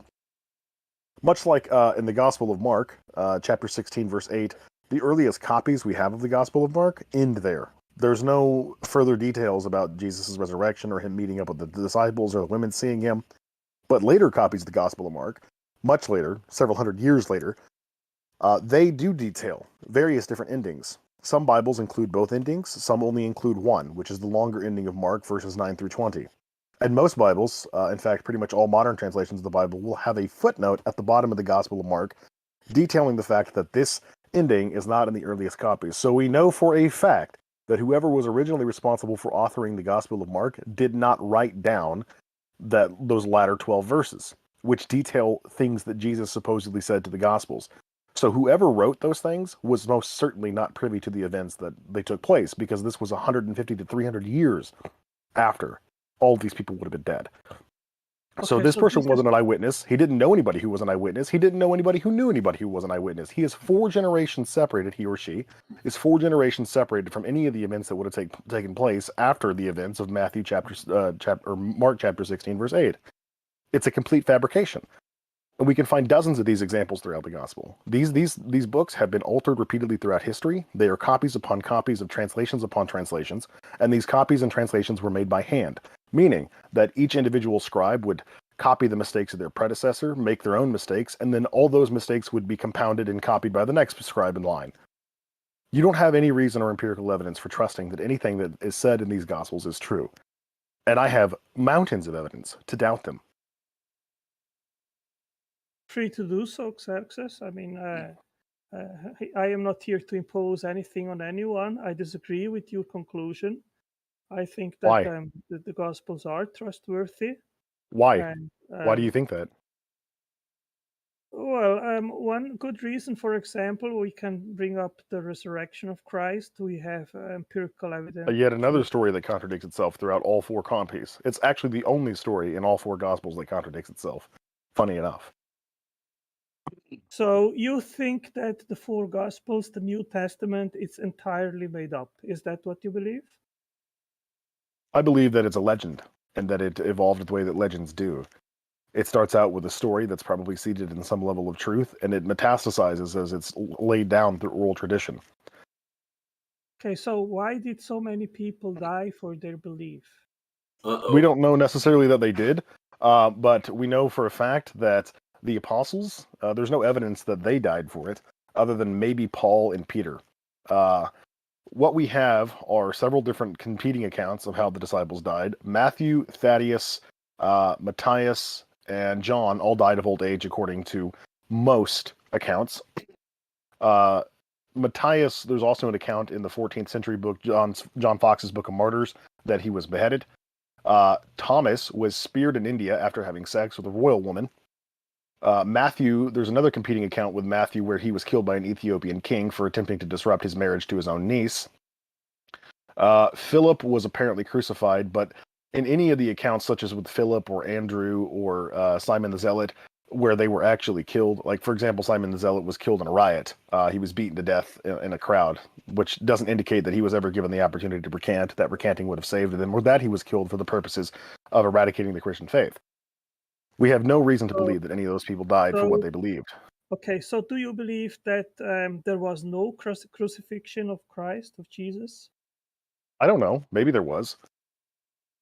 We can say I don't have enough honestly evidence to conclude that it happened. We can say honestly by historical record, just by looking at what the Romans did, is that if he was crucified, he was one of tens of thousands that were crucified. And that crucifixion was not exactly a rare thing in the Roman Empire. It typically was what was done to anybody who royally screwed up. And heck, after the Third Servile War, 10,000 slaves were crucified along the Appian Way just to make a statement. So, was an itinerant rabbi crucified in Roman times? Probably, and I'm willing to bet he probably, if Christ was there as he's depicted, he probably wasn't the only person ever crucified. For being an itinerant rabbi. So, yeah, this just comports with reality. It's the claims of divine. It's the claims of something extreme. It's claims of like things that break reality, like resurrection after 3 days. These things require a suspension of reality. So, like Xerxes was saying, that this is most likely a legend that is metastasized over time and is probably rooted somewhere in the truth that the leader of a splinter faction who spoke out against the group that the religion that he splintered off from and made heretical claims and was stirring up shit, got crucified for it because the authority came along and appealed to the Romans and was like, look, he's doing this, and then they punished him for it. That's not beyond the realm of possibility. It just equates Christ to nothing more than the Iron Age David Koresh. As far as the realm of possibility goes, let's be clear that just because something is possible doesn't mean that it's probable, and everything that we know about the crucifixion of Jesus runs contrary to everything that we know about Roman politics in that particular area and region. Also true. Especially with Pontius Pilate doing anything to capitulate to the Sanhedrin. Based on everything else we know about Pilate, he would have been more inclined to give Jesus a job because of how much he frustrated the Sanhedrin. Okay, the Romans were not at all fans of the Jewish synagogue, especially when you consider that the Jews had such a stranglehold on the region, religiously speaking, and it made any of their economic efforts somewhat futile. In fact, Josephus' Antiquities of the Jews details an event wherein the Sanhedrin complains about a Roman bridge damming up their aquifer and reducing the water supply. So to retaliate for that, Pontius Pilate gathers up all of the Jewish leaders of that particular ghetto, and then he opens the aquifer and drowns them all to death. Floods them right there in the town square. And then the ones who survived were beaten to death by his soldiers. This is clearly not a man who has any consideration for what the Jews wanted, or what they desired, or what upset them. His interests were clearly aligned to the antithesis of that. Yeah, I understand from your perspective. If there is no God, then of course the miracles in the Bible, I'm not even talking about, like, that was JL's point on Tangelo. I'm not talking about the miracles. I'm talking about what we know from history, the evidence that we have from history, and whether or not it corroborates the stories in the Bible. Obviously, I have to suspend belief in the miracles and the miraculous on the virtue that I don't accept that those things exist. But if we were to go based on whether or not the Gospels are historically reliable, I would at least think that we could find common ground on the historical events they detail, which we can't. They are completely at odds with everything else that we know about history. Effectively, we would have to throw out all of our understanding of Roman history, particularly within that time and region, in order for anything in the Bible to be true or accurate. And then at that point, once we throw it out, we have nothing to compare it to, so we still can't conclude that it's accurate or reliable. We just have to trust blindly that what it says is the truth, even when sometimes it says things that are in contradiction to its own wording. We know that Luke and Matthew, particularly those two gospels, contradict each other at every given opportunity because both of those gospel authors were copying from Mark, and where Mark failed to input certain details, Matthew, I apologize, Matthew and Luke added them, and where they added details, they contradict each other. Almost every given opportunity that they have to contradict each other when deviating from Mark, they do. Otangelo, thank you for joining us. We do need to move on to... Randolph, I have one more question, please. Maybe just Peter's question first, and then we should try to wrap it up pretty quickly here. I have one more question. Otangelo, so we go back a while. I have seen your blog, and I've gone over your blog. That is an extensive amount of work that you have put in regarding evolution, regarding abiogenesis, all those things. After your conversation just now with King Xerxes, don't you think that you should completely shift your goal, start a new blog, and put in the energy that you put into trying to disprove evolution and start over and start a blog on your research on the Bible?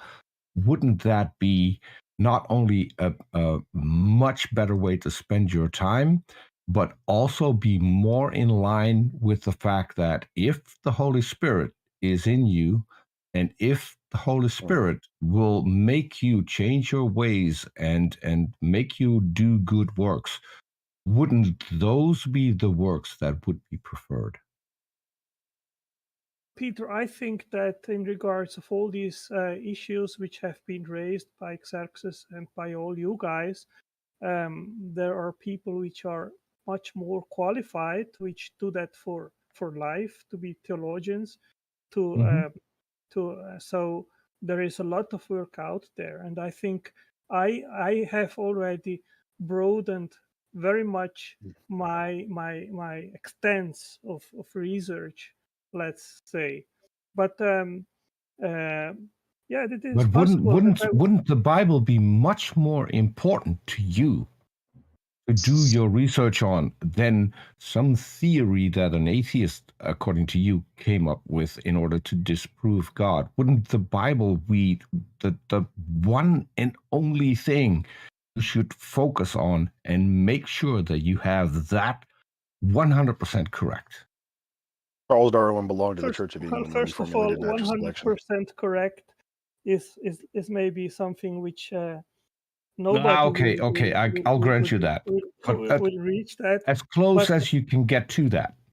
But I think studying the Bible is something which every Christian should do, which I do.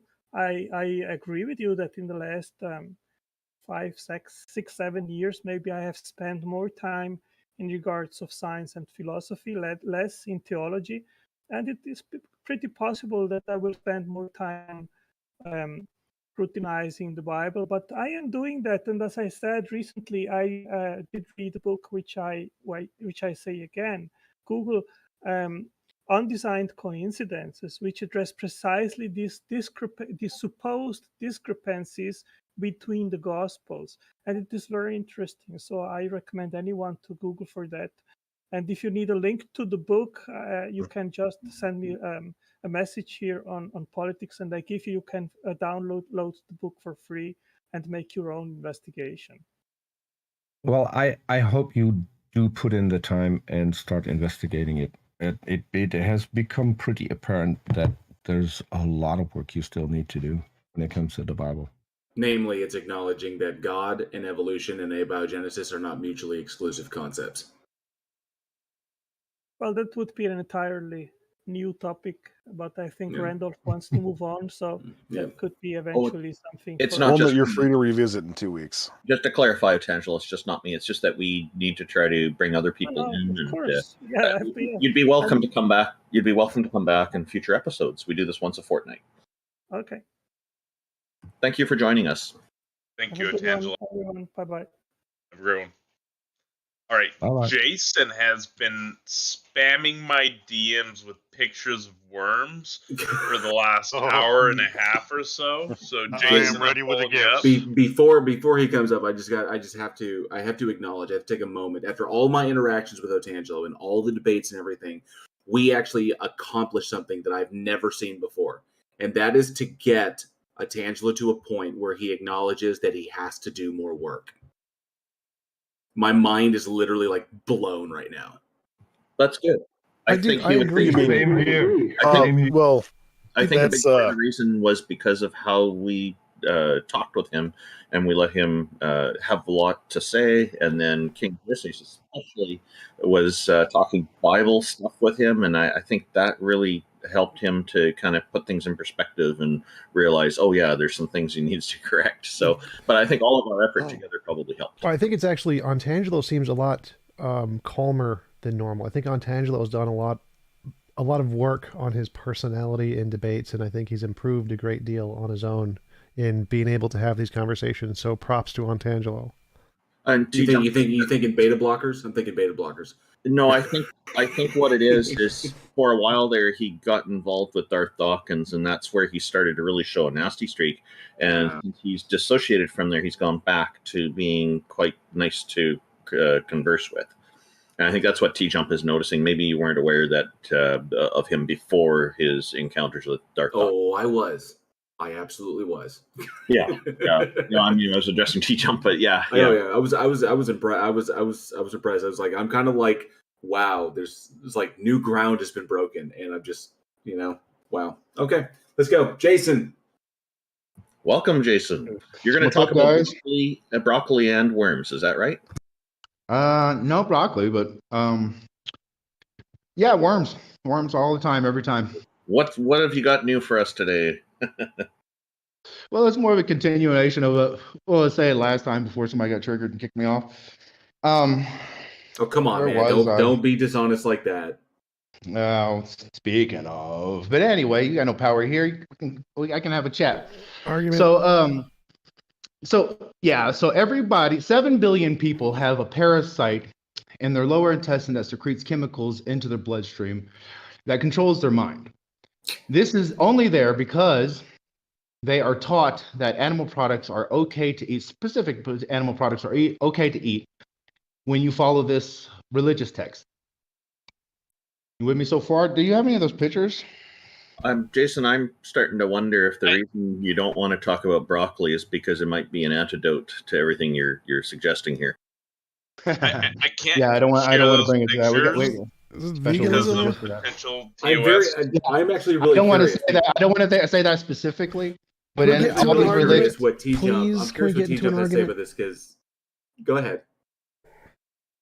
So, Jason, what is the argument? So, yes, we have bacteria and stuff, and some religious people don't have it because they don't eat pigs. So, what is the point?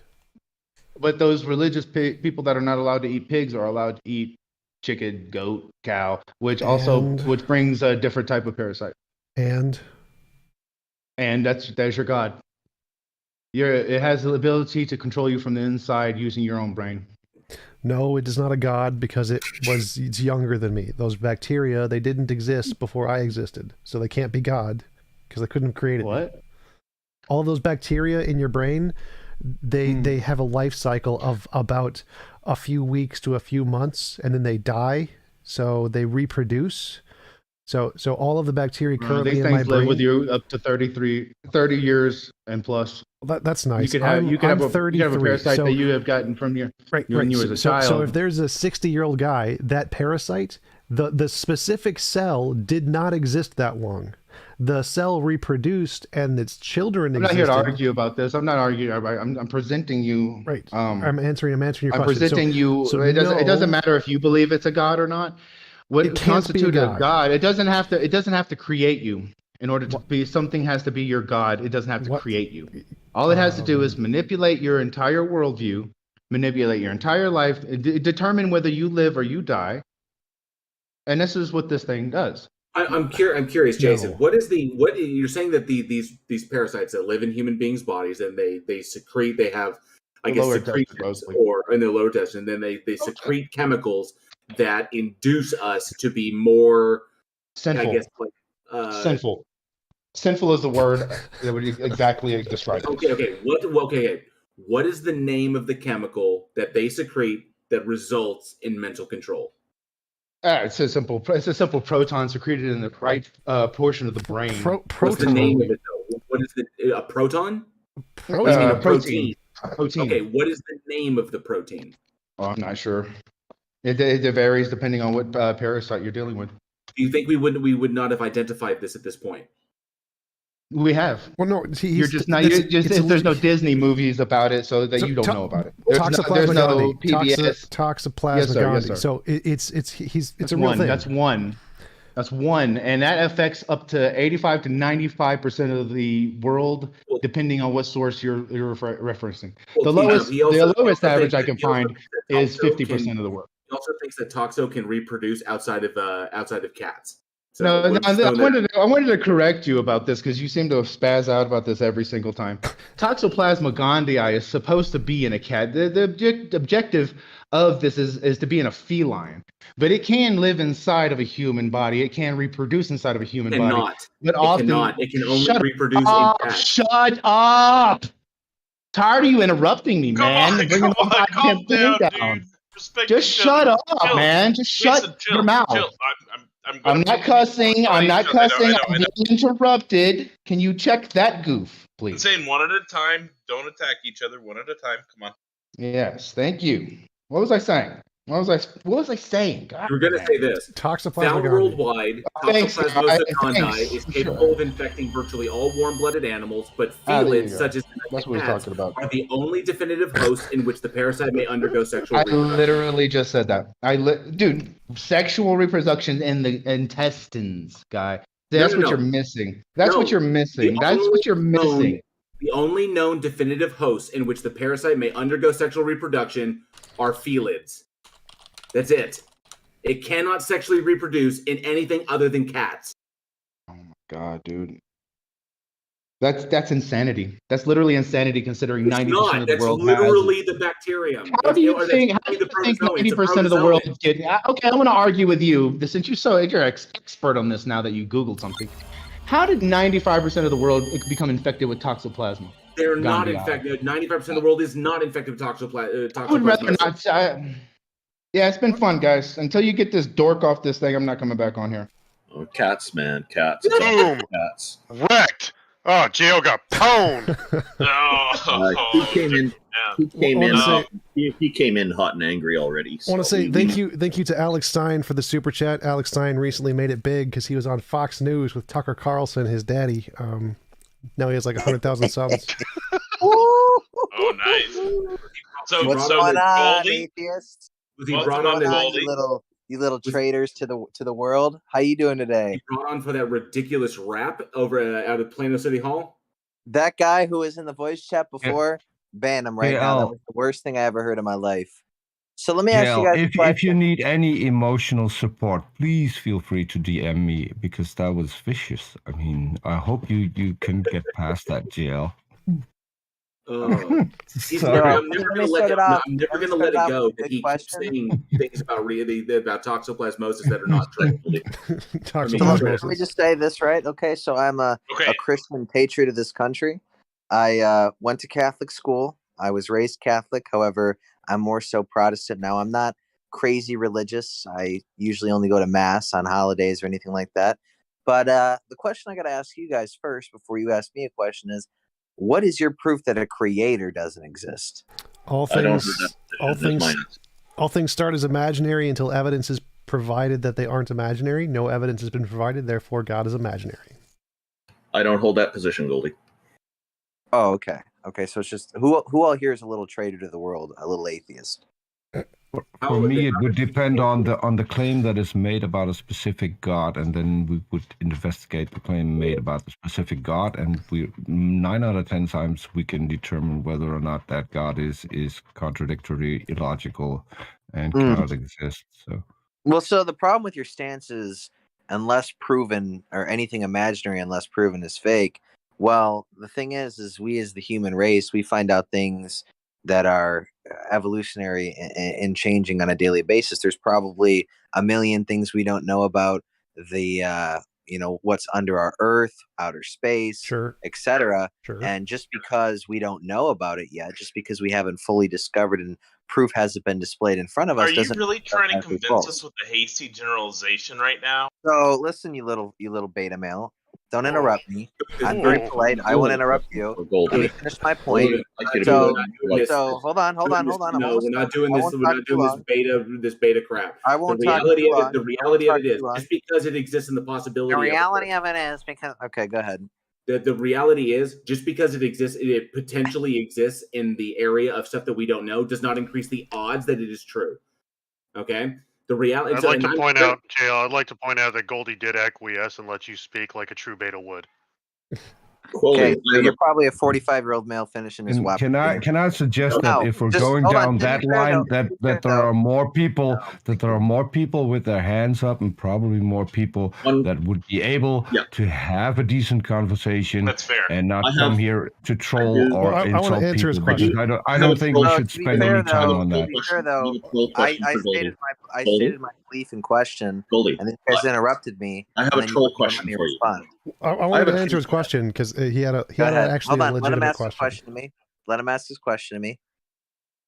I'm wondering what you think of Miriam Adelson wanting to add a book of Trump to the Bible.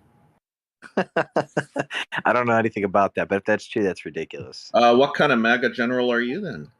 I'm a MAGA general that's an actual patriot, not a stone cold red coat loser, not an atheist traitor to our country, not a beta male liberal such as many of you, not somebody that has Miriam Adelson pronouns in their roles. And back she to got an award from Trump for that.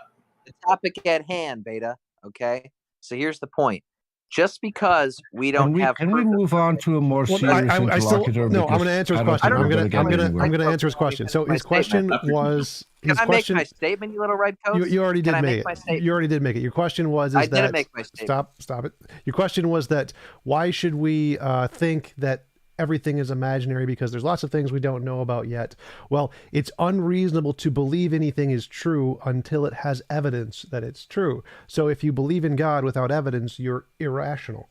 So it's rational to conclude it's imaginary until evidence is provided. It's irrational to believe it until you have evidence. Taken as if you don't believe that there's a creator, that's irrational, because there's also no proof that there isn't a creator. It goes both ways. No, the it doesn't. point is That's that the burden of everybody proof is fallacy. It does entitled. not go both ways. Hold on a second. It does go both ways. No, the point is that it doesn't matter if you don't believe that there's a creator, and it doesn't matter that I believe that there is a creator.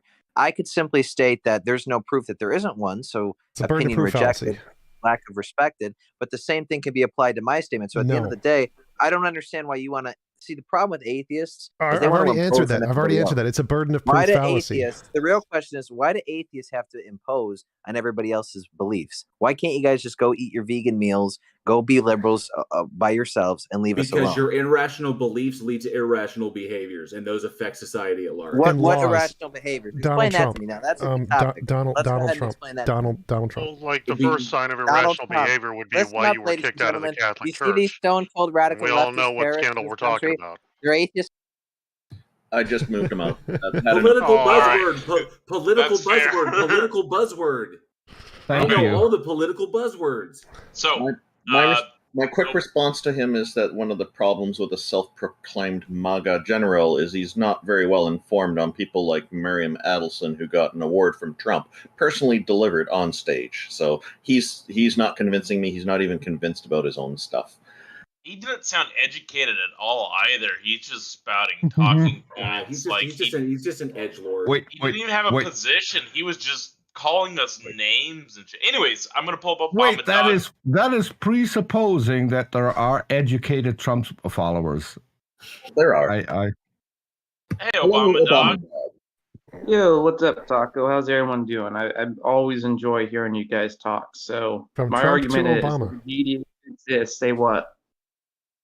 Potato. What? I said potato. Oh, damn it. You guys didn't fall for it. All right. Well, I'm done. Thank you. Oh, come on. I was so hopeful. We've moved from a MAGA general to an Obama dog. I thought we were really moving along here. All right. I'll go. You guys didn't fall for it. I win. Thanks, bud. Try again next time. Victory is mine. All right, I'm gonna go ahead and pull up E. Ty. They're the next in queue here. Victory's mine, saith the TJump. Hey, Ty, you've been keeping Hi everyone. well.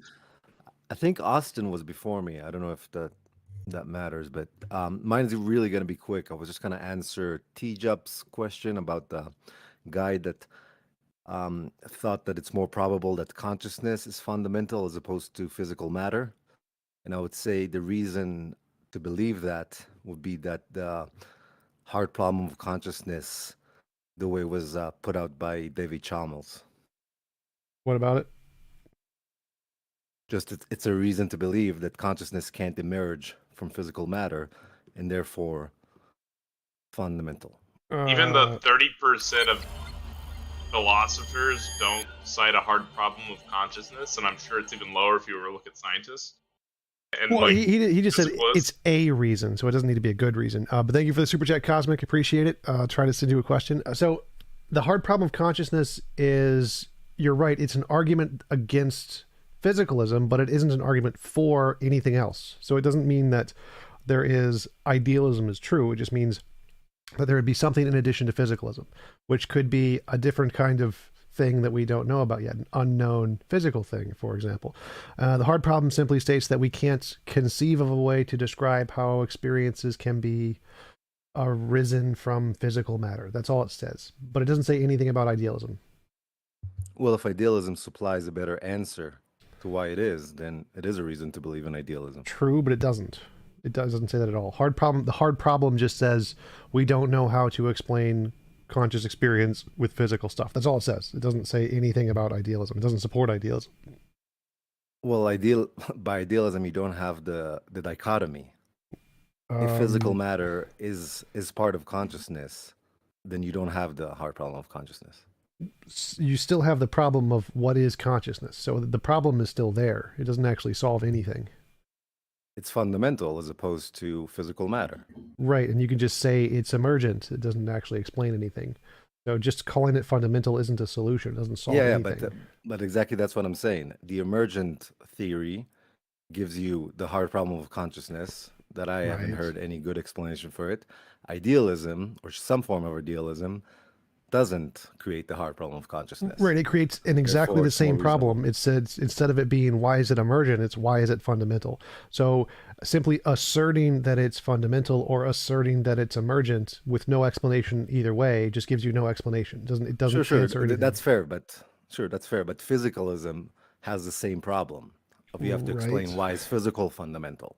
So posing the question why is consciousness fundamental is not any different problem that any other theory of fundamentalism would have to tackle.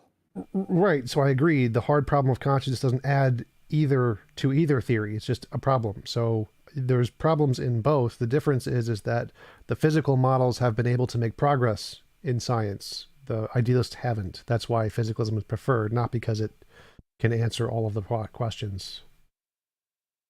Yeah, well, I think my main point is it creates another problem that idealism doesn't have to tackle. Well, that's not an issue. So like saying magical leprechaun sky daddy did it or something, like that could solve lots of problems, like every unknown. You could say, what is dark matter? Well, it's just what the magical leprechaun wanted or something. But the fact that it can solve lots of those problems doesn't mean it's a good explanation. So just asserting it's a solution doesn't mean it actually is a solution. In order to make it count as a solution, you would need to demonstrate it with novel testable predictions. So the fact that you can imagine it solves problems isn't evidence. Yeah, so let me try another possible proposition to why consciousness, you might think it's fundamental. Because even those physical measurements you're talking about and the novel predictions, everything passes through consciousness. Eventually, everything has to be evaluated through consciousness. So that's another reason to think that's fundamental. No, that's confusing epistemology and ontology. So if I said the only way I can see other galaxies is through a telescope, therefore the other galaxies must be made of a telescope. Well, clearly that's false. The fact that everything passes through your consciousness isn't evidence that it's made of consciousness. It's just confusing the epistemic means of getting the information with the ontology of what it is describing. Okay, sure. That's really all I had. Cool. Thanks for your time. Yep. Thank you for coming up. Thank you very much. And I think he was correct. Looks like Austin's been in queue for a while. I'm going to go ahead and pull up Austin now. Hello, Austin. Pulling you up. I have a quick question from the chat. Xerxes, do you have a channel? YouTube channel, I think we're there. It's being asked. Yes. King Xerxes is going to get me the information I'll be adding to the YouTube video description. I guess I do. Xerxes must be away from the computer I right believe now. it is Pornhub/King Xerxes. Austin, I do have a YouTube channel. Make sure to link it in chat too, so I can get that. pin that. Please get I'll that. link it. Send it to me in a private chat, and I'll blast it around. Austin, the San Antonian, welcome. What have you got for us today? Hello, Austin. We can't hear you. If you, I have a distinct feeling I know this guy. Oh no! Wait, no. Sorry, no. Okay, so I think what we should do, Taco, is maybe put Austin back to the audience for now until they get their audio problems sorted out, and maybe move on to the next person. Pulling up Indalik. Come on, Mr. Batman. Where's Mr. Batman at again? Hello, Indalik. Welcome back. Hello. Hello. How's it going? What you got for us today? Real quick, if everybody can help us summon Mr. Batman, we need a Mr. Batman ping with a bat signal. I thought you had to like say his name 3 times into a mirror when the lights are off. Should I hide first, because I doubt he's going to come in here as long as I'm here. I think I wasn't very pleased with. I was actually pretty disgusted with Mr. Batman last time expressing bigotry against LGBT people. Yeah. I won't be sad if he doesn't come back. Sir, can I have a second chance? All right, sorry about that. Go ahead, Indalik.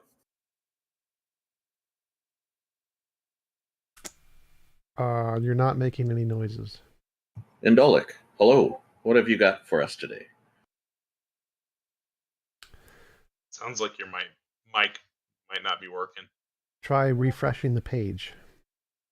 Maybe we'll put Indalik back into the audience too and try to bring up the next person. Cool. Pulling up Aaron. Hello, Aaron. Hello. Yeah, I just had a question. You probably hear this all the time, but I was wondering how atheists think the universe started. Quantum fluctuations in the original quantum field. So space and time are emergent from a more fundamental quantum field. And the current hypothesis is that it's the multiverse. So to add to TJump's answer, there are a lot of atheists who take an interest in science and do take that view.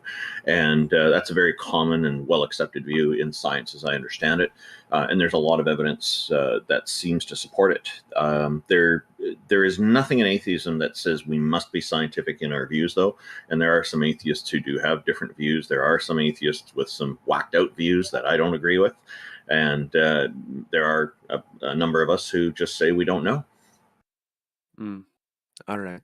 And have you guys I don't know, what are your thoughts towards Islam? I know Christianity, I listened to that whole conversation and it was I sided with King Xerxes. He had really good points, but as I host a show for Onrod that is going through the Quran, yeah, that's not a book that I would believe or even adhere to according to what it's saying, what it's claiming, the rules that are being laid down.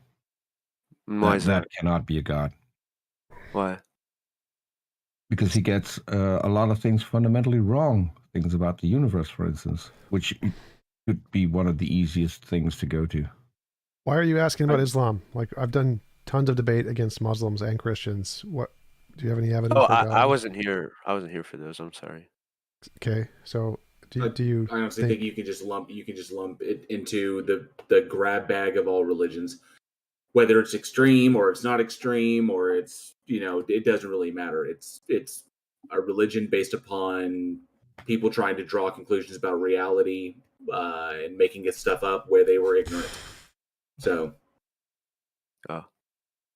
All right, thank you. That's all I had. Thank you for coming on. It's nice talking to you. Nice talking to you. Thank you. Thank you for coming up. All right, we've got quite a few more people in queue. Obama Dog. Wait, looks what like about he's going to try to Indalik? See if his mic is working. Figured Obama would be quick. Let's pull up Indalik. Hey. Hey. We got you. Oh, Can you it's hear me working. now? Yeah, I don't know what's the issue. Is it my mic or do you have problems with other people? It's a Discord thing. It happens on Discord all the time. Okay. So I just want to point people to a resource. There was a debate a week ago between Jimmy Akin and Bart D. Ehrman on the reliability of the Gospels. And Jimmy made a blog where he responds to all of the questions Bart raises. And it's pretty good. It has a lot of citations from new archaeological findings, historians, scholars. It's called "Why Bart's Wrong," Jimmy Akin. I'm glad he has an So opinion. Xerxes can check that. Yeah, but and others can check the debate. Well, when he convinces the consensus of experts to agree with him, then that'll be great. Until then, I'm gonna go with the experts. So, just out of curiosity, why should I accept Jimmy Akin, who is a Catholic apologist? Why should I accept anything he has to say about New Testament history? He's not a historian. He doesn't have any credentials in Koine Greek. He's not familiar with the conglomeration of the Gospels or early church history. He's an apologist. He has no credentials on the subject whatsoever. So why should I give a flying fuck what he has to say on the matter?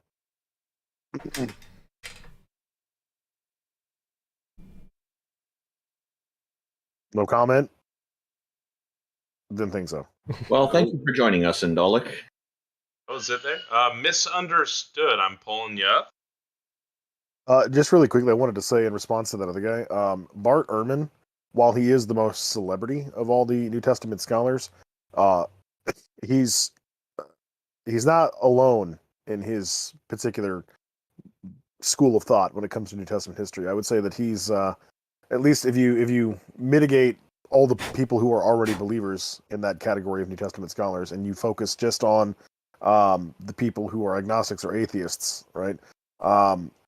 He would be part of the overwhelming majority. Now, as far as it goes with like contradictions in the Bible and stuff, even believing scholars admit that, right? Like Sherwin White, Luke Beatty, Craig Evans, Sean McDowell, they admit that there are those issues in the Bible. So some Catholic apologists saying why Bart Ehrman is wrong. Well, I mean, he would have to be contending with the consensus of modern scholarship on the historicity of the Gospels. It's not just Bart.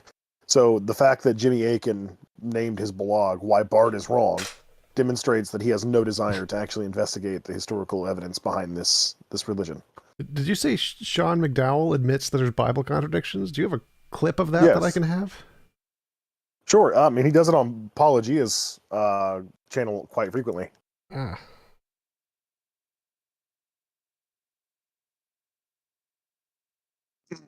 Of course, I mean, he uses the same sort of like watered down admission that most other apologists do, is just like, well, it looks like a contradiction, and we're not aware of any evidence or information that makes it not a contradiction, but we can have faith that the authors knew that there was some information that made it not a contradiction. Apparent contradictions. Yeah, well, yeah, and then he doesn't offer any refutation, and he says that based on all available information that we have now, this is a contradiction. But we can have faith as Christians that there's some information we just don't have access to that made this not a contradiction. Like, for example, what J. Warner Wallace does with the contradictions between Matthew and Luke on the birth narrative of Jesus, right? Like, that's probably the biggest obstacle when it comes to the historical reliability of Christianity, or at least the gospel specifically, that Christians are going to have to overcome, because that is a blatant inaccuracy.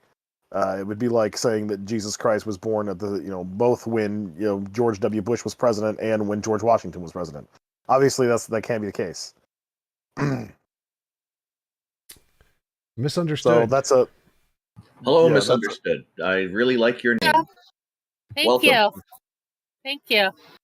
I just want to say I grew up Catholic. My mom was a CCD teacher.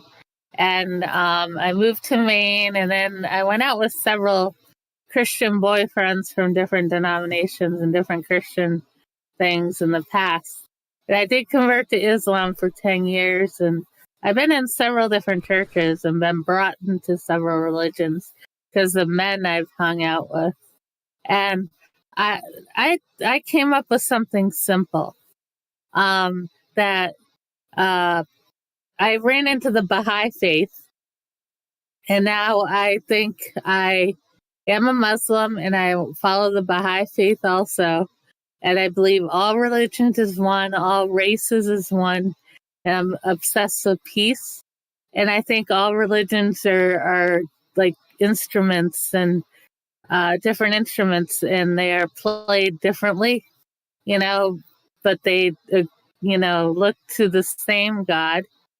And I do believe that all the Bibles and stuff like that, and Qurans and everything, I believe that they're just messages from God, no matter which version it is, and just to take in all the good and do the best you can for people and love God and do the best in the world. Yeah, so And these are well known characteristics of the Baha'i faith primarily. So I guess did you have some question for us or some way you wanted to convince us that a God exists? Yeah, because I just wanted to state that. I'm curious as to how you concluded that the God, like what convinced you that the God exists? Because of how everything exists. Something made us all. And I believe that God is the source of everything. Why? How do you know that? We don't know yet who he is or what he is and what shape and form and what he looks like. So why are you convinced that it's just one God and it's not multiple goddesses or gods working together to create all of existence? Because we believe in one God. But why? Because Jinx, you owe me a Coke. Have you ever read the Kitabi Akdas? no. Was that a yes? No, I haven't. Oh. Well, that was the book written by Mirza Ali Muhammad, the person that's responsible for creating the Baha'i faith in the 19th century, middle 19th century, around 1840 to 1850, right? In Persia, yeah. Oh, yeah. So that individual was not convinced of a monotheistic deity. Okay, He believed in the pantheon. Because I've only been given a couple of, books that were small when I visited the center Well, the here. Kitabi Akdas is the Bible of the Baha'i faith. Yeah, I know. So maybe if you want to, subscribe to that faith, you should probably read their holy book, which denounces the notion of a monotheistic God.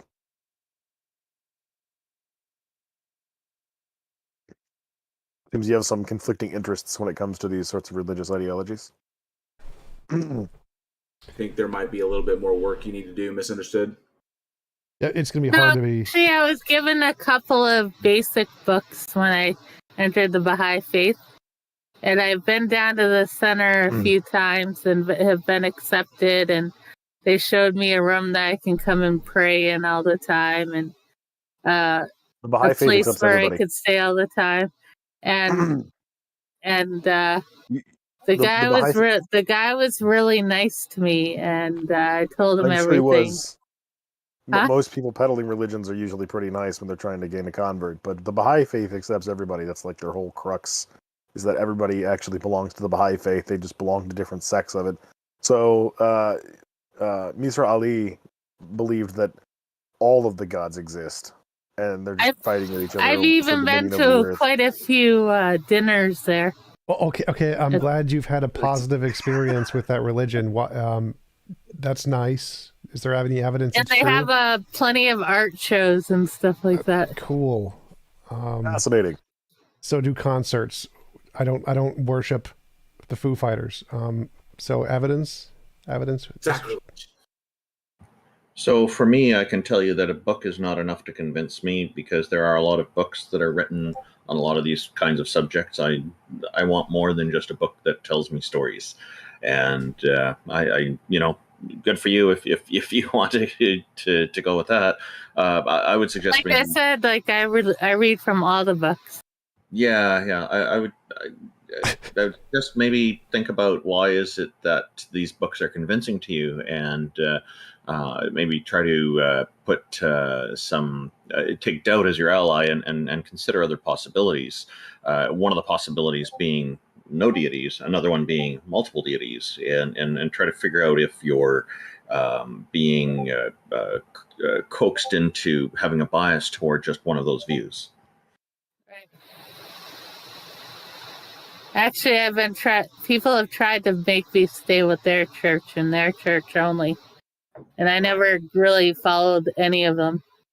Trying to get me to stay with their church and their church only. That is a common thing. Now, do you have something that you think would be convincing to us that the deity of the Baha'i faith or the Islamic god Allah exists?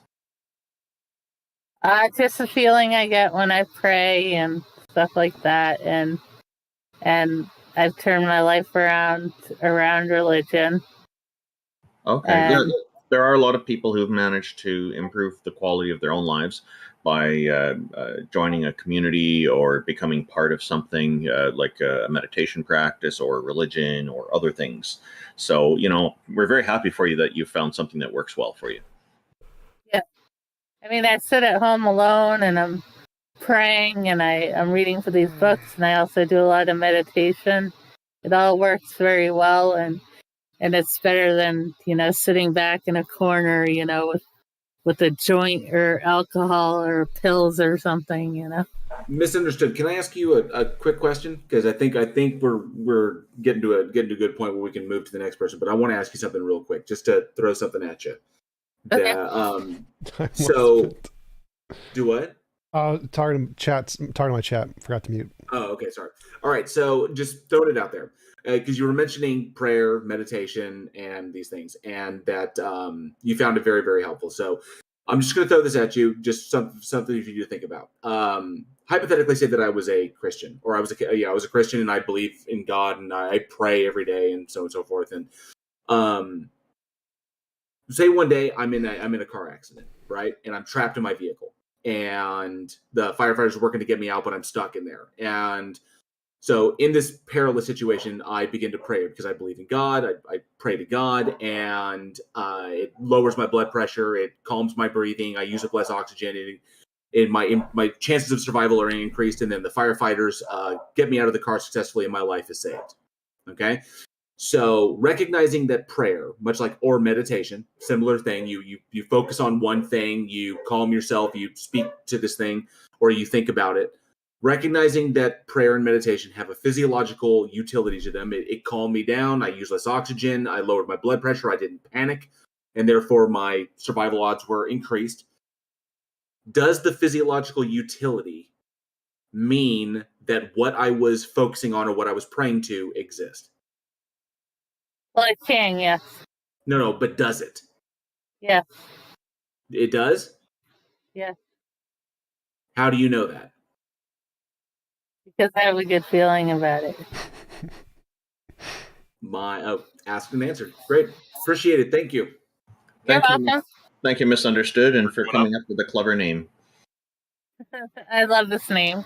I've been misunderstood in more areas than one in my life. So. Well, you weren't today. Can I ask a final question? You were very well understood in that last exchange, so appreciate that.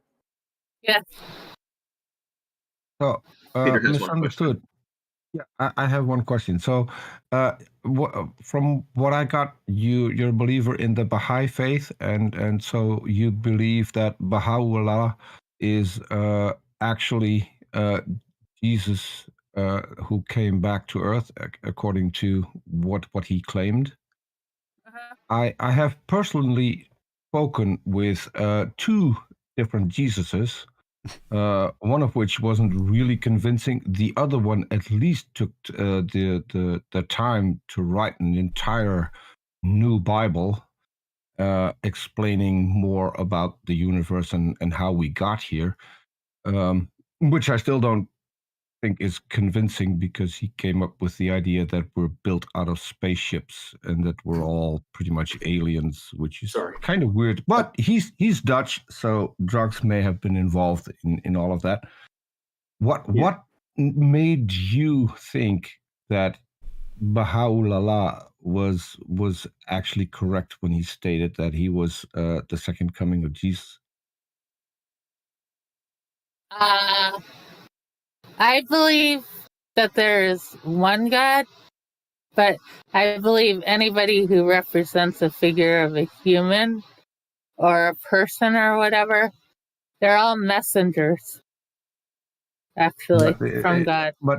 But he claimed to be God, as in Jesus being God, being fully man and fully God. He claimed that he was the second coming of Jesus. So, by definition, he claimed to be God. So, what convinced you that that was the case? I believe in one God, like I told you. So, so he wasn't God. He came from God. Yes. Okay. So you're But not I do actually. not believe. I believe he's a messenger, and he came from God. But No, I don't believe anybody who resembles what I'm asking physical is being of a human being. I don't think is a God. what I'm asking is that the founder of the Baha'i faith claimed to be God, and you disagree with that, yet you are a follower of the Baha'i faith. How does that work? It just works. And I told the guy that it runs the place too. Can you say that again? I didn't catch that. I told the guy how I believe in the Baha'i faith, and he said that that was fine. That I take good from all the readings and stuff like that. So there is a guy that can answer for God that you can go to and ask questions? She has a different interpretation. I think it's fine. It's a very unique. Yes, I have a different interpretation. I'm just curious how that works. That if the main figure of if you reject the main figure of your own religion and still then hold to the religion, that it's fascinating. But they believe all religions is one, all races is one. Seems fine. I'm okay do with you it. reject the main figure of your religion? No, I don't. If you do. I don't. I think he's a messenger. That's fine. That's fine. I think we've talked about it enough. It's a very So you reject his claim interesting perspective. that he's God. So she's got her own interpretation. I mean, I think that's as far as we can go on that one. So. Yeah, I think probably we should try to move on to our next caller. But thank you very much, Misunderstood. Really appreciate you coming on. And Peter, for what you said about the two Jesuses, some lyrics from a song called "Industrial Disease" by Dire Straits comes to mind for me. Two men claim to be Jesus. One of them must be wrong. Well, so here's the thing: the Dutch Jesus, he's on Twitter. You can find him if you type in Harry Jesus. That's with IE at the end. He does fantastic drawings. I mean, every 5-year-old would be jealous about his drawings. And there is a website where you can read the entire Bible, both in Dutch and in English, and I think even in German. So I'm still trying to mirror the whole thing on my own website because I promised him to do that, just because I think he's a nice guy and I found it funny, the whole thing. But the way it's set up, it's going to take me a lifetime to make it working anywhere other than on his website, because every single link leads to his own website. So I'll have to go through every single page and alter every single link. And I'm wondering if I've done that, if I'm then also kind of Jesus. I have to get back to him. Yeah, Taco, who's next? So we've got a few people in queue. I see that Austin, who was in queue like the entire time, is back in queue, so I'll pull him back up. Hopefully he's not AFK now. Hey, Austin. You were waiting a long time there. What's up? Wow. Yeah, probably nearing 4 hours. Be over. Yeah. You are patient. Convince us that God or whatever concept you believe in exists. All right, cool. So, should I start off with giving a basic rundown of my theology? Sure, like given my Christian, if you're not denominational, or where do you sit? all right. My views seem to be very idiosyncratic. When it comes to God, so I just wanted to clarify them so that we're on even ground there. So essentially, I believe in a very non-interventionist God, same as some other people that have come on. I believe that God has interfered with the universe in merely two ways. The first being with its creation, and the second being giving consciousness to humanity, which will be a part of my argument for his supposed existence. It's a very, I suppose, libertarian interpretation. I don't believe that Christ was divine, so very much from mainstream Christianity there. I hold quite a lot of views in tangent with theism, especially What is a libertarian? relating to What is a libertarian interpretation? What does great that question. mean? All right, so what I mean by that, and maybe using this term wrong, since I did get this interpretation of the word libertarian may have been completely incorrect, but essentially it's relating to the question of free will in contrast with some Oh, gotcha, compatibilism, gotcha. all that Libertarian free jazz, will, so- gotcha. I was thinking like libertarian, like Alright. Walter Block, like the like Politically, yes. politically. It's like a libertarian interpretation of religion. That's interesting. It's a very odd way to phrase it. I'm well aware. So essentially, there's free will and there's no and for existence. So how that would relate to my philosophy on God, for example, is I don't believe that God is all knowing. I believe that He is experiencing our reality at the same time that we are. I don't believe that. So I don't believe that He's aware of the future. I don't believe that He's aware of our decisions, our choices, but before we make them. So He's very much alongside the ride with us, if that makes sense. Cool. all So right, what is your what else? argument for him? All right. So it's very basic, and it's very easy to break apart, of course, since of course the burden of proof issue that comes with making any argument for a deity's supposed existence. So pretty sure that at least one other person made this argument, and or at least one similar to this, having to do with consciousness. Right? So this actually is my personal. Actually, personally, it was one of my main uh, Okay, justifications tell for us what it God's is. existence that I'll come back to. Don't worry, I am just making sure that I'm bringing enough context here. All right, cool. So essentially, the physical universe, anything that is created, initiated, and developed, has has the mechanism that developed it, or entity that developed a system, whatever term that you want to use. What shares the same fundamental properties with it in a sense. There's a very clear connection between those two.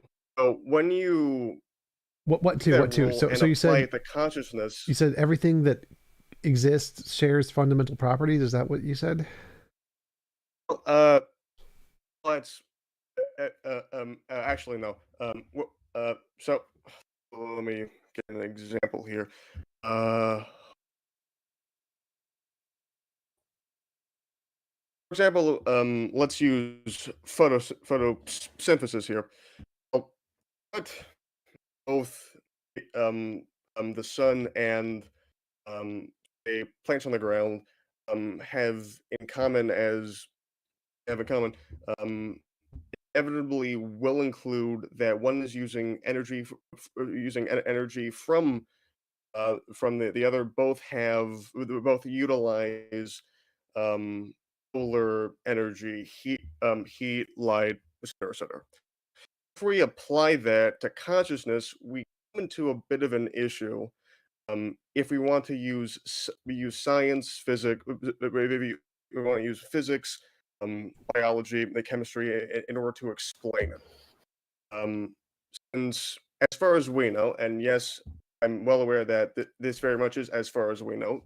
It is not determined that humanity is one grouping in the universe that has consciousness. We don't even know if other animals don't have it. But from my perspective, it's very hard, it's extremely difficult, if not impossible, to justify the existence of consciousness through any natural process that we know of. Again, yes, as we know of, well aware,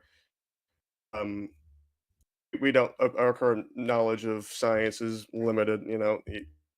I get that argument there. Do we know of But any supernatural processes that can explain consciousness? no, we do not. And this is the issue with discussing God that's completely inherent to every conversation that we have about it. We're dealing with opposed properties that are separate from physical ones. We can't use science to prove it nor disprove it. So I'm not going to claim otherwise. To claim otherwise would be to preemptively dismantle my entire argument. Okay, so why should we where was believe I? that consciousness leads to God? Well, it's not so. Hold on. Austin, just to ask a clarifying question. When you're considering consciousness and look at the things that we have to work with, just look what's in the toolkit. Don't step outside to anything that is outside or supernatural, whatever. Just look at what do we have to work with. We have consciousness itself, the measurable attributes of it. What we interpret to be consciousness when we are one agent looking at another agent. We have human brains. We have brains, right? And then we know that the brain needs to be formed or basically kind of like developed to a specific point when the consciousness becomes detectable. And that if the brain is damaged or destroyed completely to a degree that the measurable consciousness or observable consciousness, whatever you say, disappears, right? That's pretty much what we have to work with. All right. Correct? That's one way to put it. That's without assuming anything else. We just look at the what we have in hand. So we, as far as we can tell, the scope of neurology, neurophysiology, everything that we've got, we can tell you that brains are somehow connected to consciousness.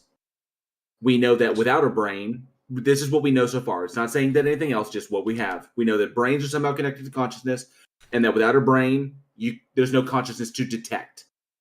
So there's no reason to think that consciousness is there without a brain. It could be, but we don't know. But there's no reason to think that it would be, because all of the prevailing circumstances we have would say, okay, so it seems that we need a brain for a consciousness, and that if we destroy the brain, we can affect the consciousness in predictable ways. Depending upon how I mess with the brain, I can screw with the consciousness, and I can predict the effects in the consciousness by where I stab the brain. And that the brain develops over time, as does consciousness, in tandem with the brain itself. And then once the brain is destroyed or it dies, the consciousness seemingly disappears. Correct. I agree with you. Can no longer be on all of that. Yeah, can no longer be observed or measured. So why? Well, why this? Okay, so why are we jumping to anything beyond what we have to work with? Very good question, and very good explanation of that, of all those examples there. Great job. Well, bit of an assumption there implicitly, and don't worry, maybe wrong. Well aware of that. That brain is is our primary acting force on consciousness there. Well, yes, yes, you're completely right that by affecting the brain in a multitude of ways, inherent neurochemistry, all that jazz, it heavily affects the detectable traits that we consider as consciousness. Well, have the clear definitions here with consciousness, a bit. Well, by consciousness, although yes, I am somewhat referring to that measurable state that is very much in tension with the brain, with neurology, with psychology, referring to in a sense a more so higher entity that even though it can, even though the broader a broader higher entity that has that aspect of it that can be affected by physical processes, um, such as prodding with, say, the frontal lobe, um, or through genetic I'm mental lost. disorders. I'm lost in the flow of the Sorry, man. conversation. Austin, let me see if I can. Let I'm me see if I autistic, can. so Well, let me see if I I can have provide some. Let me see if I can provide a machete to your intellectual thicket. So, take what we have in the box, everything I described, and that's what we have to work with. Okay. Now we can take what we have and we can hypothesize about things outside of the box. All right. So we've got our toolkit, and then we can hypothesize about things outside of the toolkit. What would justify us in claiming that anything outside of the toolkit is true? Since what we have with the toolkit, it in itself does not share that similar property of that defines consciousness. That being, I suppose, in this case, for lack of a better term, self-awareness. Yes, all again, yep. All of these neurological processes that we are able to affect on the ground every day, yeah, you do have an effect on that. But the issue, for me at least, is that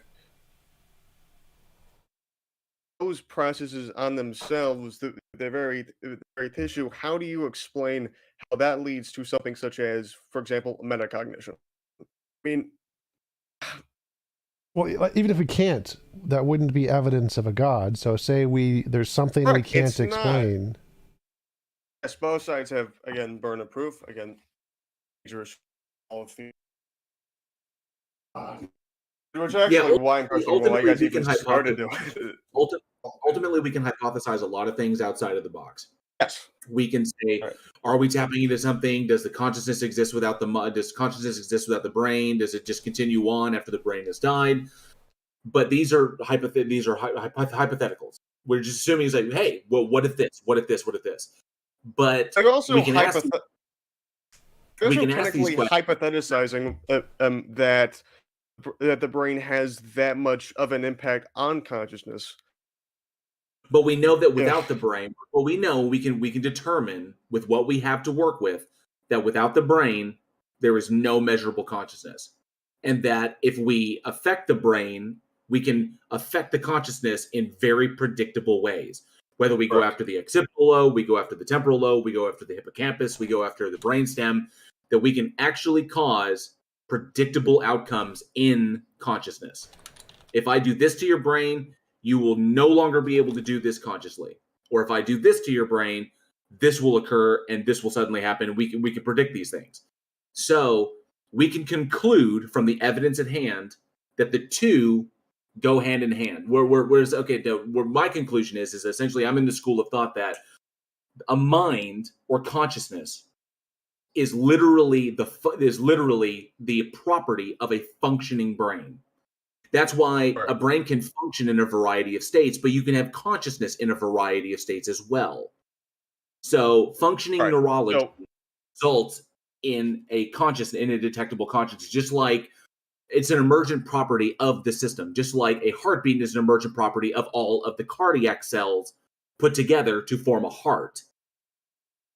Then it receives neural transmission so that the heart beats, and it's a completely autonomic process. So the brain itself, by virtue of the system, because the level of consciousness that we have when we're like 40 years old is obviously not the same level of consciousness we have when we are in gestation. So there's a progression there, and then a decline as we get older, and those cells begin to die off, just by virtue of old age. So all of this is understood. We can hypothesize outside of this. And sure, that's great. We can do it. It's all thought experiment. It's all fantastic. What justification do we have to accept that any of those hypotheticals are true beyond personal desire? Objectively, none. It's all subjective. This merely is my interpretation. It's yes. Both of us agree on all of the facts. And hold on. I have another question here first. Does everybody else in the call who's contributing to this discussion share the same school of thought that JL does on this issue? For the most part. As far as the mind being dependent upon a physical brain, yeah. Much. All right, cool. Yeah, So, me too. I agree with you on all of the facts, all the fundamentals, all of these specifics.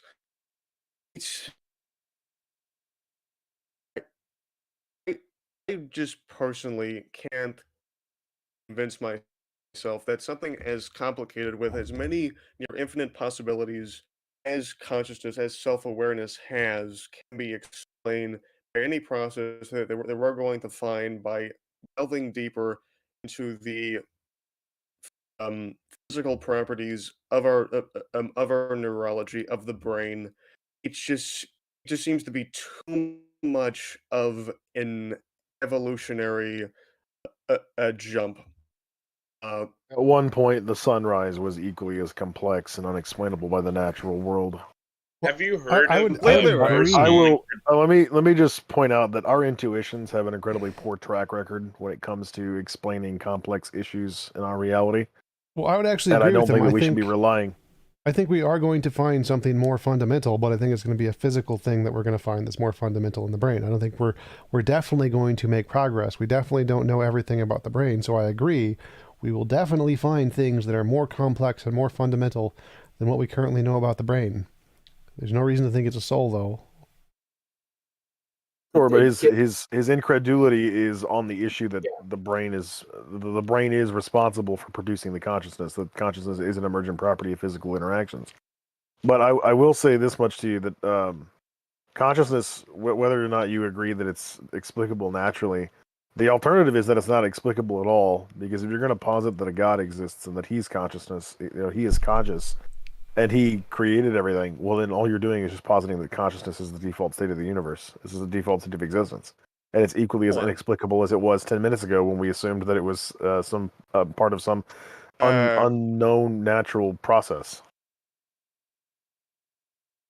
Well, then we're assuming a more interfering God than I initially set up with my explanation of my theology there.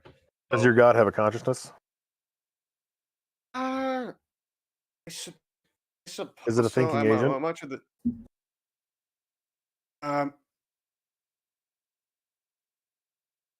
Well, because I'd the say answer is either that yes or my the God. answer. It's Also, the answer is a either good yes question. or no. Either it's a conscious thinking agent or it's not. If it's not, then it's indistinguishable from just blind natural process. Correct. All right. Yeah, I understand. What you mean there? Yes. That's my answer. Yes. All right. In order for consciousness can't be explained by like some creator deity, regardless of what you believe, because this deity also possesses consciousness. Because a deity can't choose to have consciousness, and you have to have consciousness to make choices. So the mere fact of the matter that this thing is conscious is just a random fact of reality. It's a proved fact. There's no account for why it's conscious. There's no account for why it has an effective will over an ineffective will. It just randomly is that way. It's just randomly aware of itself. And therefore you haven't explained consciousness. If anything, you've added more questions. Yeah, correct. Yeah, completely correct. So Very, very the mystery good of way consciousness putting can't be that, solved by a god. Well, a history of human consciousness can be solved by a god, but the entire Really, it can? landscape of it, of course, cannot. So yeah, Wait, you're right on that. how can the How is it explanation? explained by God? I'm pretty sure that we already covered that there. Well, I didn't hear you cover it. all right, cool. Or maybe I didn't clarify it well enough. No, You might I be could able have to explain how we, in particular, possess consciousness. That God created us in such a way that we could possess that. But consciousness as a separate entity to our physical reality, which is what you're positing, that is not explained. That's just a brute fact of reality. And so you have really no way of determining whether or not God is responsible for facilitating our access to consciousness, or whether or not that's a natural phenomenon that he doesn't have any control over, any more than he has control over his own consciousness. My belief that our consciousness is of consequence to the actions of God. Now we're getting into pure faith, and now I no longer can argue here in any objective manner. But my point, Austin, is at that this even point, if I we're had faith in the pretty much God going that you to a believe in, discussion. he still wouldn't be a viable explanation for the existence of consciousness. Consciousness would be something that transcends even him. Yeah. So why would I bother contemplating the existence of this being if he's not even a useful explanation for this mystery that I've encountered? Well, he's a useful explanation for the mystery on your level, but he's not. But he's not a useful explanation for the mystery on your level. Which There is no mystery on my level. On his level, The yes, I mystery know, on my level well, is I have a brain and it has the capacity to like produce consciousness through the chemical and electrical interactions within that organ. No different than my stomach emerges the that's a process whole of other digestion. proposition, as we've already clarified. No, I mean we've Directly substantiated contrary pretty to thoroughly my that proposition that human Austin, we've consciousness is a substantiated result pretty of God's thoroughly that actions. human consciousness has some relationship to the physical brain. Of course. Right. So we don't we're need to like really. disagreeing on what that relationship is. So the Now we mystery both there is agree. going to be in the particulars of that relationship. But as far as like where consciousness comes from, God doesn't answer that question. And we already have an answer to the question of how we have consciousness, the brain. How does it not The exact answer that mechanisms that question? facilitate that, or maybe a present mystery, but history shows us that we should be a lot more optimistic in our scientific ability to explore, investigate, and come to conclusions about the natural world. You know, we put a man on the moon 50 years ago. It's not exactly a stretch to think that we're going to figure out how consciousness functions in the future. Scientific. I fail to see any place where you can put your God that he answers questions. I fail to see how this doesn't account. How my interpretation doesn't count for the existence of human consciousness. I completely How does it? get Articulate and that for even me. agree that it doesn't account for the existence of consciousness overall. Articulate how your as God entities. accounts for That's completely human right. consciousness. Actually, is a very good counter. But as for human consciousness, how does that not work? Why is there a distinction between human consciousness and other consciousness? Consciousness is just the mere ability to be Human self-aware. consciousness is displayed in physical reality. It's constrained by the physical reality, according to me, to clarify. And as of right now, I don't have any reason to God's believe there's anything but the consciousness- physical reality. So this is just more assumptions being piled on top of one another. Right? Like your initial assertion here was that your God has the capacity to explain the mystery of consciousness. We've now gone through that and have determined that that's not the case. And then you've now moved the goalpost and said that he has the capacity to explain human consciousness.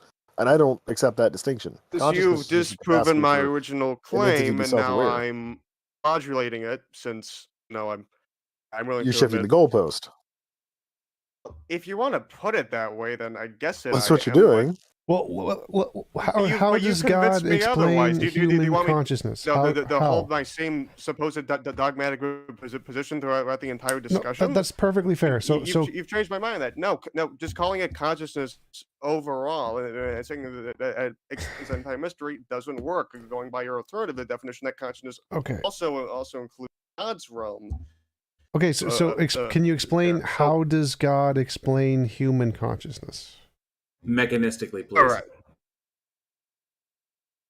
All right. Cool. Because just That's my answer. mechanistically, because just saying God did it is not an explanation. All right, mechanistic. Let's be mindful of the time too, because there are other people who want to get on stage as well. Correct. If we start getting well, first of all, what do you mean by mechanistically? Specifically, what are the mechanisms that God uses to facilitate human consciously? Well, I'm happy. You can explain it any way you want to explain it. Just explain it however you think it's best to explain. Just go for it. All right. So, of course, I'm not going to know exactly what these mechanisms are by my own philosophy. But essentially, my belief is that whenever conception occurs in the human reproductive process, there is a system outside of the physical universe that mandates that what you may call a soul ends up with a direct direct connection to that entity.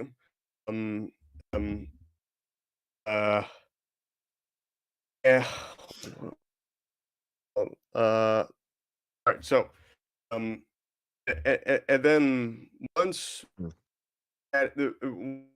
once that organism has fully developed a brain, that soul then has what we would call consciousness in a neurological sense, but it's limited since we're working with the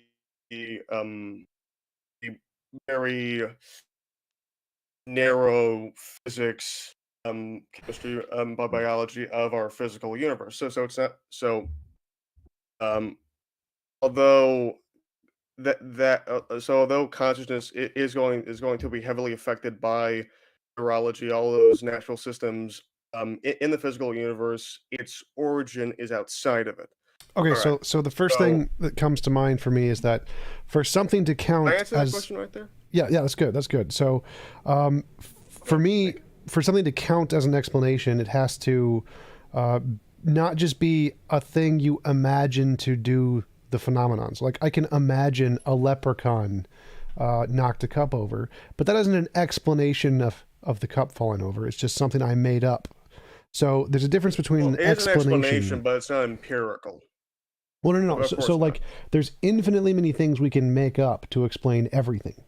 Leprechaun did it. The winds did it. A unicorn fart. My individual interpretation. Right, but so the fact that you can make up infinitely many different ways to explain the data means that none of those are actually supported more than the other. So we can make up an explanation that consciousness is caused just by physical processes emerging from the brain, and that would also be an explanation. But the difference here is that one of those has a lot of evidence and the other one doesn't. I can conduct several experiments off the top of my head to determine whether or not my brain plays a role in my consciousness. Like JL said earlier, you can manipulate the brain using any variation of physical trauma or pharmaceuticals. Again, I've already result in established different that I variations agree of with you on consciousness. all of that. But here's another thing that I haven't heard anybody bring up yet, is that humans are not exclusively the only conscious organisms on Earth. In fact, there are several other animals which are close to, if not rivaling, our own self-awareness. The only difference is they don't possess the anatomical features to be able to experiment with their environment in the way that we do. So if I were to assume or to predict that that consciousness was a product of biological evolution, it was an emergent property predicated upon a series of chemical and electrical interactions in the brain, I should be able to find animals at various stages of that conscious evolution, which I do. I can find different birds, elephants, dolphins, a different species of primate, who are all at different various levels of consciousness. Obviously, humans are at the highest level that we've been able to observe so far. And there's even, I would argue, various levels of self-awareness between humans. Not every human is as conscientious as every other human. Some lack that necessary self-awareness, which I'm sure we've all encountered those types of people. They're usually called presuppositional apologists. But there is a gradient here, right? This does appear to be an evolutionary process. It's something that starts out simple and becomes complex over time, over a great many changes. It's not something that's given to anybody. It's not something that's just granted or anybody just intrinsically has. It's developed. Even within humans, it's developed. Your capacity for self-awareness is fundamentally different than it was 20 years ago, probably, depending on how old you are. I know it is for me.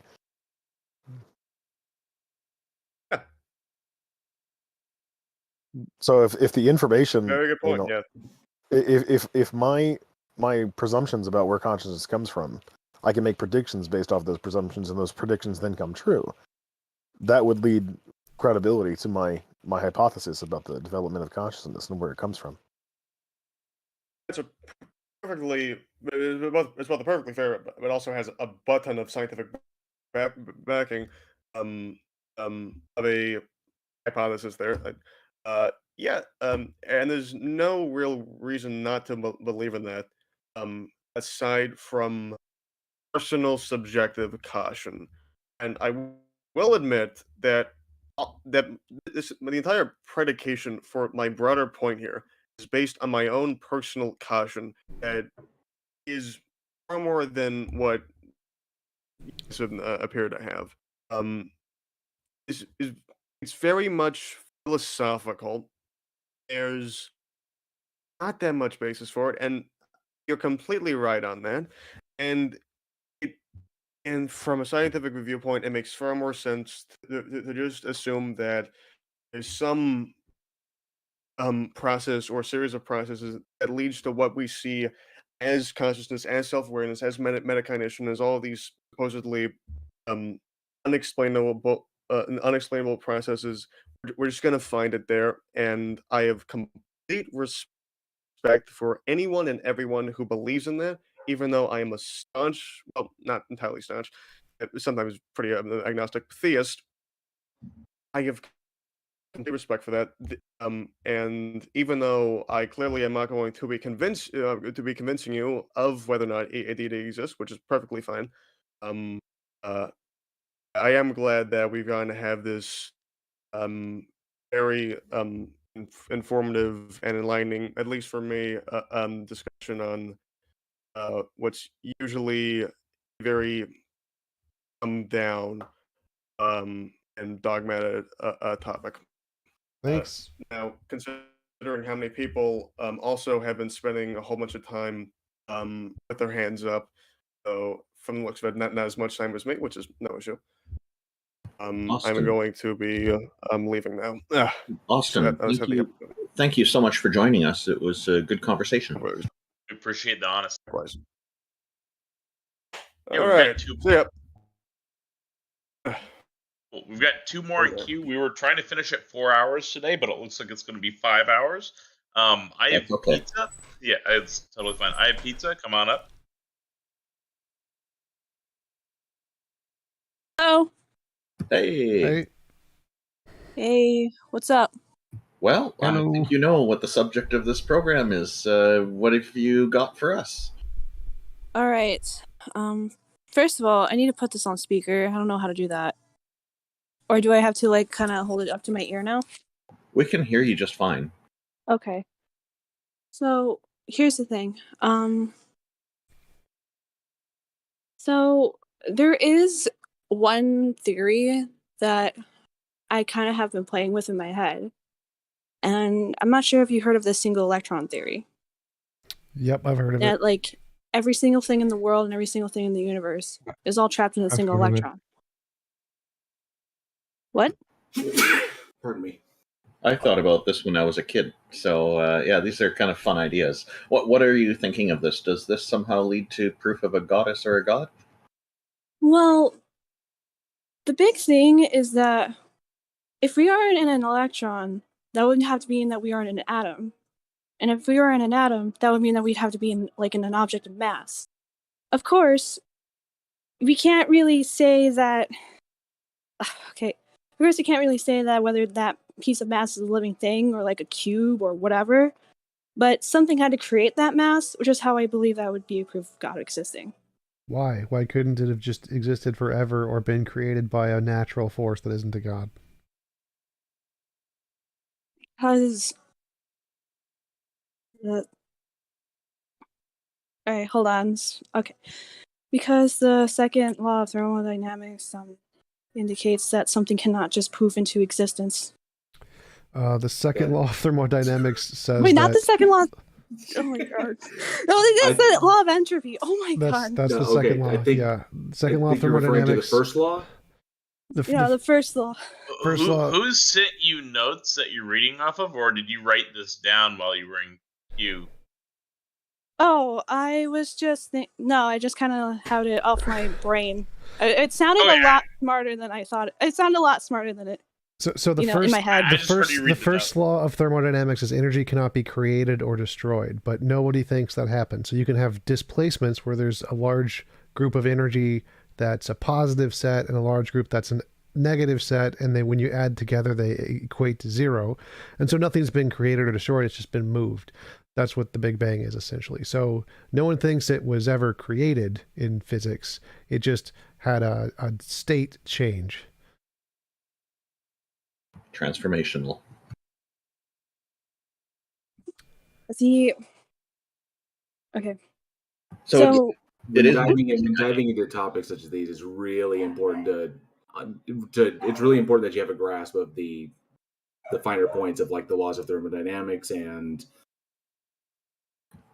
it's an interesting idea, and it's one that I considered when I was really young. I never thought of it as the electrons being created by God or anything, and I wondered if our universe might be different if we were in a proton instead of an electron or a neutron or something. I guess where we can accept this idea, it's fine. I mean, the problem is how you get from us being an electron. Let's say we accept that. To a deity creating this electron. That's I think that's the connecting point that we're looking for. So here's the thing. I think that this might be a little bit crazy. Maybe we might be God. How do we create electrons? Okay. By heating. Okay, I'm so sorry. This is kind of a... Oh no, you don't have to apologize. This is the whole point of this is to have these conversations, and what you've brought is a unique idea that nobody else has brought in this show so far. So you're doing great. So it's not necessarily that we were creating electrons. It's just that we kind of exist within. Like it's like the thing. When I started describing the thing about mass and amongst other things, it might either have to be created by God or can be that we are a part of God. What evidence leads you to that conclusion?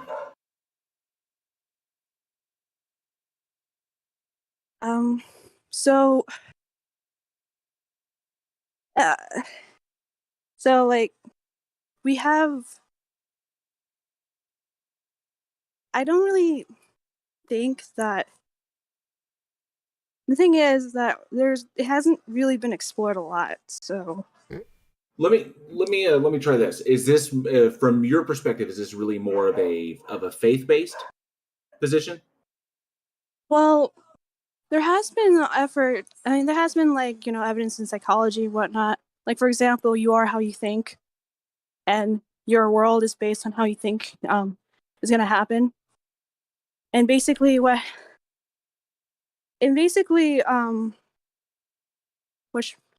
is a study where people. Okay, there was a study where people were tested for heart disease when they were in their 20s, and then one of them got told that they were like at risk for heart disease, and You're getting toward the psychosomatic effects, and yeah, the way we think about ourselves can definitely influence the quality of our lives, but the environment around us also influences how we think. There's somebody in the YouTube chat named Aaron Reese who has just suggested to me that someone should refer you to pantheism because that's where you're heading, but perhaps you're not aware of that. I'm not so sure if that's the case for you, but I just thought I would share that with you. I think you are right that this is an area that people probably don't discuss very often. Again, the connecting point that seems to be missing here, and your idea is very interesting, is that between a God creating this whole universe as an electron or whatever form it's in, and the electron itself. So the electron and God creating it. The creating part is where we're stuck. This is the part that's missing from this. The rest of the idea, I think you explained it just fine. Okay. I think another way that I can see some evidence that universe might have been created is there was like a lot of we have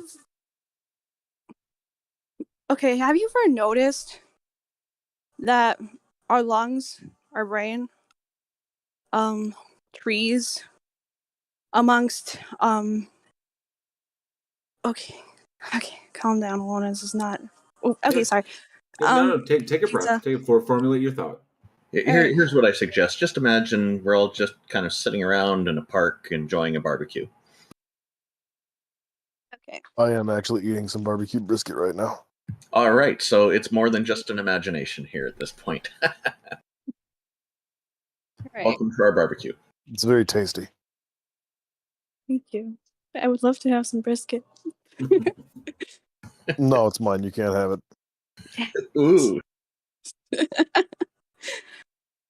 So, the main idea is that we kind of have a lot of patterns that are rather similar in our environment and in ourselves, as well as in our DNA, and as well as like the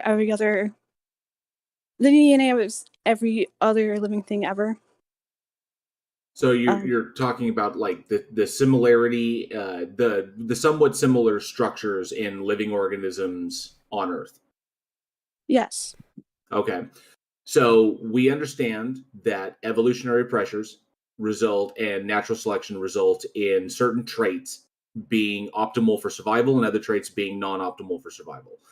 This this is what we call selective pressures: positive selective pressures and negative selective pressures.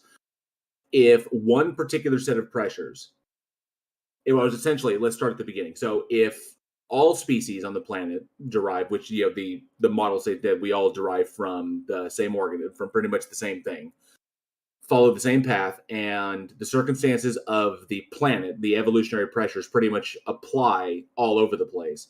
And one particular structure that proves the most optimal for survival amongst species, if that turns out to be the same, would that not be a result confirming that these were the things that were selected to survive, and that things to operate differently depending upon their environment did not? Which is why respiratory systems in mammals look very similar. Respiratory systems in fish are all pretty much similar. It's because those are the systems that were optimal for surviving in those particular environments.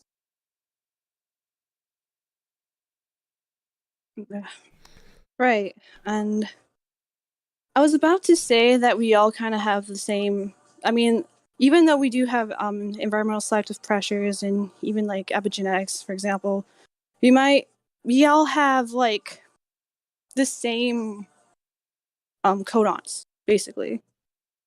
But it's actually kind of, but even then, I feel like that's kind of a little bit debatable. Well, it's not debatable, it's actually Well, we're carbon-based, and we're products of chemistry, and and everything living possesses DNA, or everything that every organism on this planet possesses DNA. So it all derives back to what you call the Luca or whatever you say, but the phylogenetic tree all brings out. So if we're all composed of DNA, and that DNA is subject to selective pressures, and then one particular, or like depending upon where you're at, those selective pressures, select for a particular structure that is optimal for survival. Then the members of that family, or the members of that species, or however you want to delineate it, would kind of operate the same, because that's the system that works. Which is why we have mammals that breathe air and have lungs, and then we have amphibians that do as well, but are semi-aquatic, and then we have fish that need gills. So are we gonna wrap up soon? Oh, yeah. I was trying to tell him that I was trying to tell him this. I was going to say that I was thinking that our DNA, that basically we are literally created as a program with things like our DNA as a code. And DNA is the result of abiogenesis. It's a natural process. We weren't created. Okay, I'm sorry.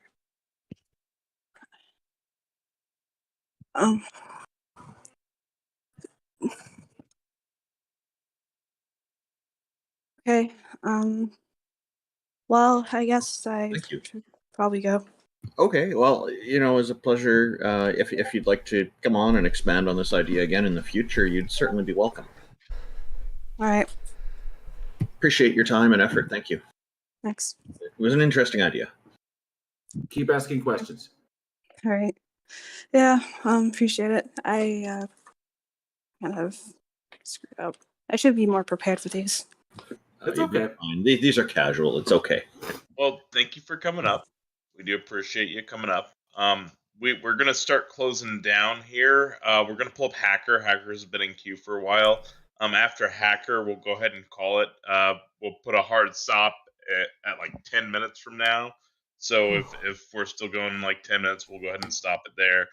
But Hacker, come on up. We're kind of beat. It's been 5 hours, But thanks Hello, for Hacker. listening, everybody, and welcome, Hacker. Welcome. We can't hear you. Okay, on to the next one, I guess. I guess we can bring up Booney. Booney was actually in queue a lot earlier for a while. What's going on, Booney? Hello, Booney. No mic. Hacker's saying that he's fixing his mic in the chat. Oh. No problem. And Booney's mic is also not working. All right, I guess we it's have I think that's a problem with cell phones and Discord. It makes you I think it might be, reload it. There's similar issues with like StreamYard and cell phones, so. Seems like it's Discord and cell phones from what I've seen. I'm sure StreamYard does too, but Who's next? Shall we bring up Polar? sure. Polar, come Can we on. try Hacker again? Did Hacker fix his don't mic? see him with... Hello, Polar. Welcome. No, yes. Can you hear me? Yes. How's it going? What you got for us today? You can speak up a little bit, that would help. Oh, all right, okay. Sorry, my mic was up before. So my argument that God exists is, first of all, what does it mean to actually exist? Because this is going to get a little bit philosophical. To exist means to have a place in somebody's mind. Like, I think that there might be life on Mars, and there exists life on Mars in my head. Can this not be a plausible argument? Exists means it's a part of reality. Well, part of reality is... I'm sorry, my English is not that good. Shit. Okay, gotta go. Sounds fine. You're swearing like a native person, a native English speaker. Нет, я могу говорить по-русски очень хорошо. Sorry. Пока. Have a good one. Хорошо. Okay. So they insulted their own ability to speak English, and we can try. Booney, hello, welcome back. Nope.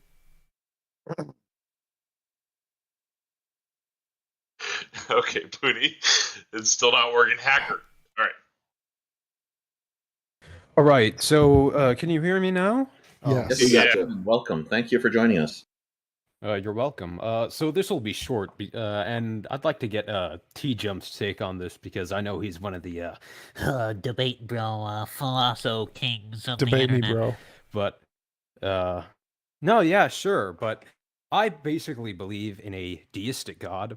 And looking at what we've seen from the cosmic microwave background radiation that manifested, I think 400,000 years after the initial expanse of subatomic particles and their respective wave functions of the Big Bang, I just think there had to be a mover to move those first elementary things into existence. And, you know, there Why? had to be something. So, are you thinking there was only one Big Bang? One bit to produce this universe. Okay, so Penrose and Hawking did update the theory to support multiple Big Bangs happening simultaneously so that it could be consistent with quantum physics. Does your idea need to be adapted to consider this? Well, I still want to know, why do you think you need a first mover? Like, what is it in the CMB that indicates first mover? Like, something had to manifest that into existence, right? Sure. Because, So I think it was a quantum field. I don't think it was a god. Why would you think it was a god? well, when I define God, especially in this context, I just mean a creator of the universe. Like, are you saying the quantum field manifested itself and its own particles into existence? Well, the quantum field created all the particles, the space, and the time. So space, time, and matter were all created things that came about from fluctuations in the quantum field. There's no mind in the quantum field. There's no consciousness. Yeah, I don't think it really necessitates a consciousness or a mind. I'm not really like an adherent of that Unitarian philosophy, but you're Unitarian. saying that, like, as if this God is a mind. But are you saying that the quantum field, I guess, created all particles, but what gave way to the quantum field? It's always existing. It never Would be my didn't question. exist. The quantum field has always been there. It never didn't. Beginningless. Are you saying the quantum field is eternal? Yes. Or it could be outside of space-time is a better way to phrase it. Well, in response, I could say to that, like, if the quantum field was in and of itself eternal, did it take an eternal amount of time before we had this conversation? Like, No. Did it exist eternally before this point? No, because just like, even though there's an infinite amount of ways a particle can decay, like a uranium particle, the quantum field picks a specific time to cause the decay. So even though there's infinite amounts of times it could decay, it picks a specific time through the quantum fluctuations. Similarly, the way the Big Bang was created at one particular time, rather than any of the infinite past particular times, is simply because the quantum field fluctuated in such a way that it caused it to happen then and not at a different time, even though there's infinitely many times. So it's like, if I pick the number 47, there's infinitely many numbers before 47, but I picked 47. So it's the fact that there's infinitely many things before it doesn't mean you can't pick 47. You should have picked 42. I'm just kidding. And I think using the word "pick" might be confusing. Like if you were to say, like, 47 was the number, 47 was the number where it occurs. Sure. So it doesn't like say, I think I'm going to do 47 today, and then we've got everything. Just that's where it occurred. Yeah, so I guess TJump is saying that we're experiencing this specific point in time, even though time is eternal and forever continuous. Sort I just of. haven't heard this one before. Well, I mean, I think time had a beginning at the Big Bang. It's a time, space-time is a field, and that field was created at the beginning of the Big Bang, and the quantum field exists outside of space and time.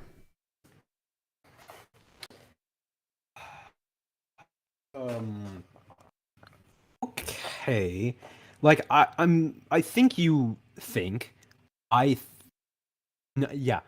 I think God is a mind. And we don't necessarily know that yet.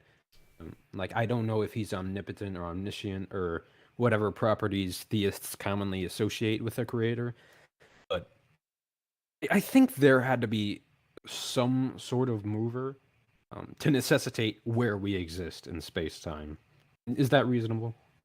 Sort of. I mean, if you think that the two options are there's an infinite past, and the second one is that there's a thing that has existed, either necessarily or as a brute fact. So you can pick any of those you want. None of those indicate a conscious mind, and that's, as long as you don't think it's a conscious mind, that's fine. I just wouldn't call it God. Are you defining God in this instance as just any creator or something more than that? A non-physical mind that created the universe, everything other than itself. Yeah, I don't know if there was a mind involved, because knowing the way planets and life are created, it seems like a much more chaotic hodgepodge of things existing at once, rather than something organized and succinct. But Right. So what you're saying is just there was a thing in nature, and it started the chain of nature stuff, and that's fine. Yeah. Like, there was a thing to first manifest what we would come to know as the universe, essentially. Yes, that is one of the hypotheses. Do you agree with that? I go with the consensus in physics that an infinite regress is the best explanation. Well, okay. Can I ask you a quick question? When you say there had to have been a creator to make sure that we exist in this point in time, that would entail that that creator had an end goal, which is us being created in this point in space and time. That would entail that that God needs to have a mind, because otherwise he couldn't have formed an end goal, let alone coming up with something to get there. I don't think so. I don't think his definition of creator has any intent or desires. No, but I got that from the conversation, but he also said, in order for us to be here at this moment in time, there had to be a creator. I think that's the infinite regress if argument. we are supposed to be here in this moment in time. No, Peter, that's the infinite regress argument. So the infinite regress argument is that if there's an infinite number of things, of points in time before us, if you started those and started to count, like from negative infinity, and just started to count up, you'd never get to 100, because there's infinitely many numbers of points. That's not at all what I meant. That's what he meant. That's his argument. His argument is that if there's an infinitely number of past points and you start time at somewhere in the past negative infinity, it will never reach the current time. Maybe Hacker can answer my question, because I'd be very curious what you think of my question. I don't really know where you're getting the idea of an end goal from. My general thought on this is that maybe I misunderstood then. So you're not saying that the creator made sure that we existed at this point in time, not at any other point in time. I don't think we have any way of knowing as to whether a creator intended for us to exist in this specific time frame, but there had to be something. Things exist, obviously, so there had to be something, not necessarily a mind, but something to necessitate that. And, if you think that it was the quantum field in and of itself to manifest that, then yeah, I guess that would be what I mean by God, quote unquote, in this instance. But yeah. So you just defined it. Well, are we in agreement with this? if you just want to call the fundamental thing God, sure. A creator. We don't know if it has a mind or not, but like first. Yeah, I wouldn't call it a creator. So I'd just say the quantum field is what was the original foundational thing in reality, but I don't think it is the creator, because creator, the word creator has a connotation of a mind. So when I use the word creator, I use it exclusively to refer to a mind with intentions. Yeah. Okay. I think I can't get further than just a first cause. There's nothing we know about this cause, whether or not it created something or it caused something to come out of something else. We're still at the first cause thing. Yeah. Like, I think it's just a semantical disagreement because TJump says that the creator implies a mind, but yeah, I don't think there's any way of knowing that, and that's just my opinion. So I think overall, since everything I do and have done to sustain my life was creating things, I think creator has some kind of meaning. It also means that you have an end goal when you start creating, even though the goal may end up differently while you're creating, but you have to start out with something, knowing that you're going to create something. Yeah, we have to have no an way... idea. Yeah, I agree. We have no way of knowing what the creator's intention is, if there is a creator. But Exactly. So that's why I think that the thing you came up with is more along the lines of a first cause, not necessarily a creator. Yeah, I just believe in a first cause. Okay. Something to necessitate the universe. Cool. That's it. Well, thank you for coming up. Everybody, thank you for hanging out and enjoying the stage. Everybody's links is in Heathen Hangout. The people who aren't yet will be posted in there. I think I forgot. Peter, what's up, Randolph? Oh, sorry. No, never mind. They just put their hand down. I thought that would be a quick one. That's no problem. Carry on. Oh, no problem. And I know forgot to put Peter's on there, so I'll get Peter's updated and pinned. Heathen Hanger channel will be around for a little while, so make sure you guys click all their links. Xerxes, if you put a link in there, I'll pin it as well. And then Randolph and TJump, you guys want to close out for your viewers? Go ahead, TJump, because I'm going to close my stream after everybody else has finished talking. Sure. Check out my YouTube channel, youtube.com/TJump. I do lots of things.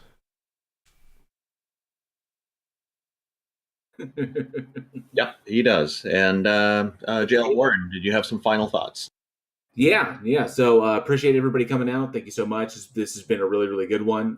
More positive experience than some other things, but this overall was a fantastic stage. Thank you to everybody that came up and everybody in my live chat as well. I appreciate y'all coming out and hanging out with me. And we do this every 2 weeks.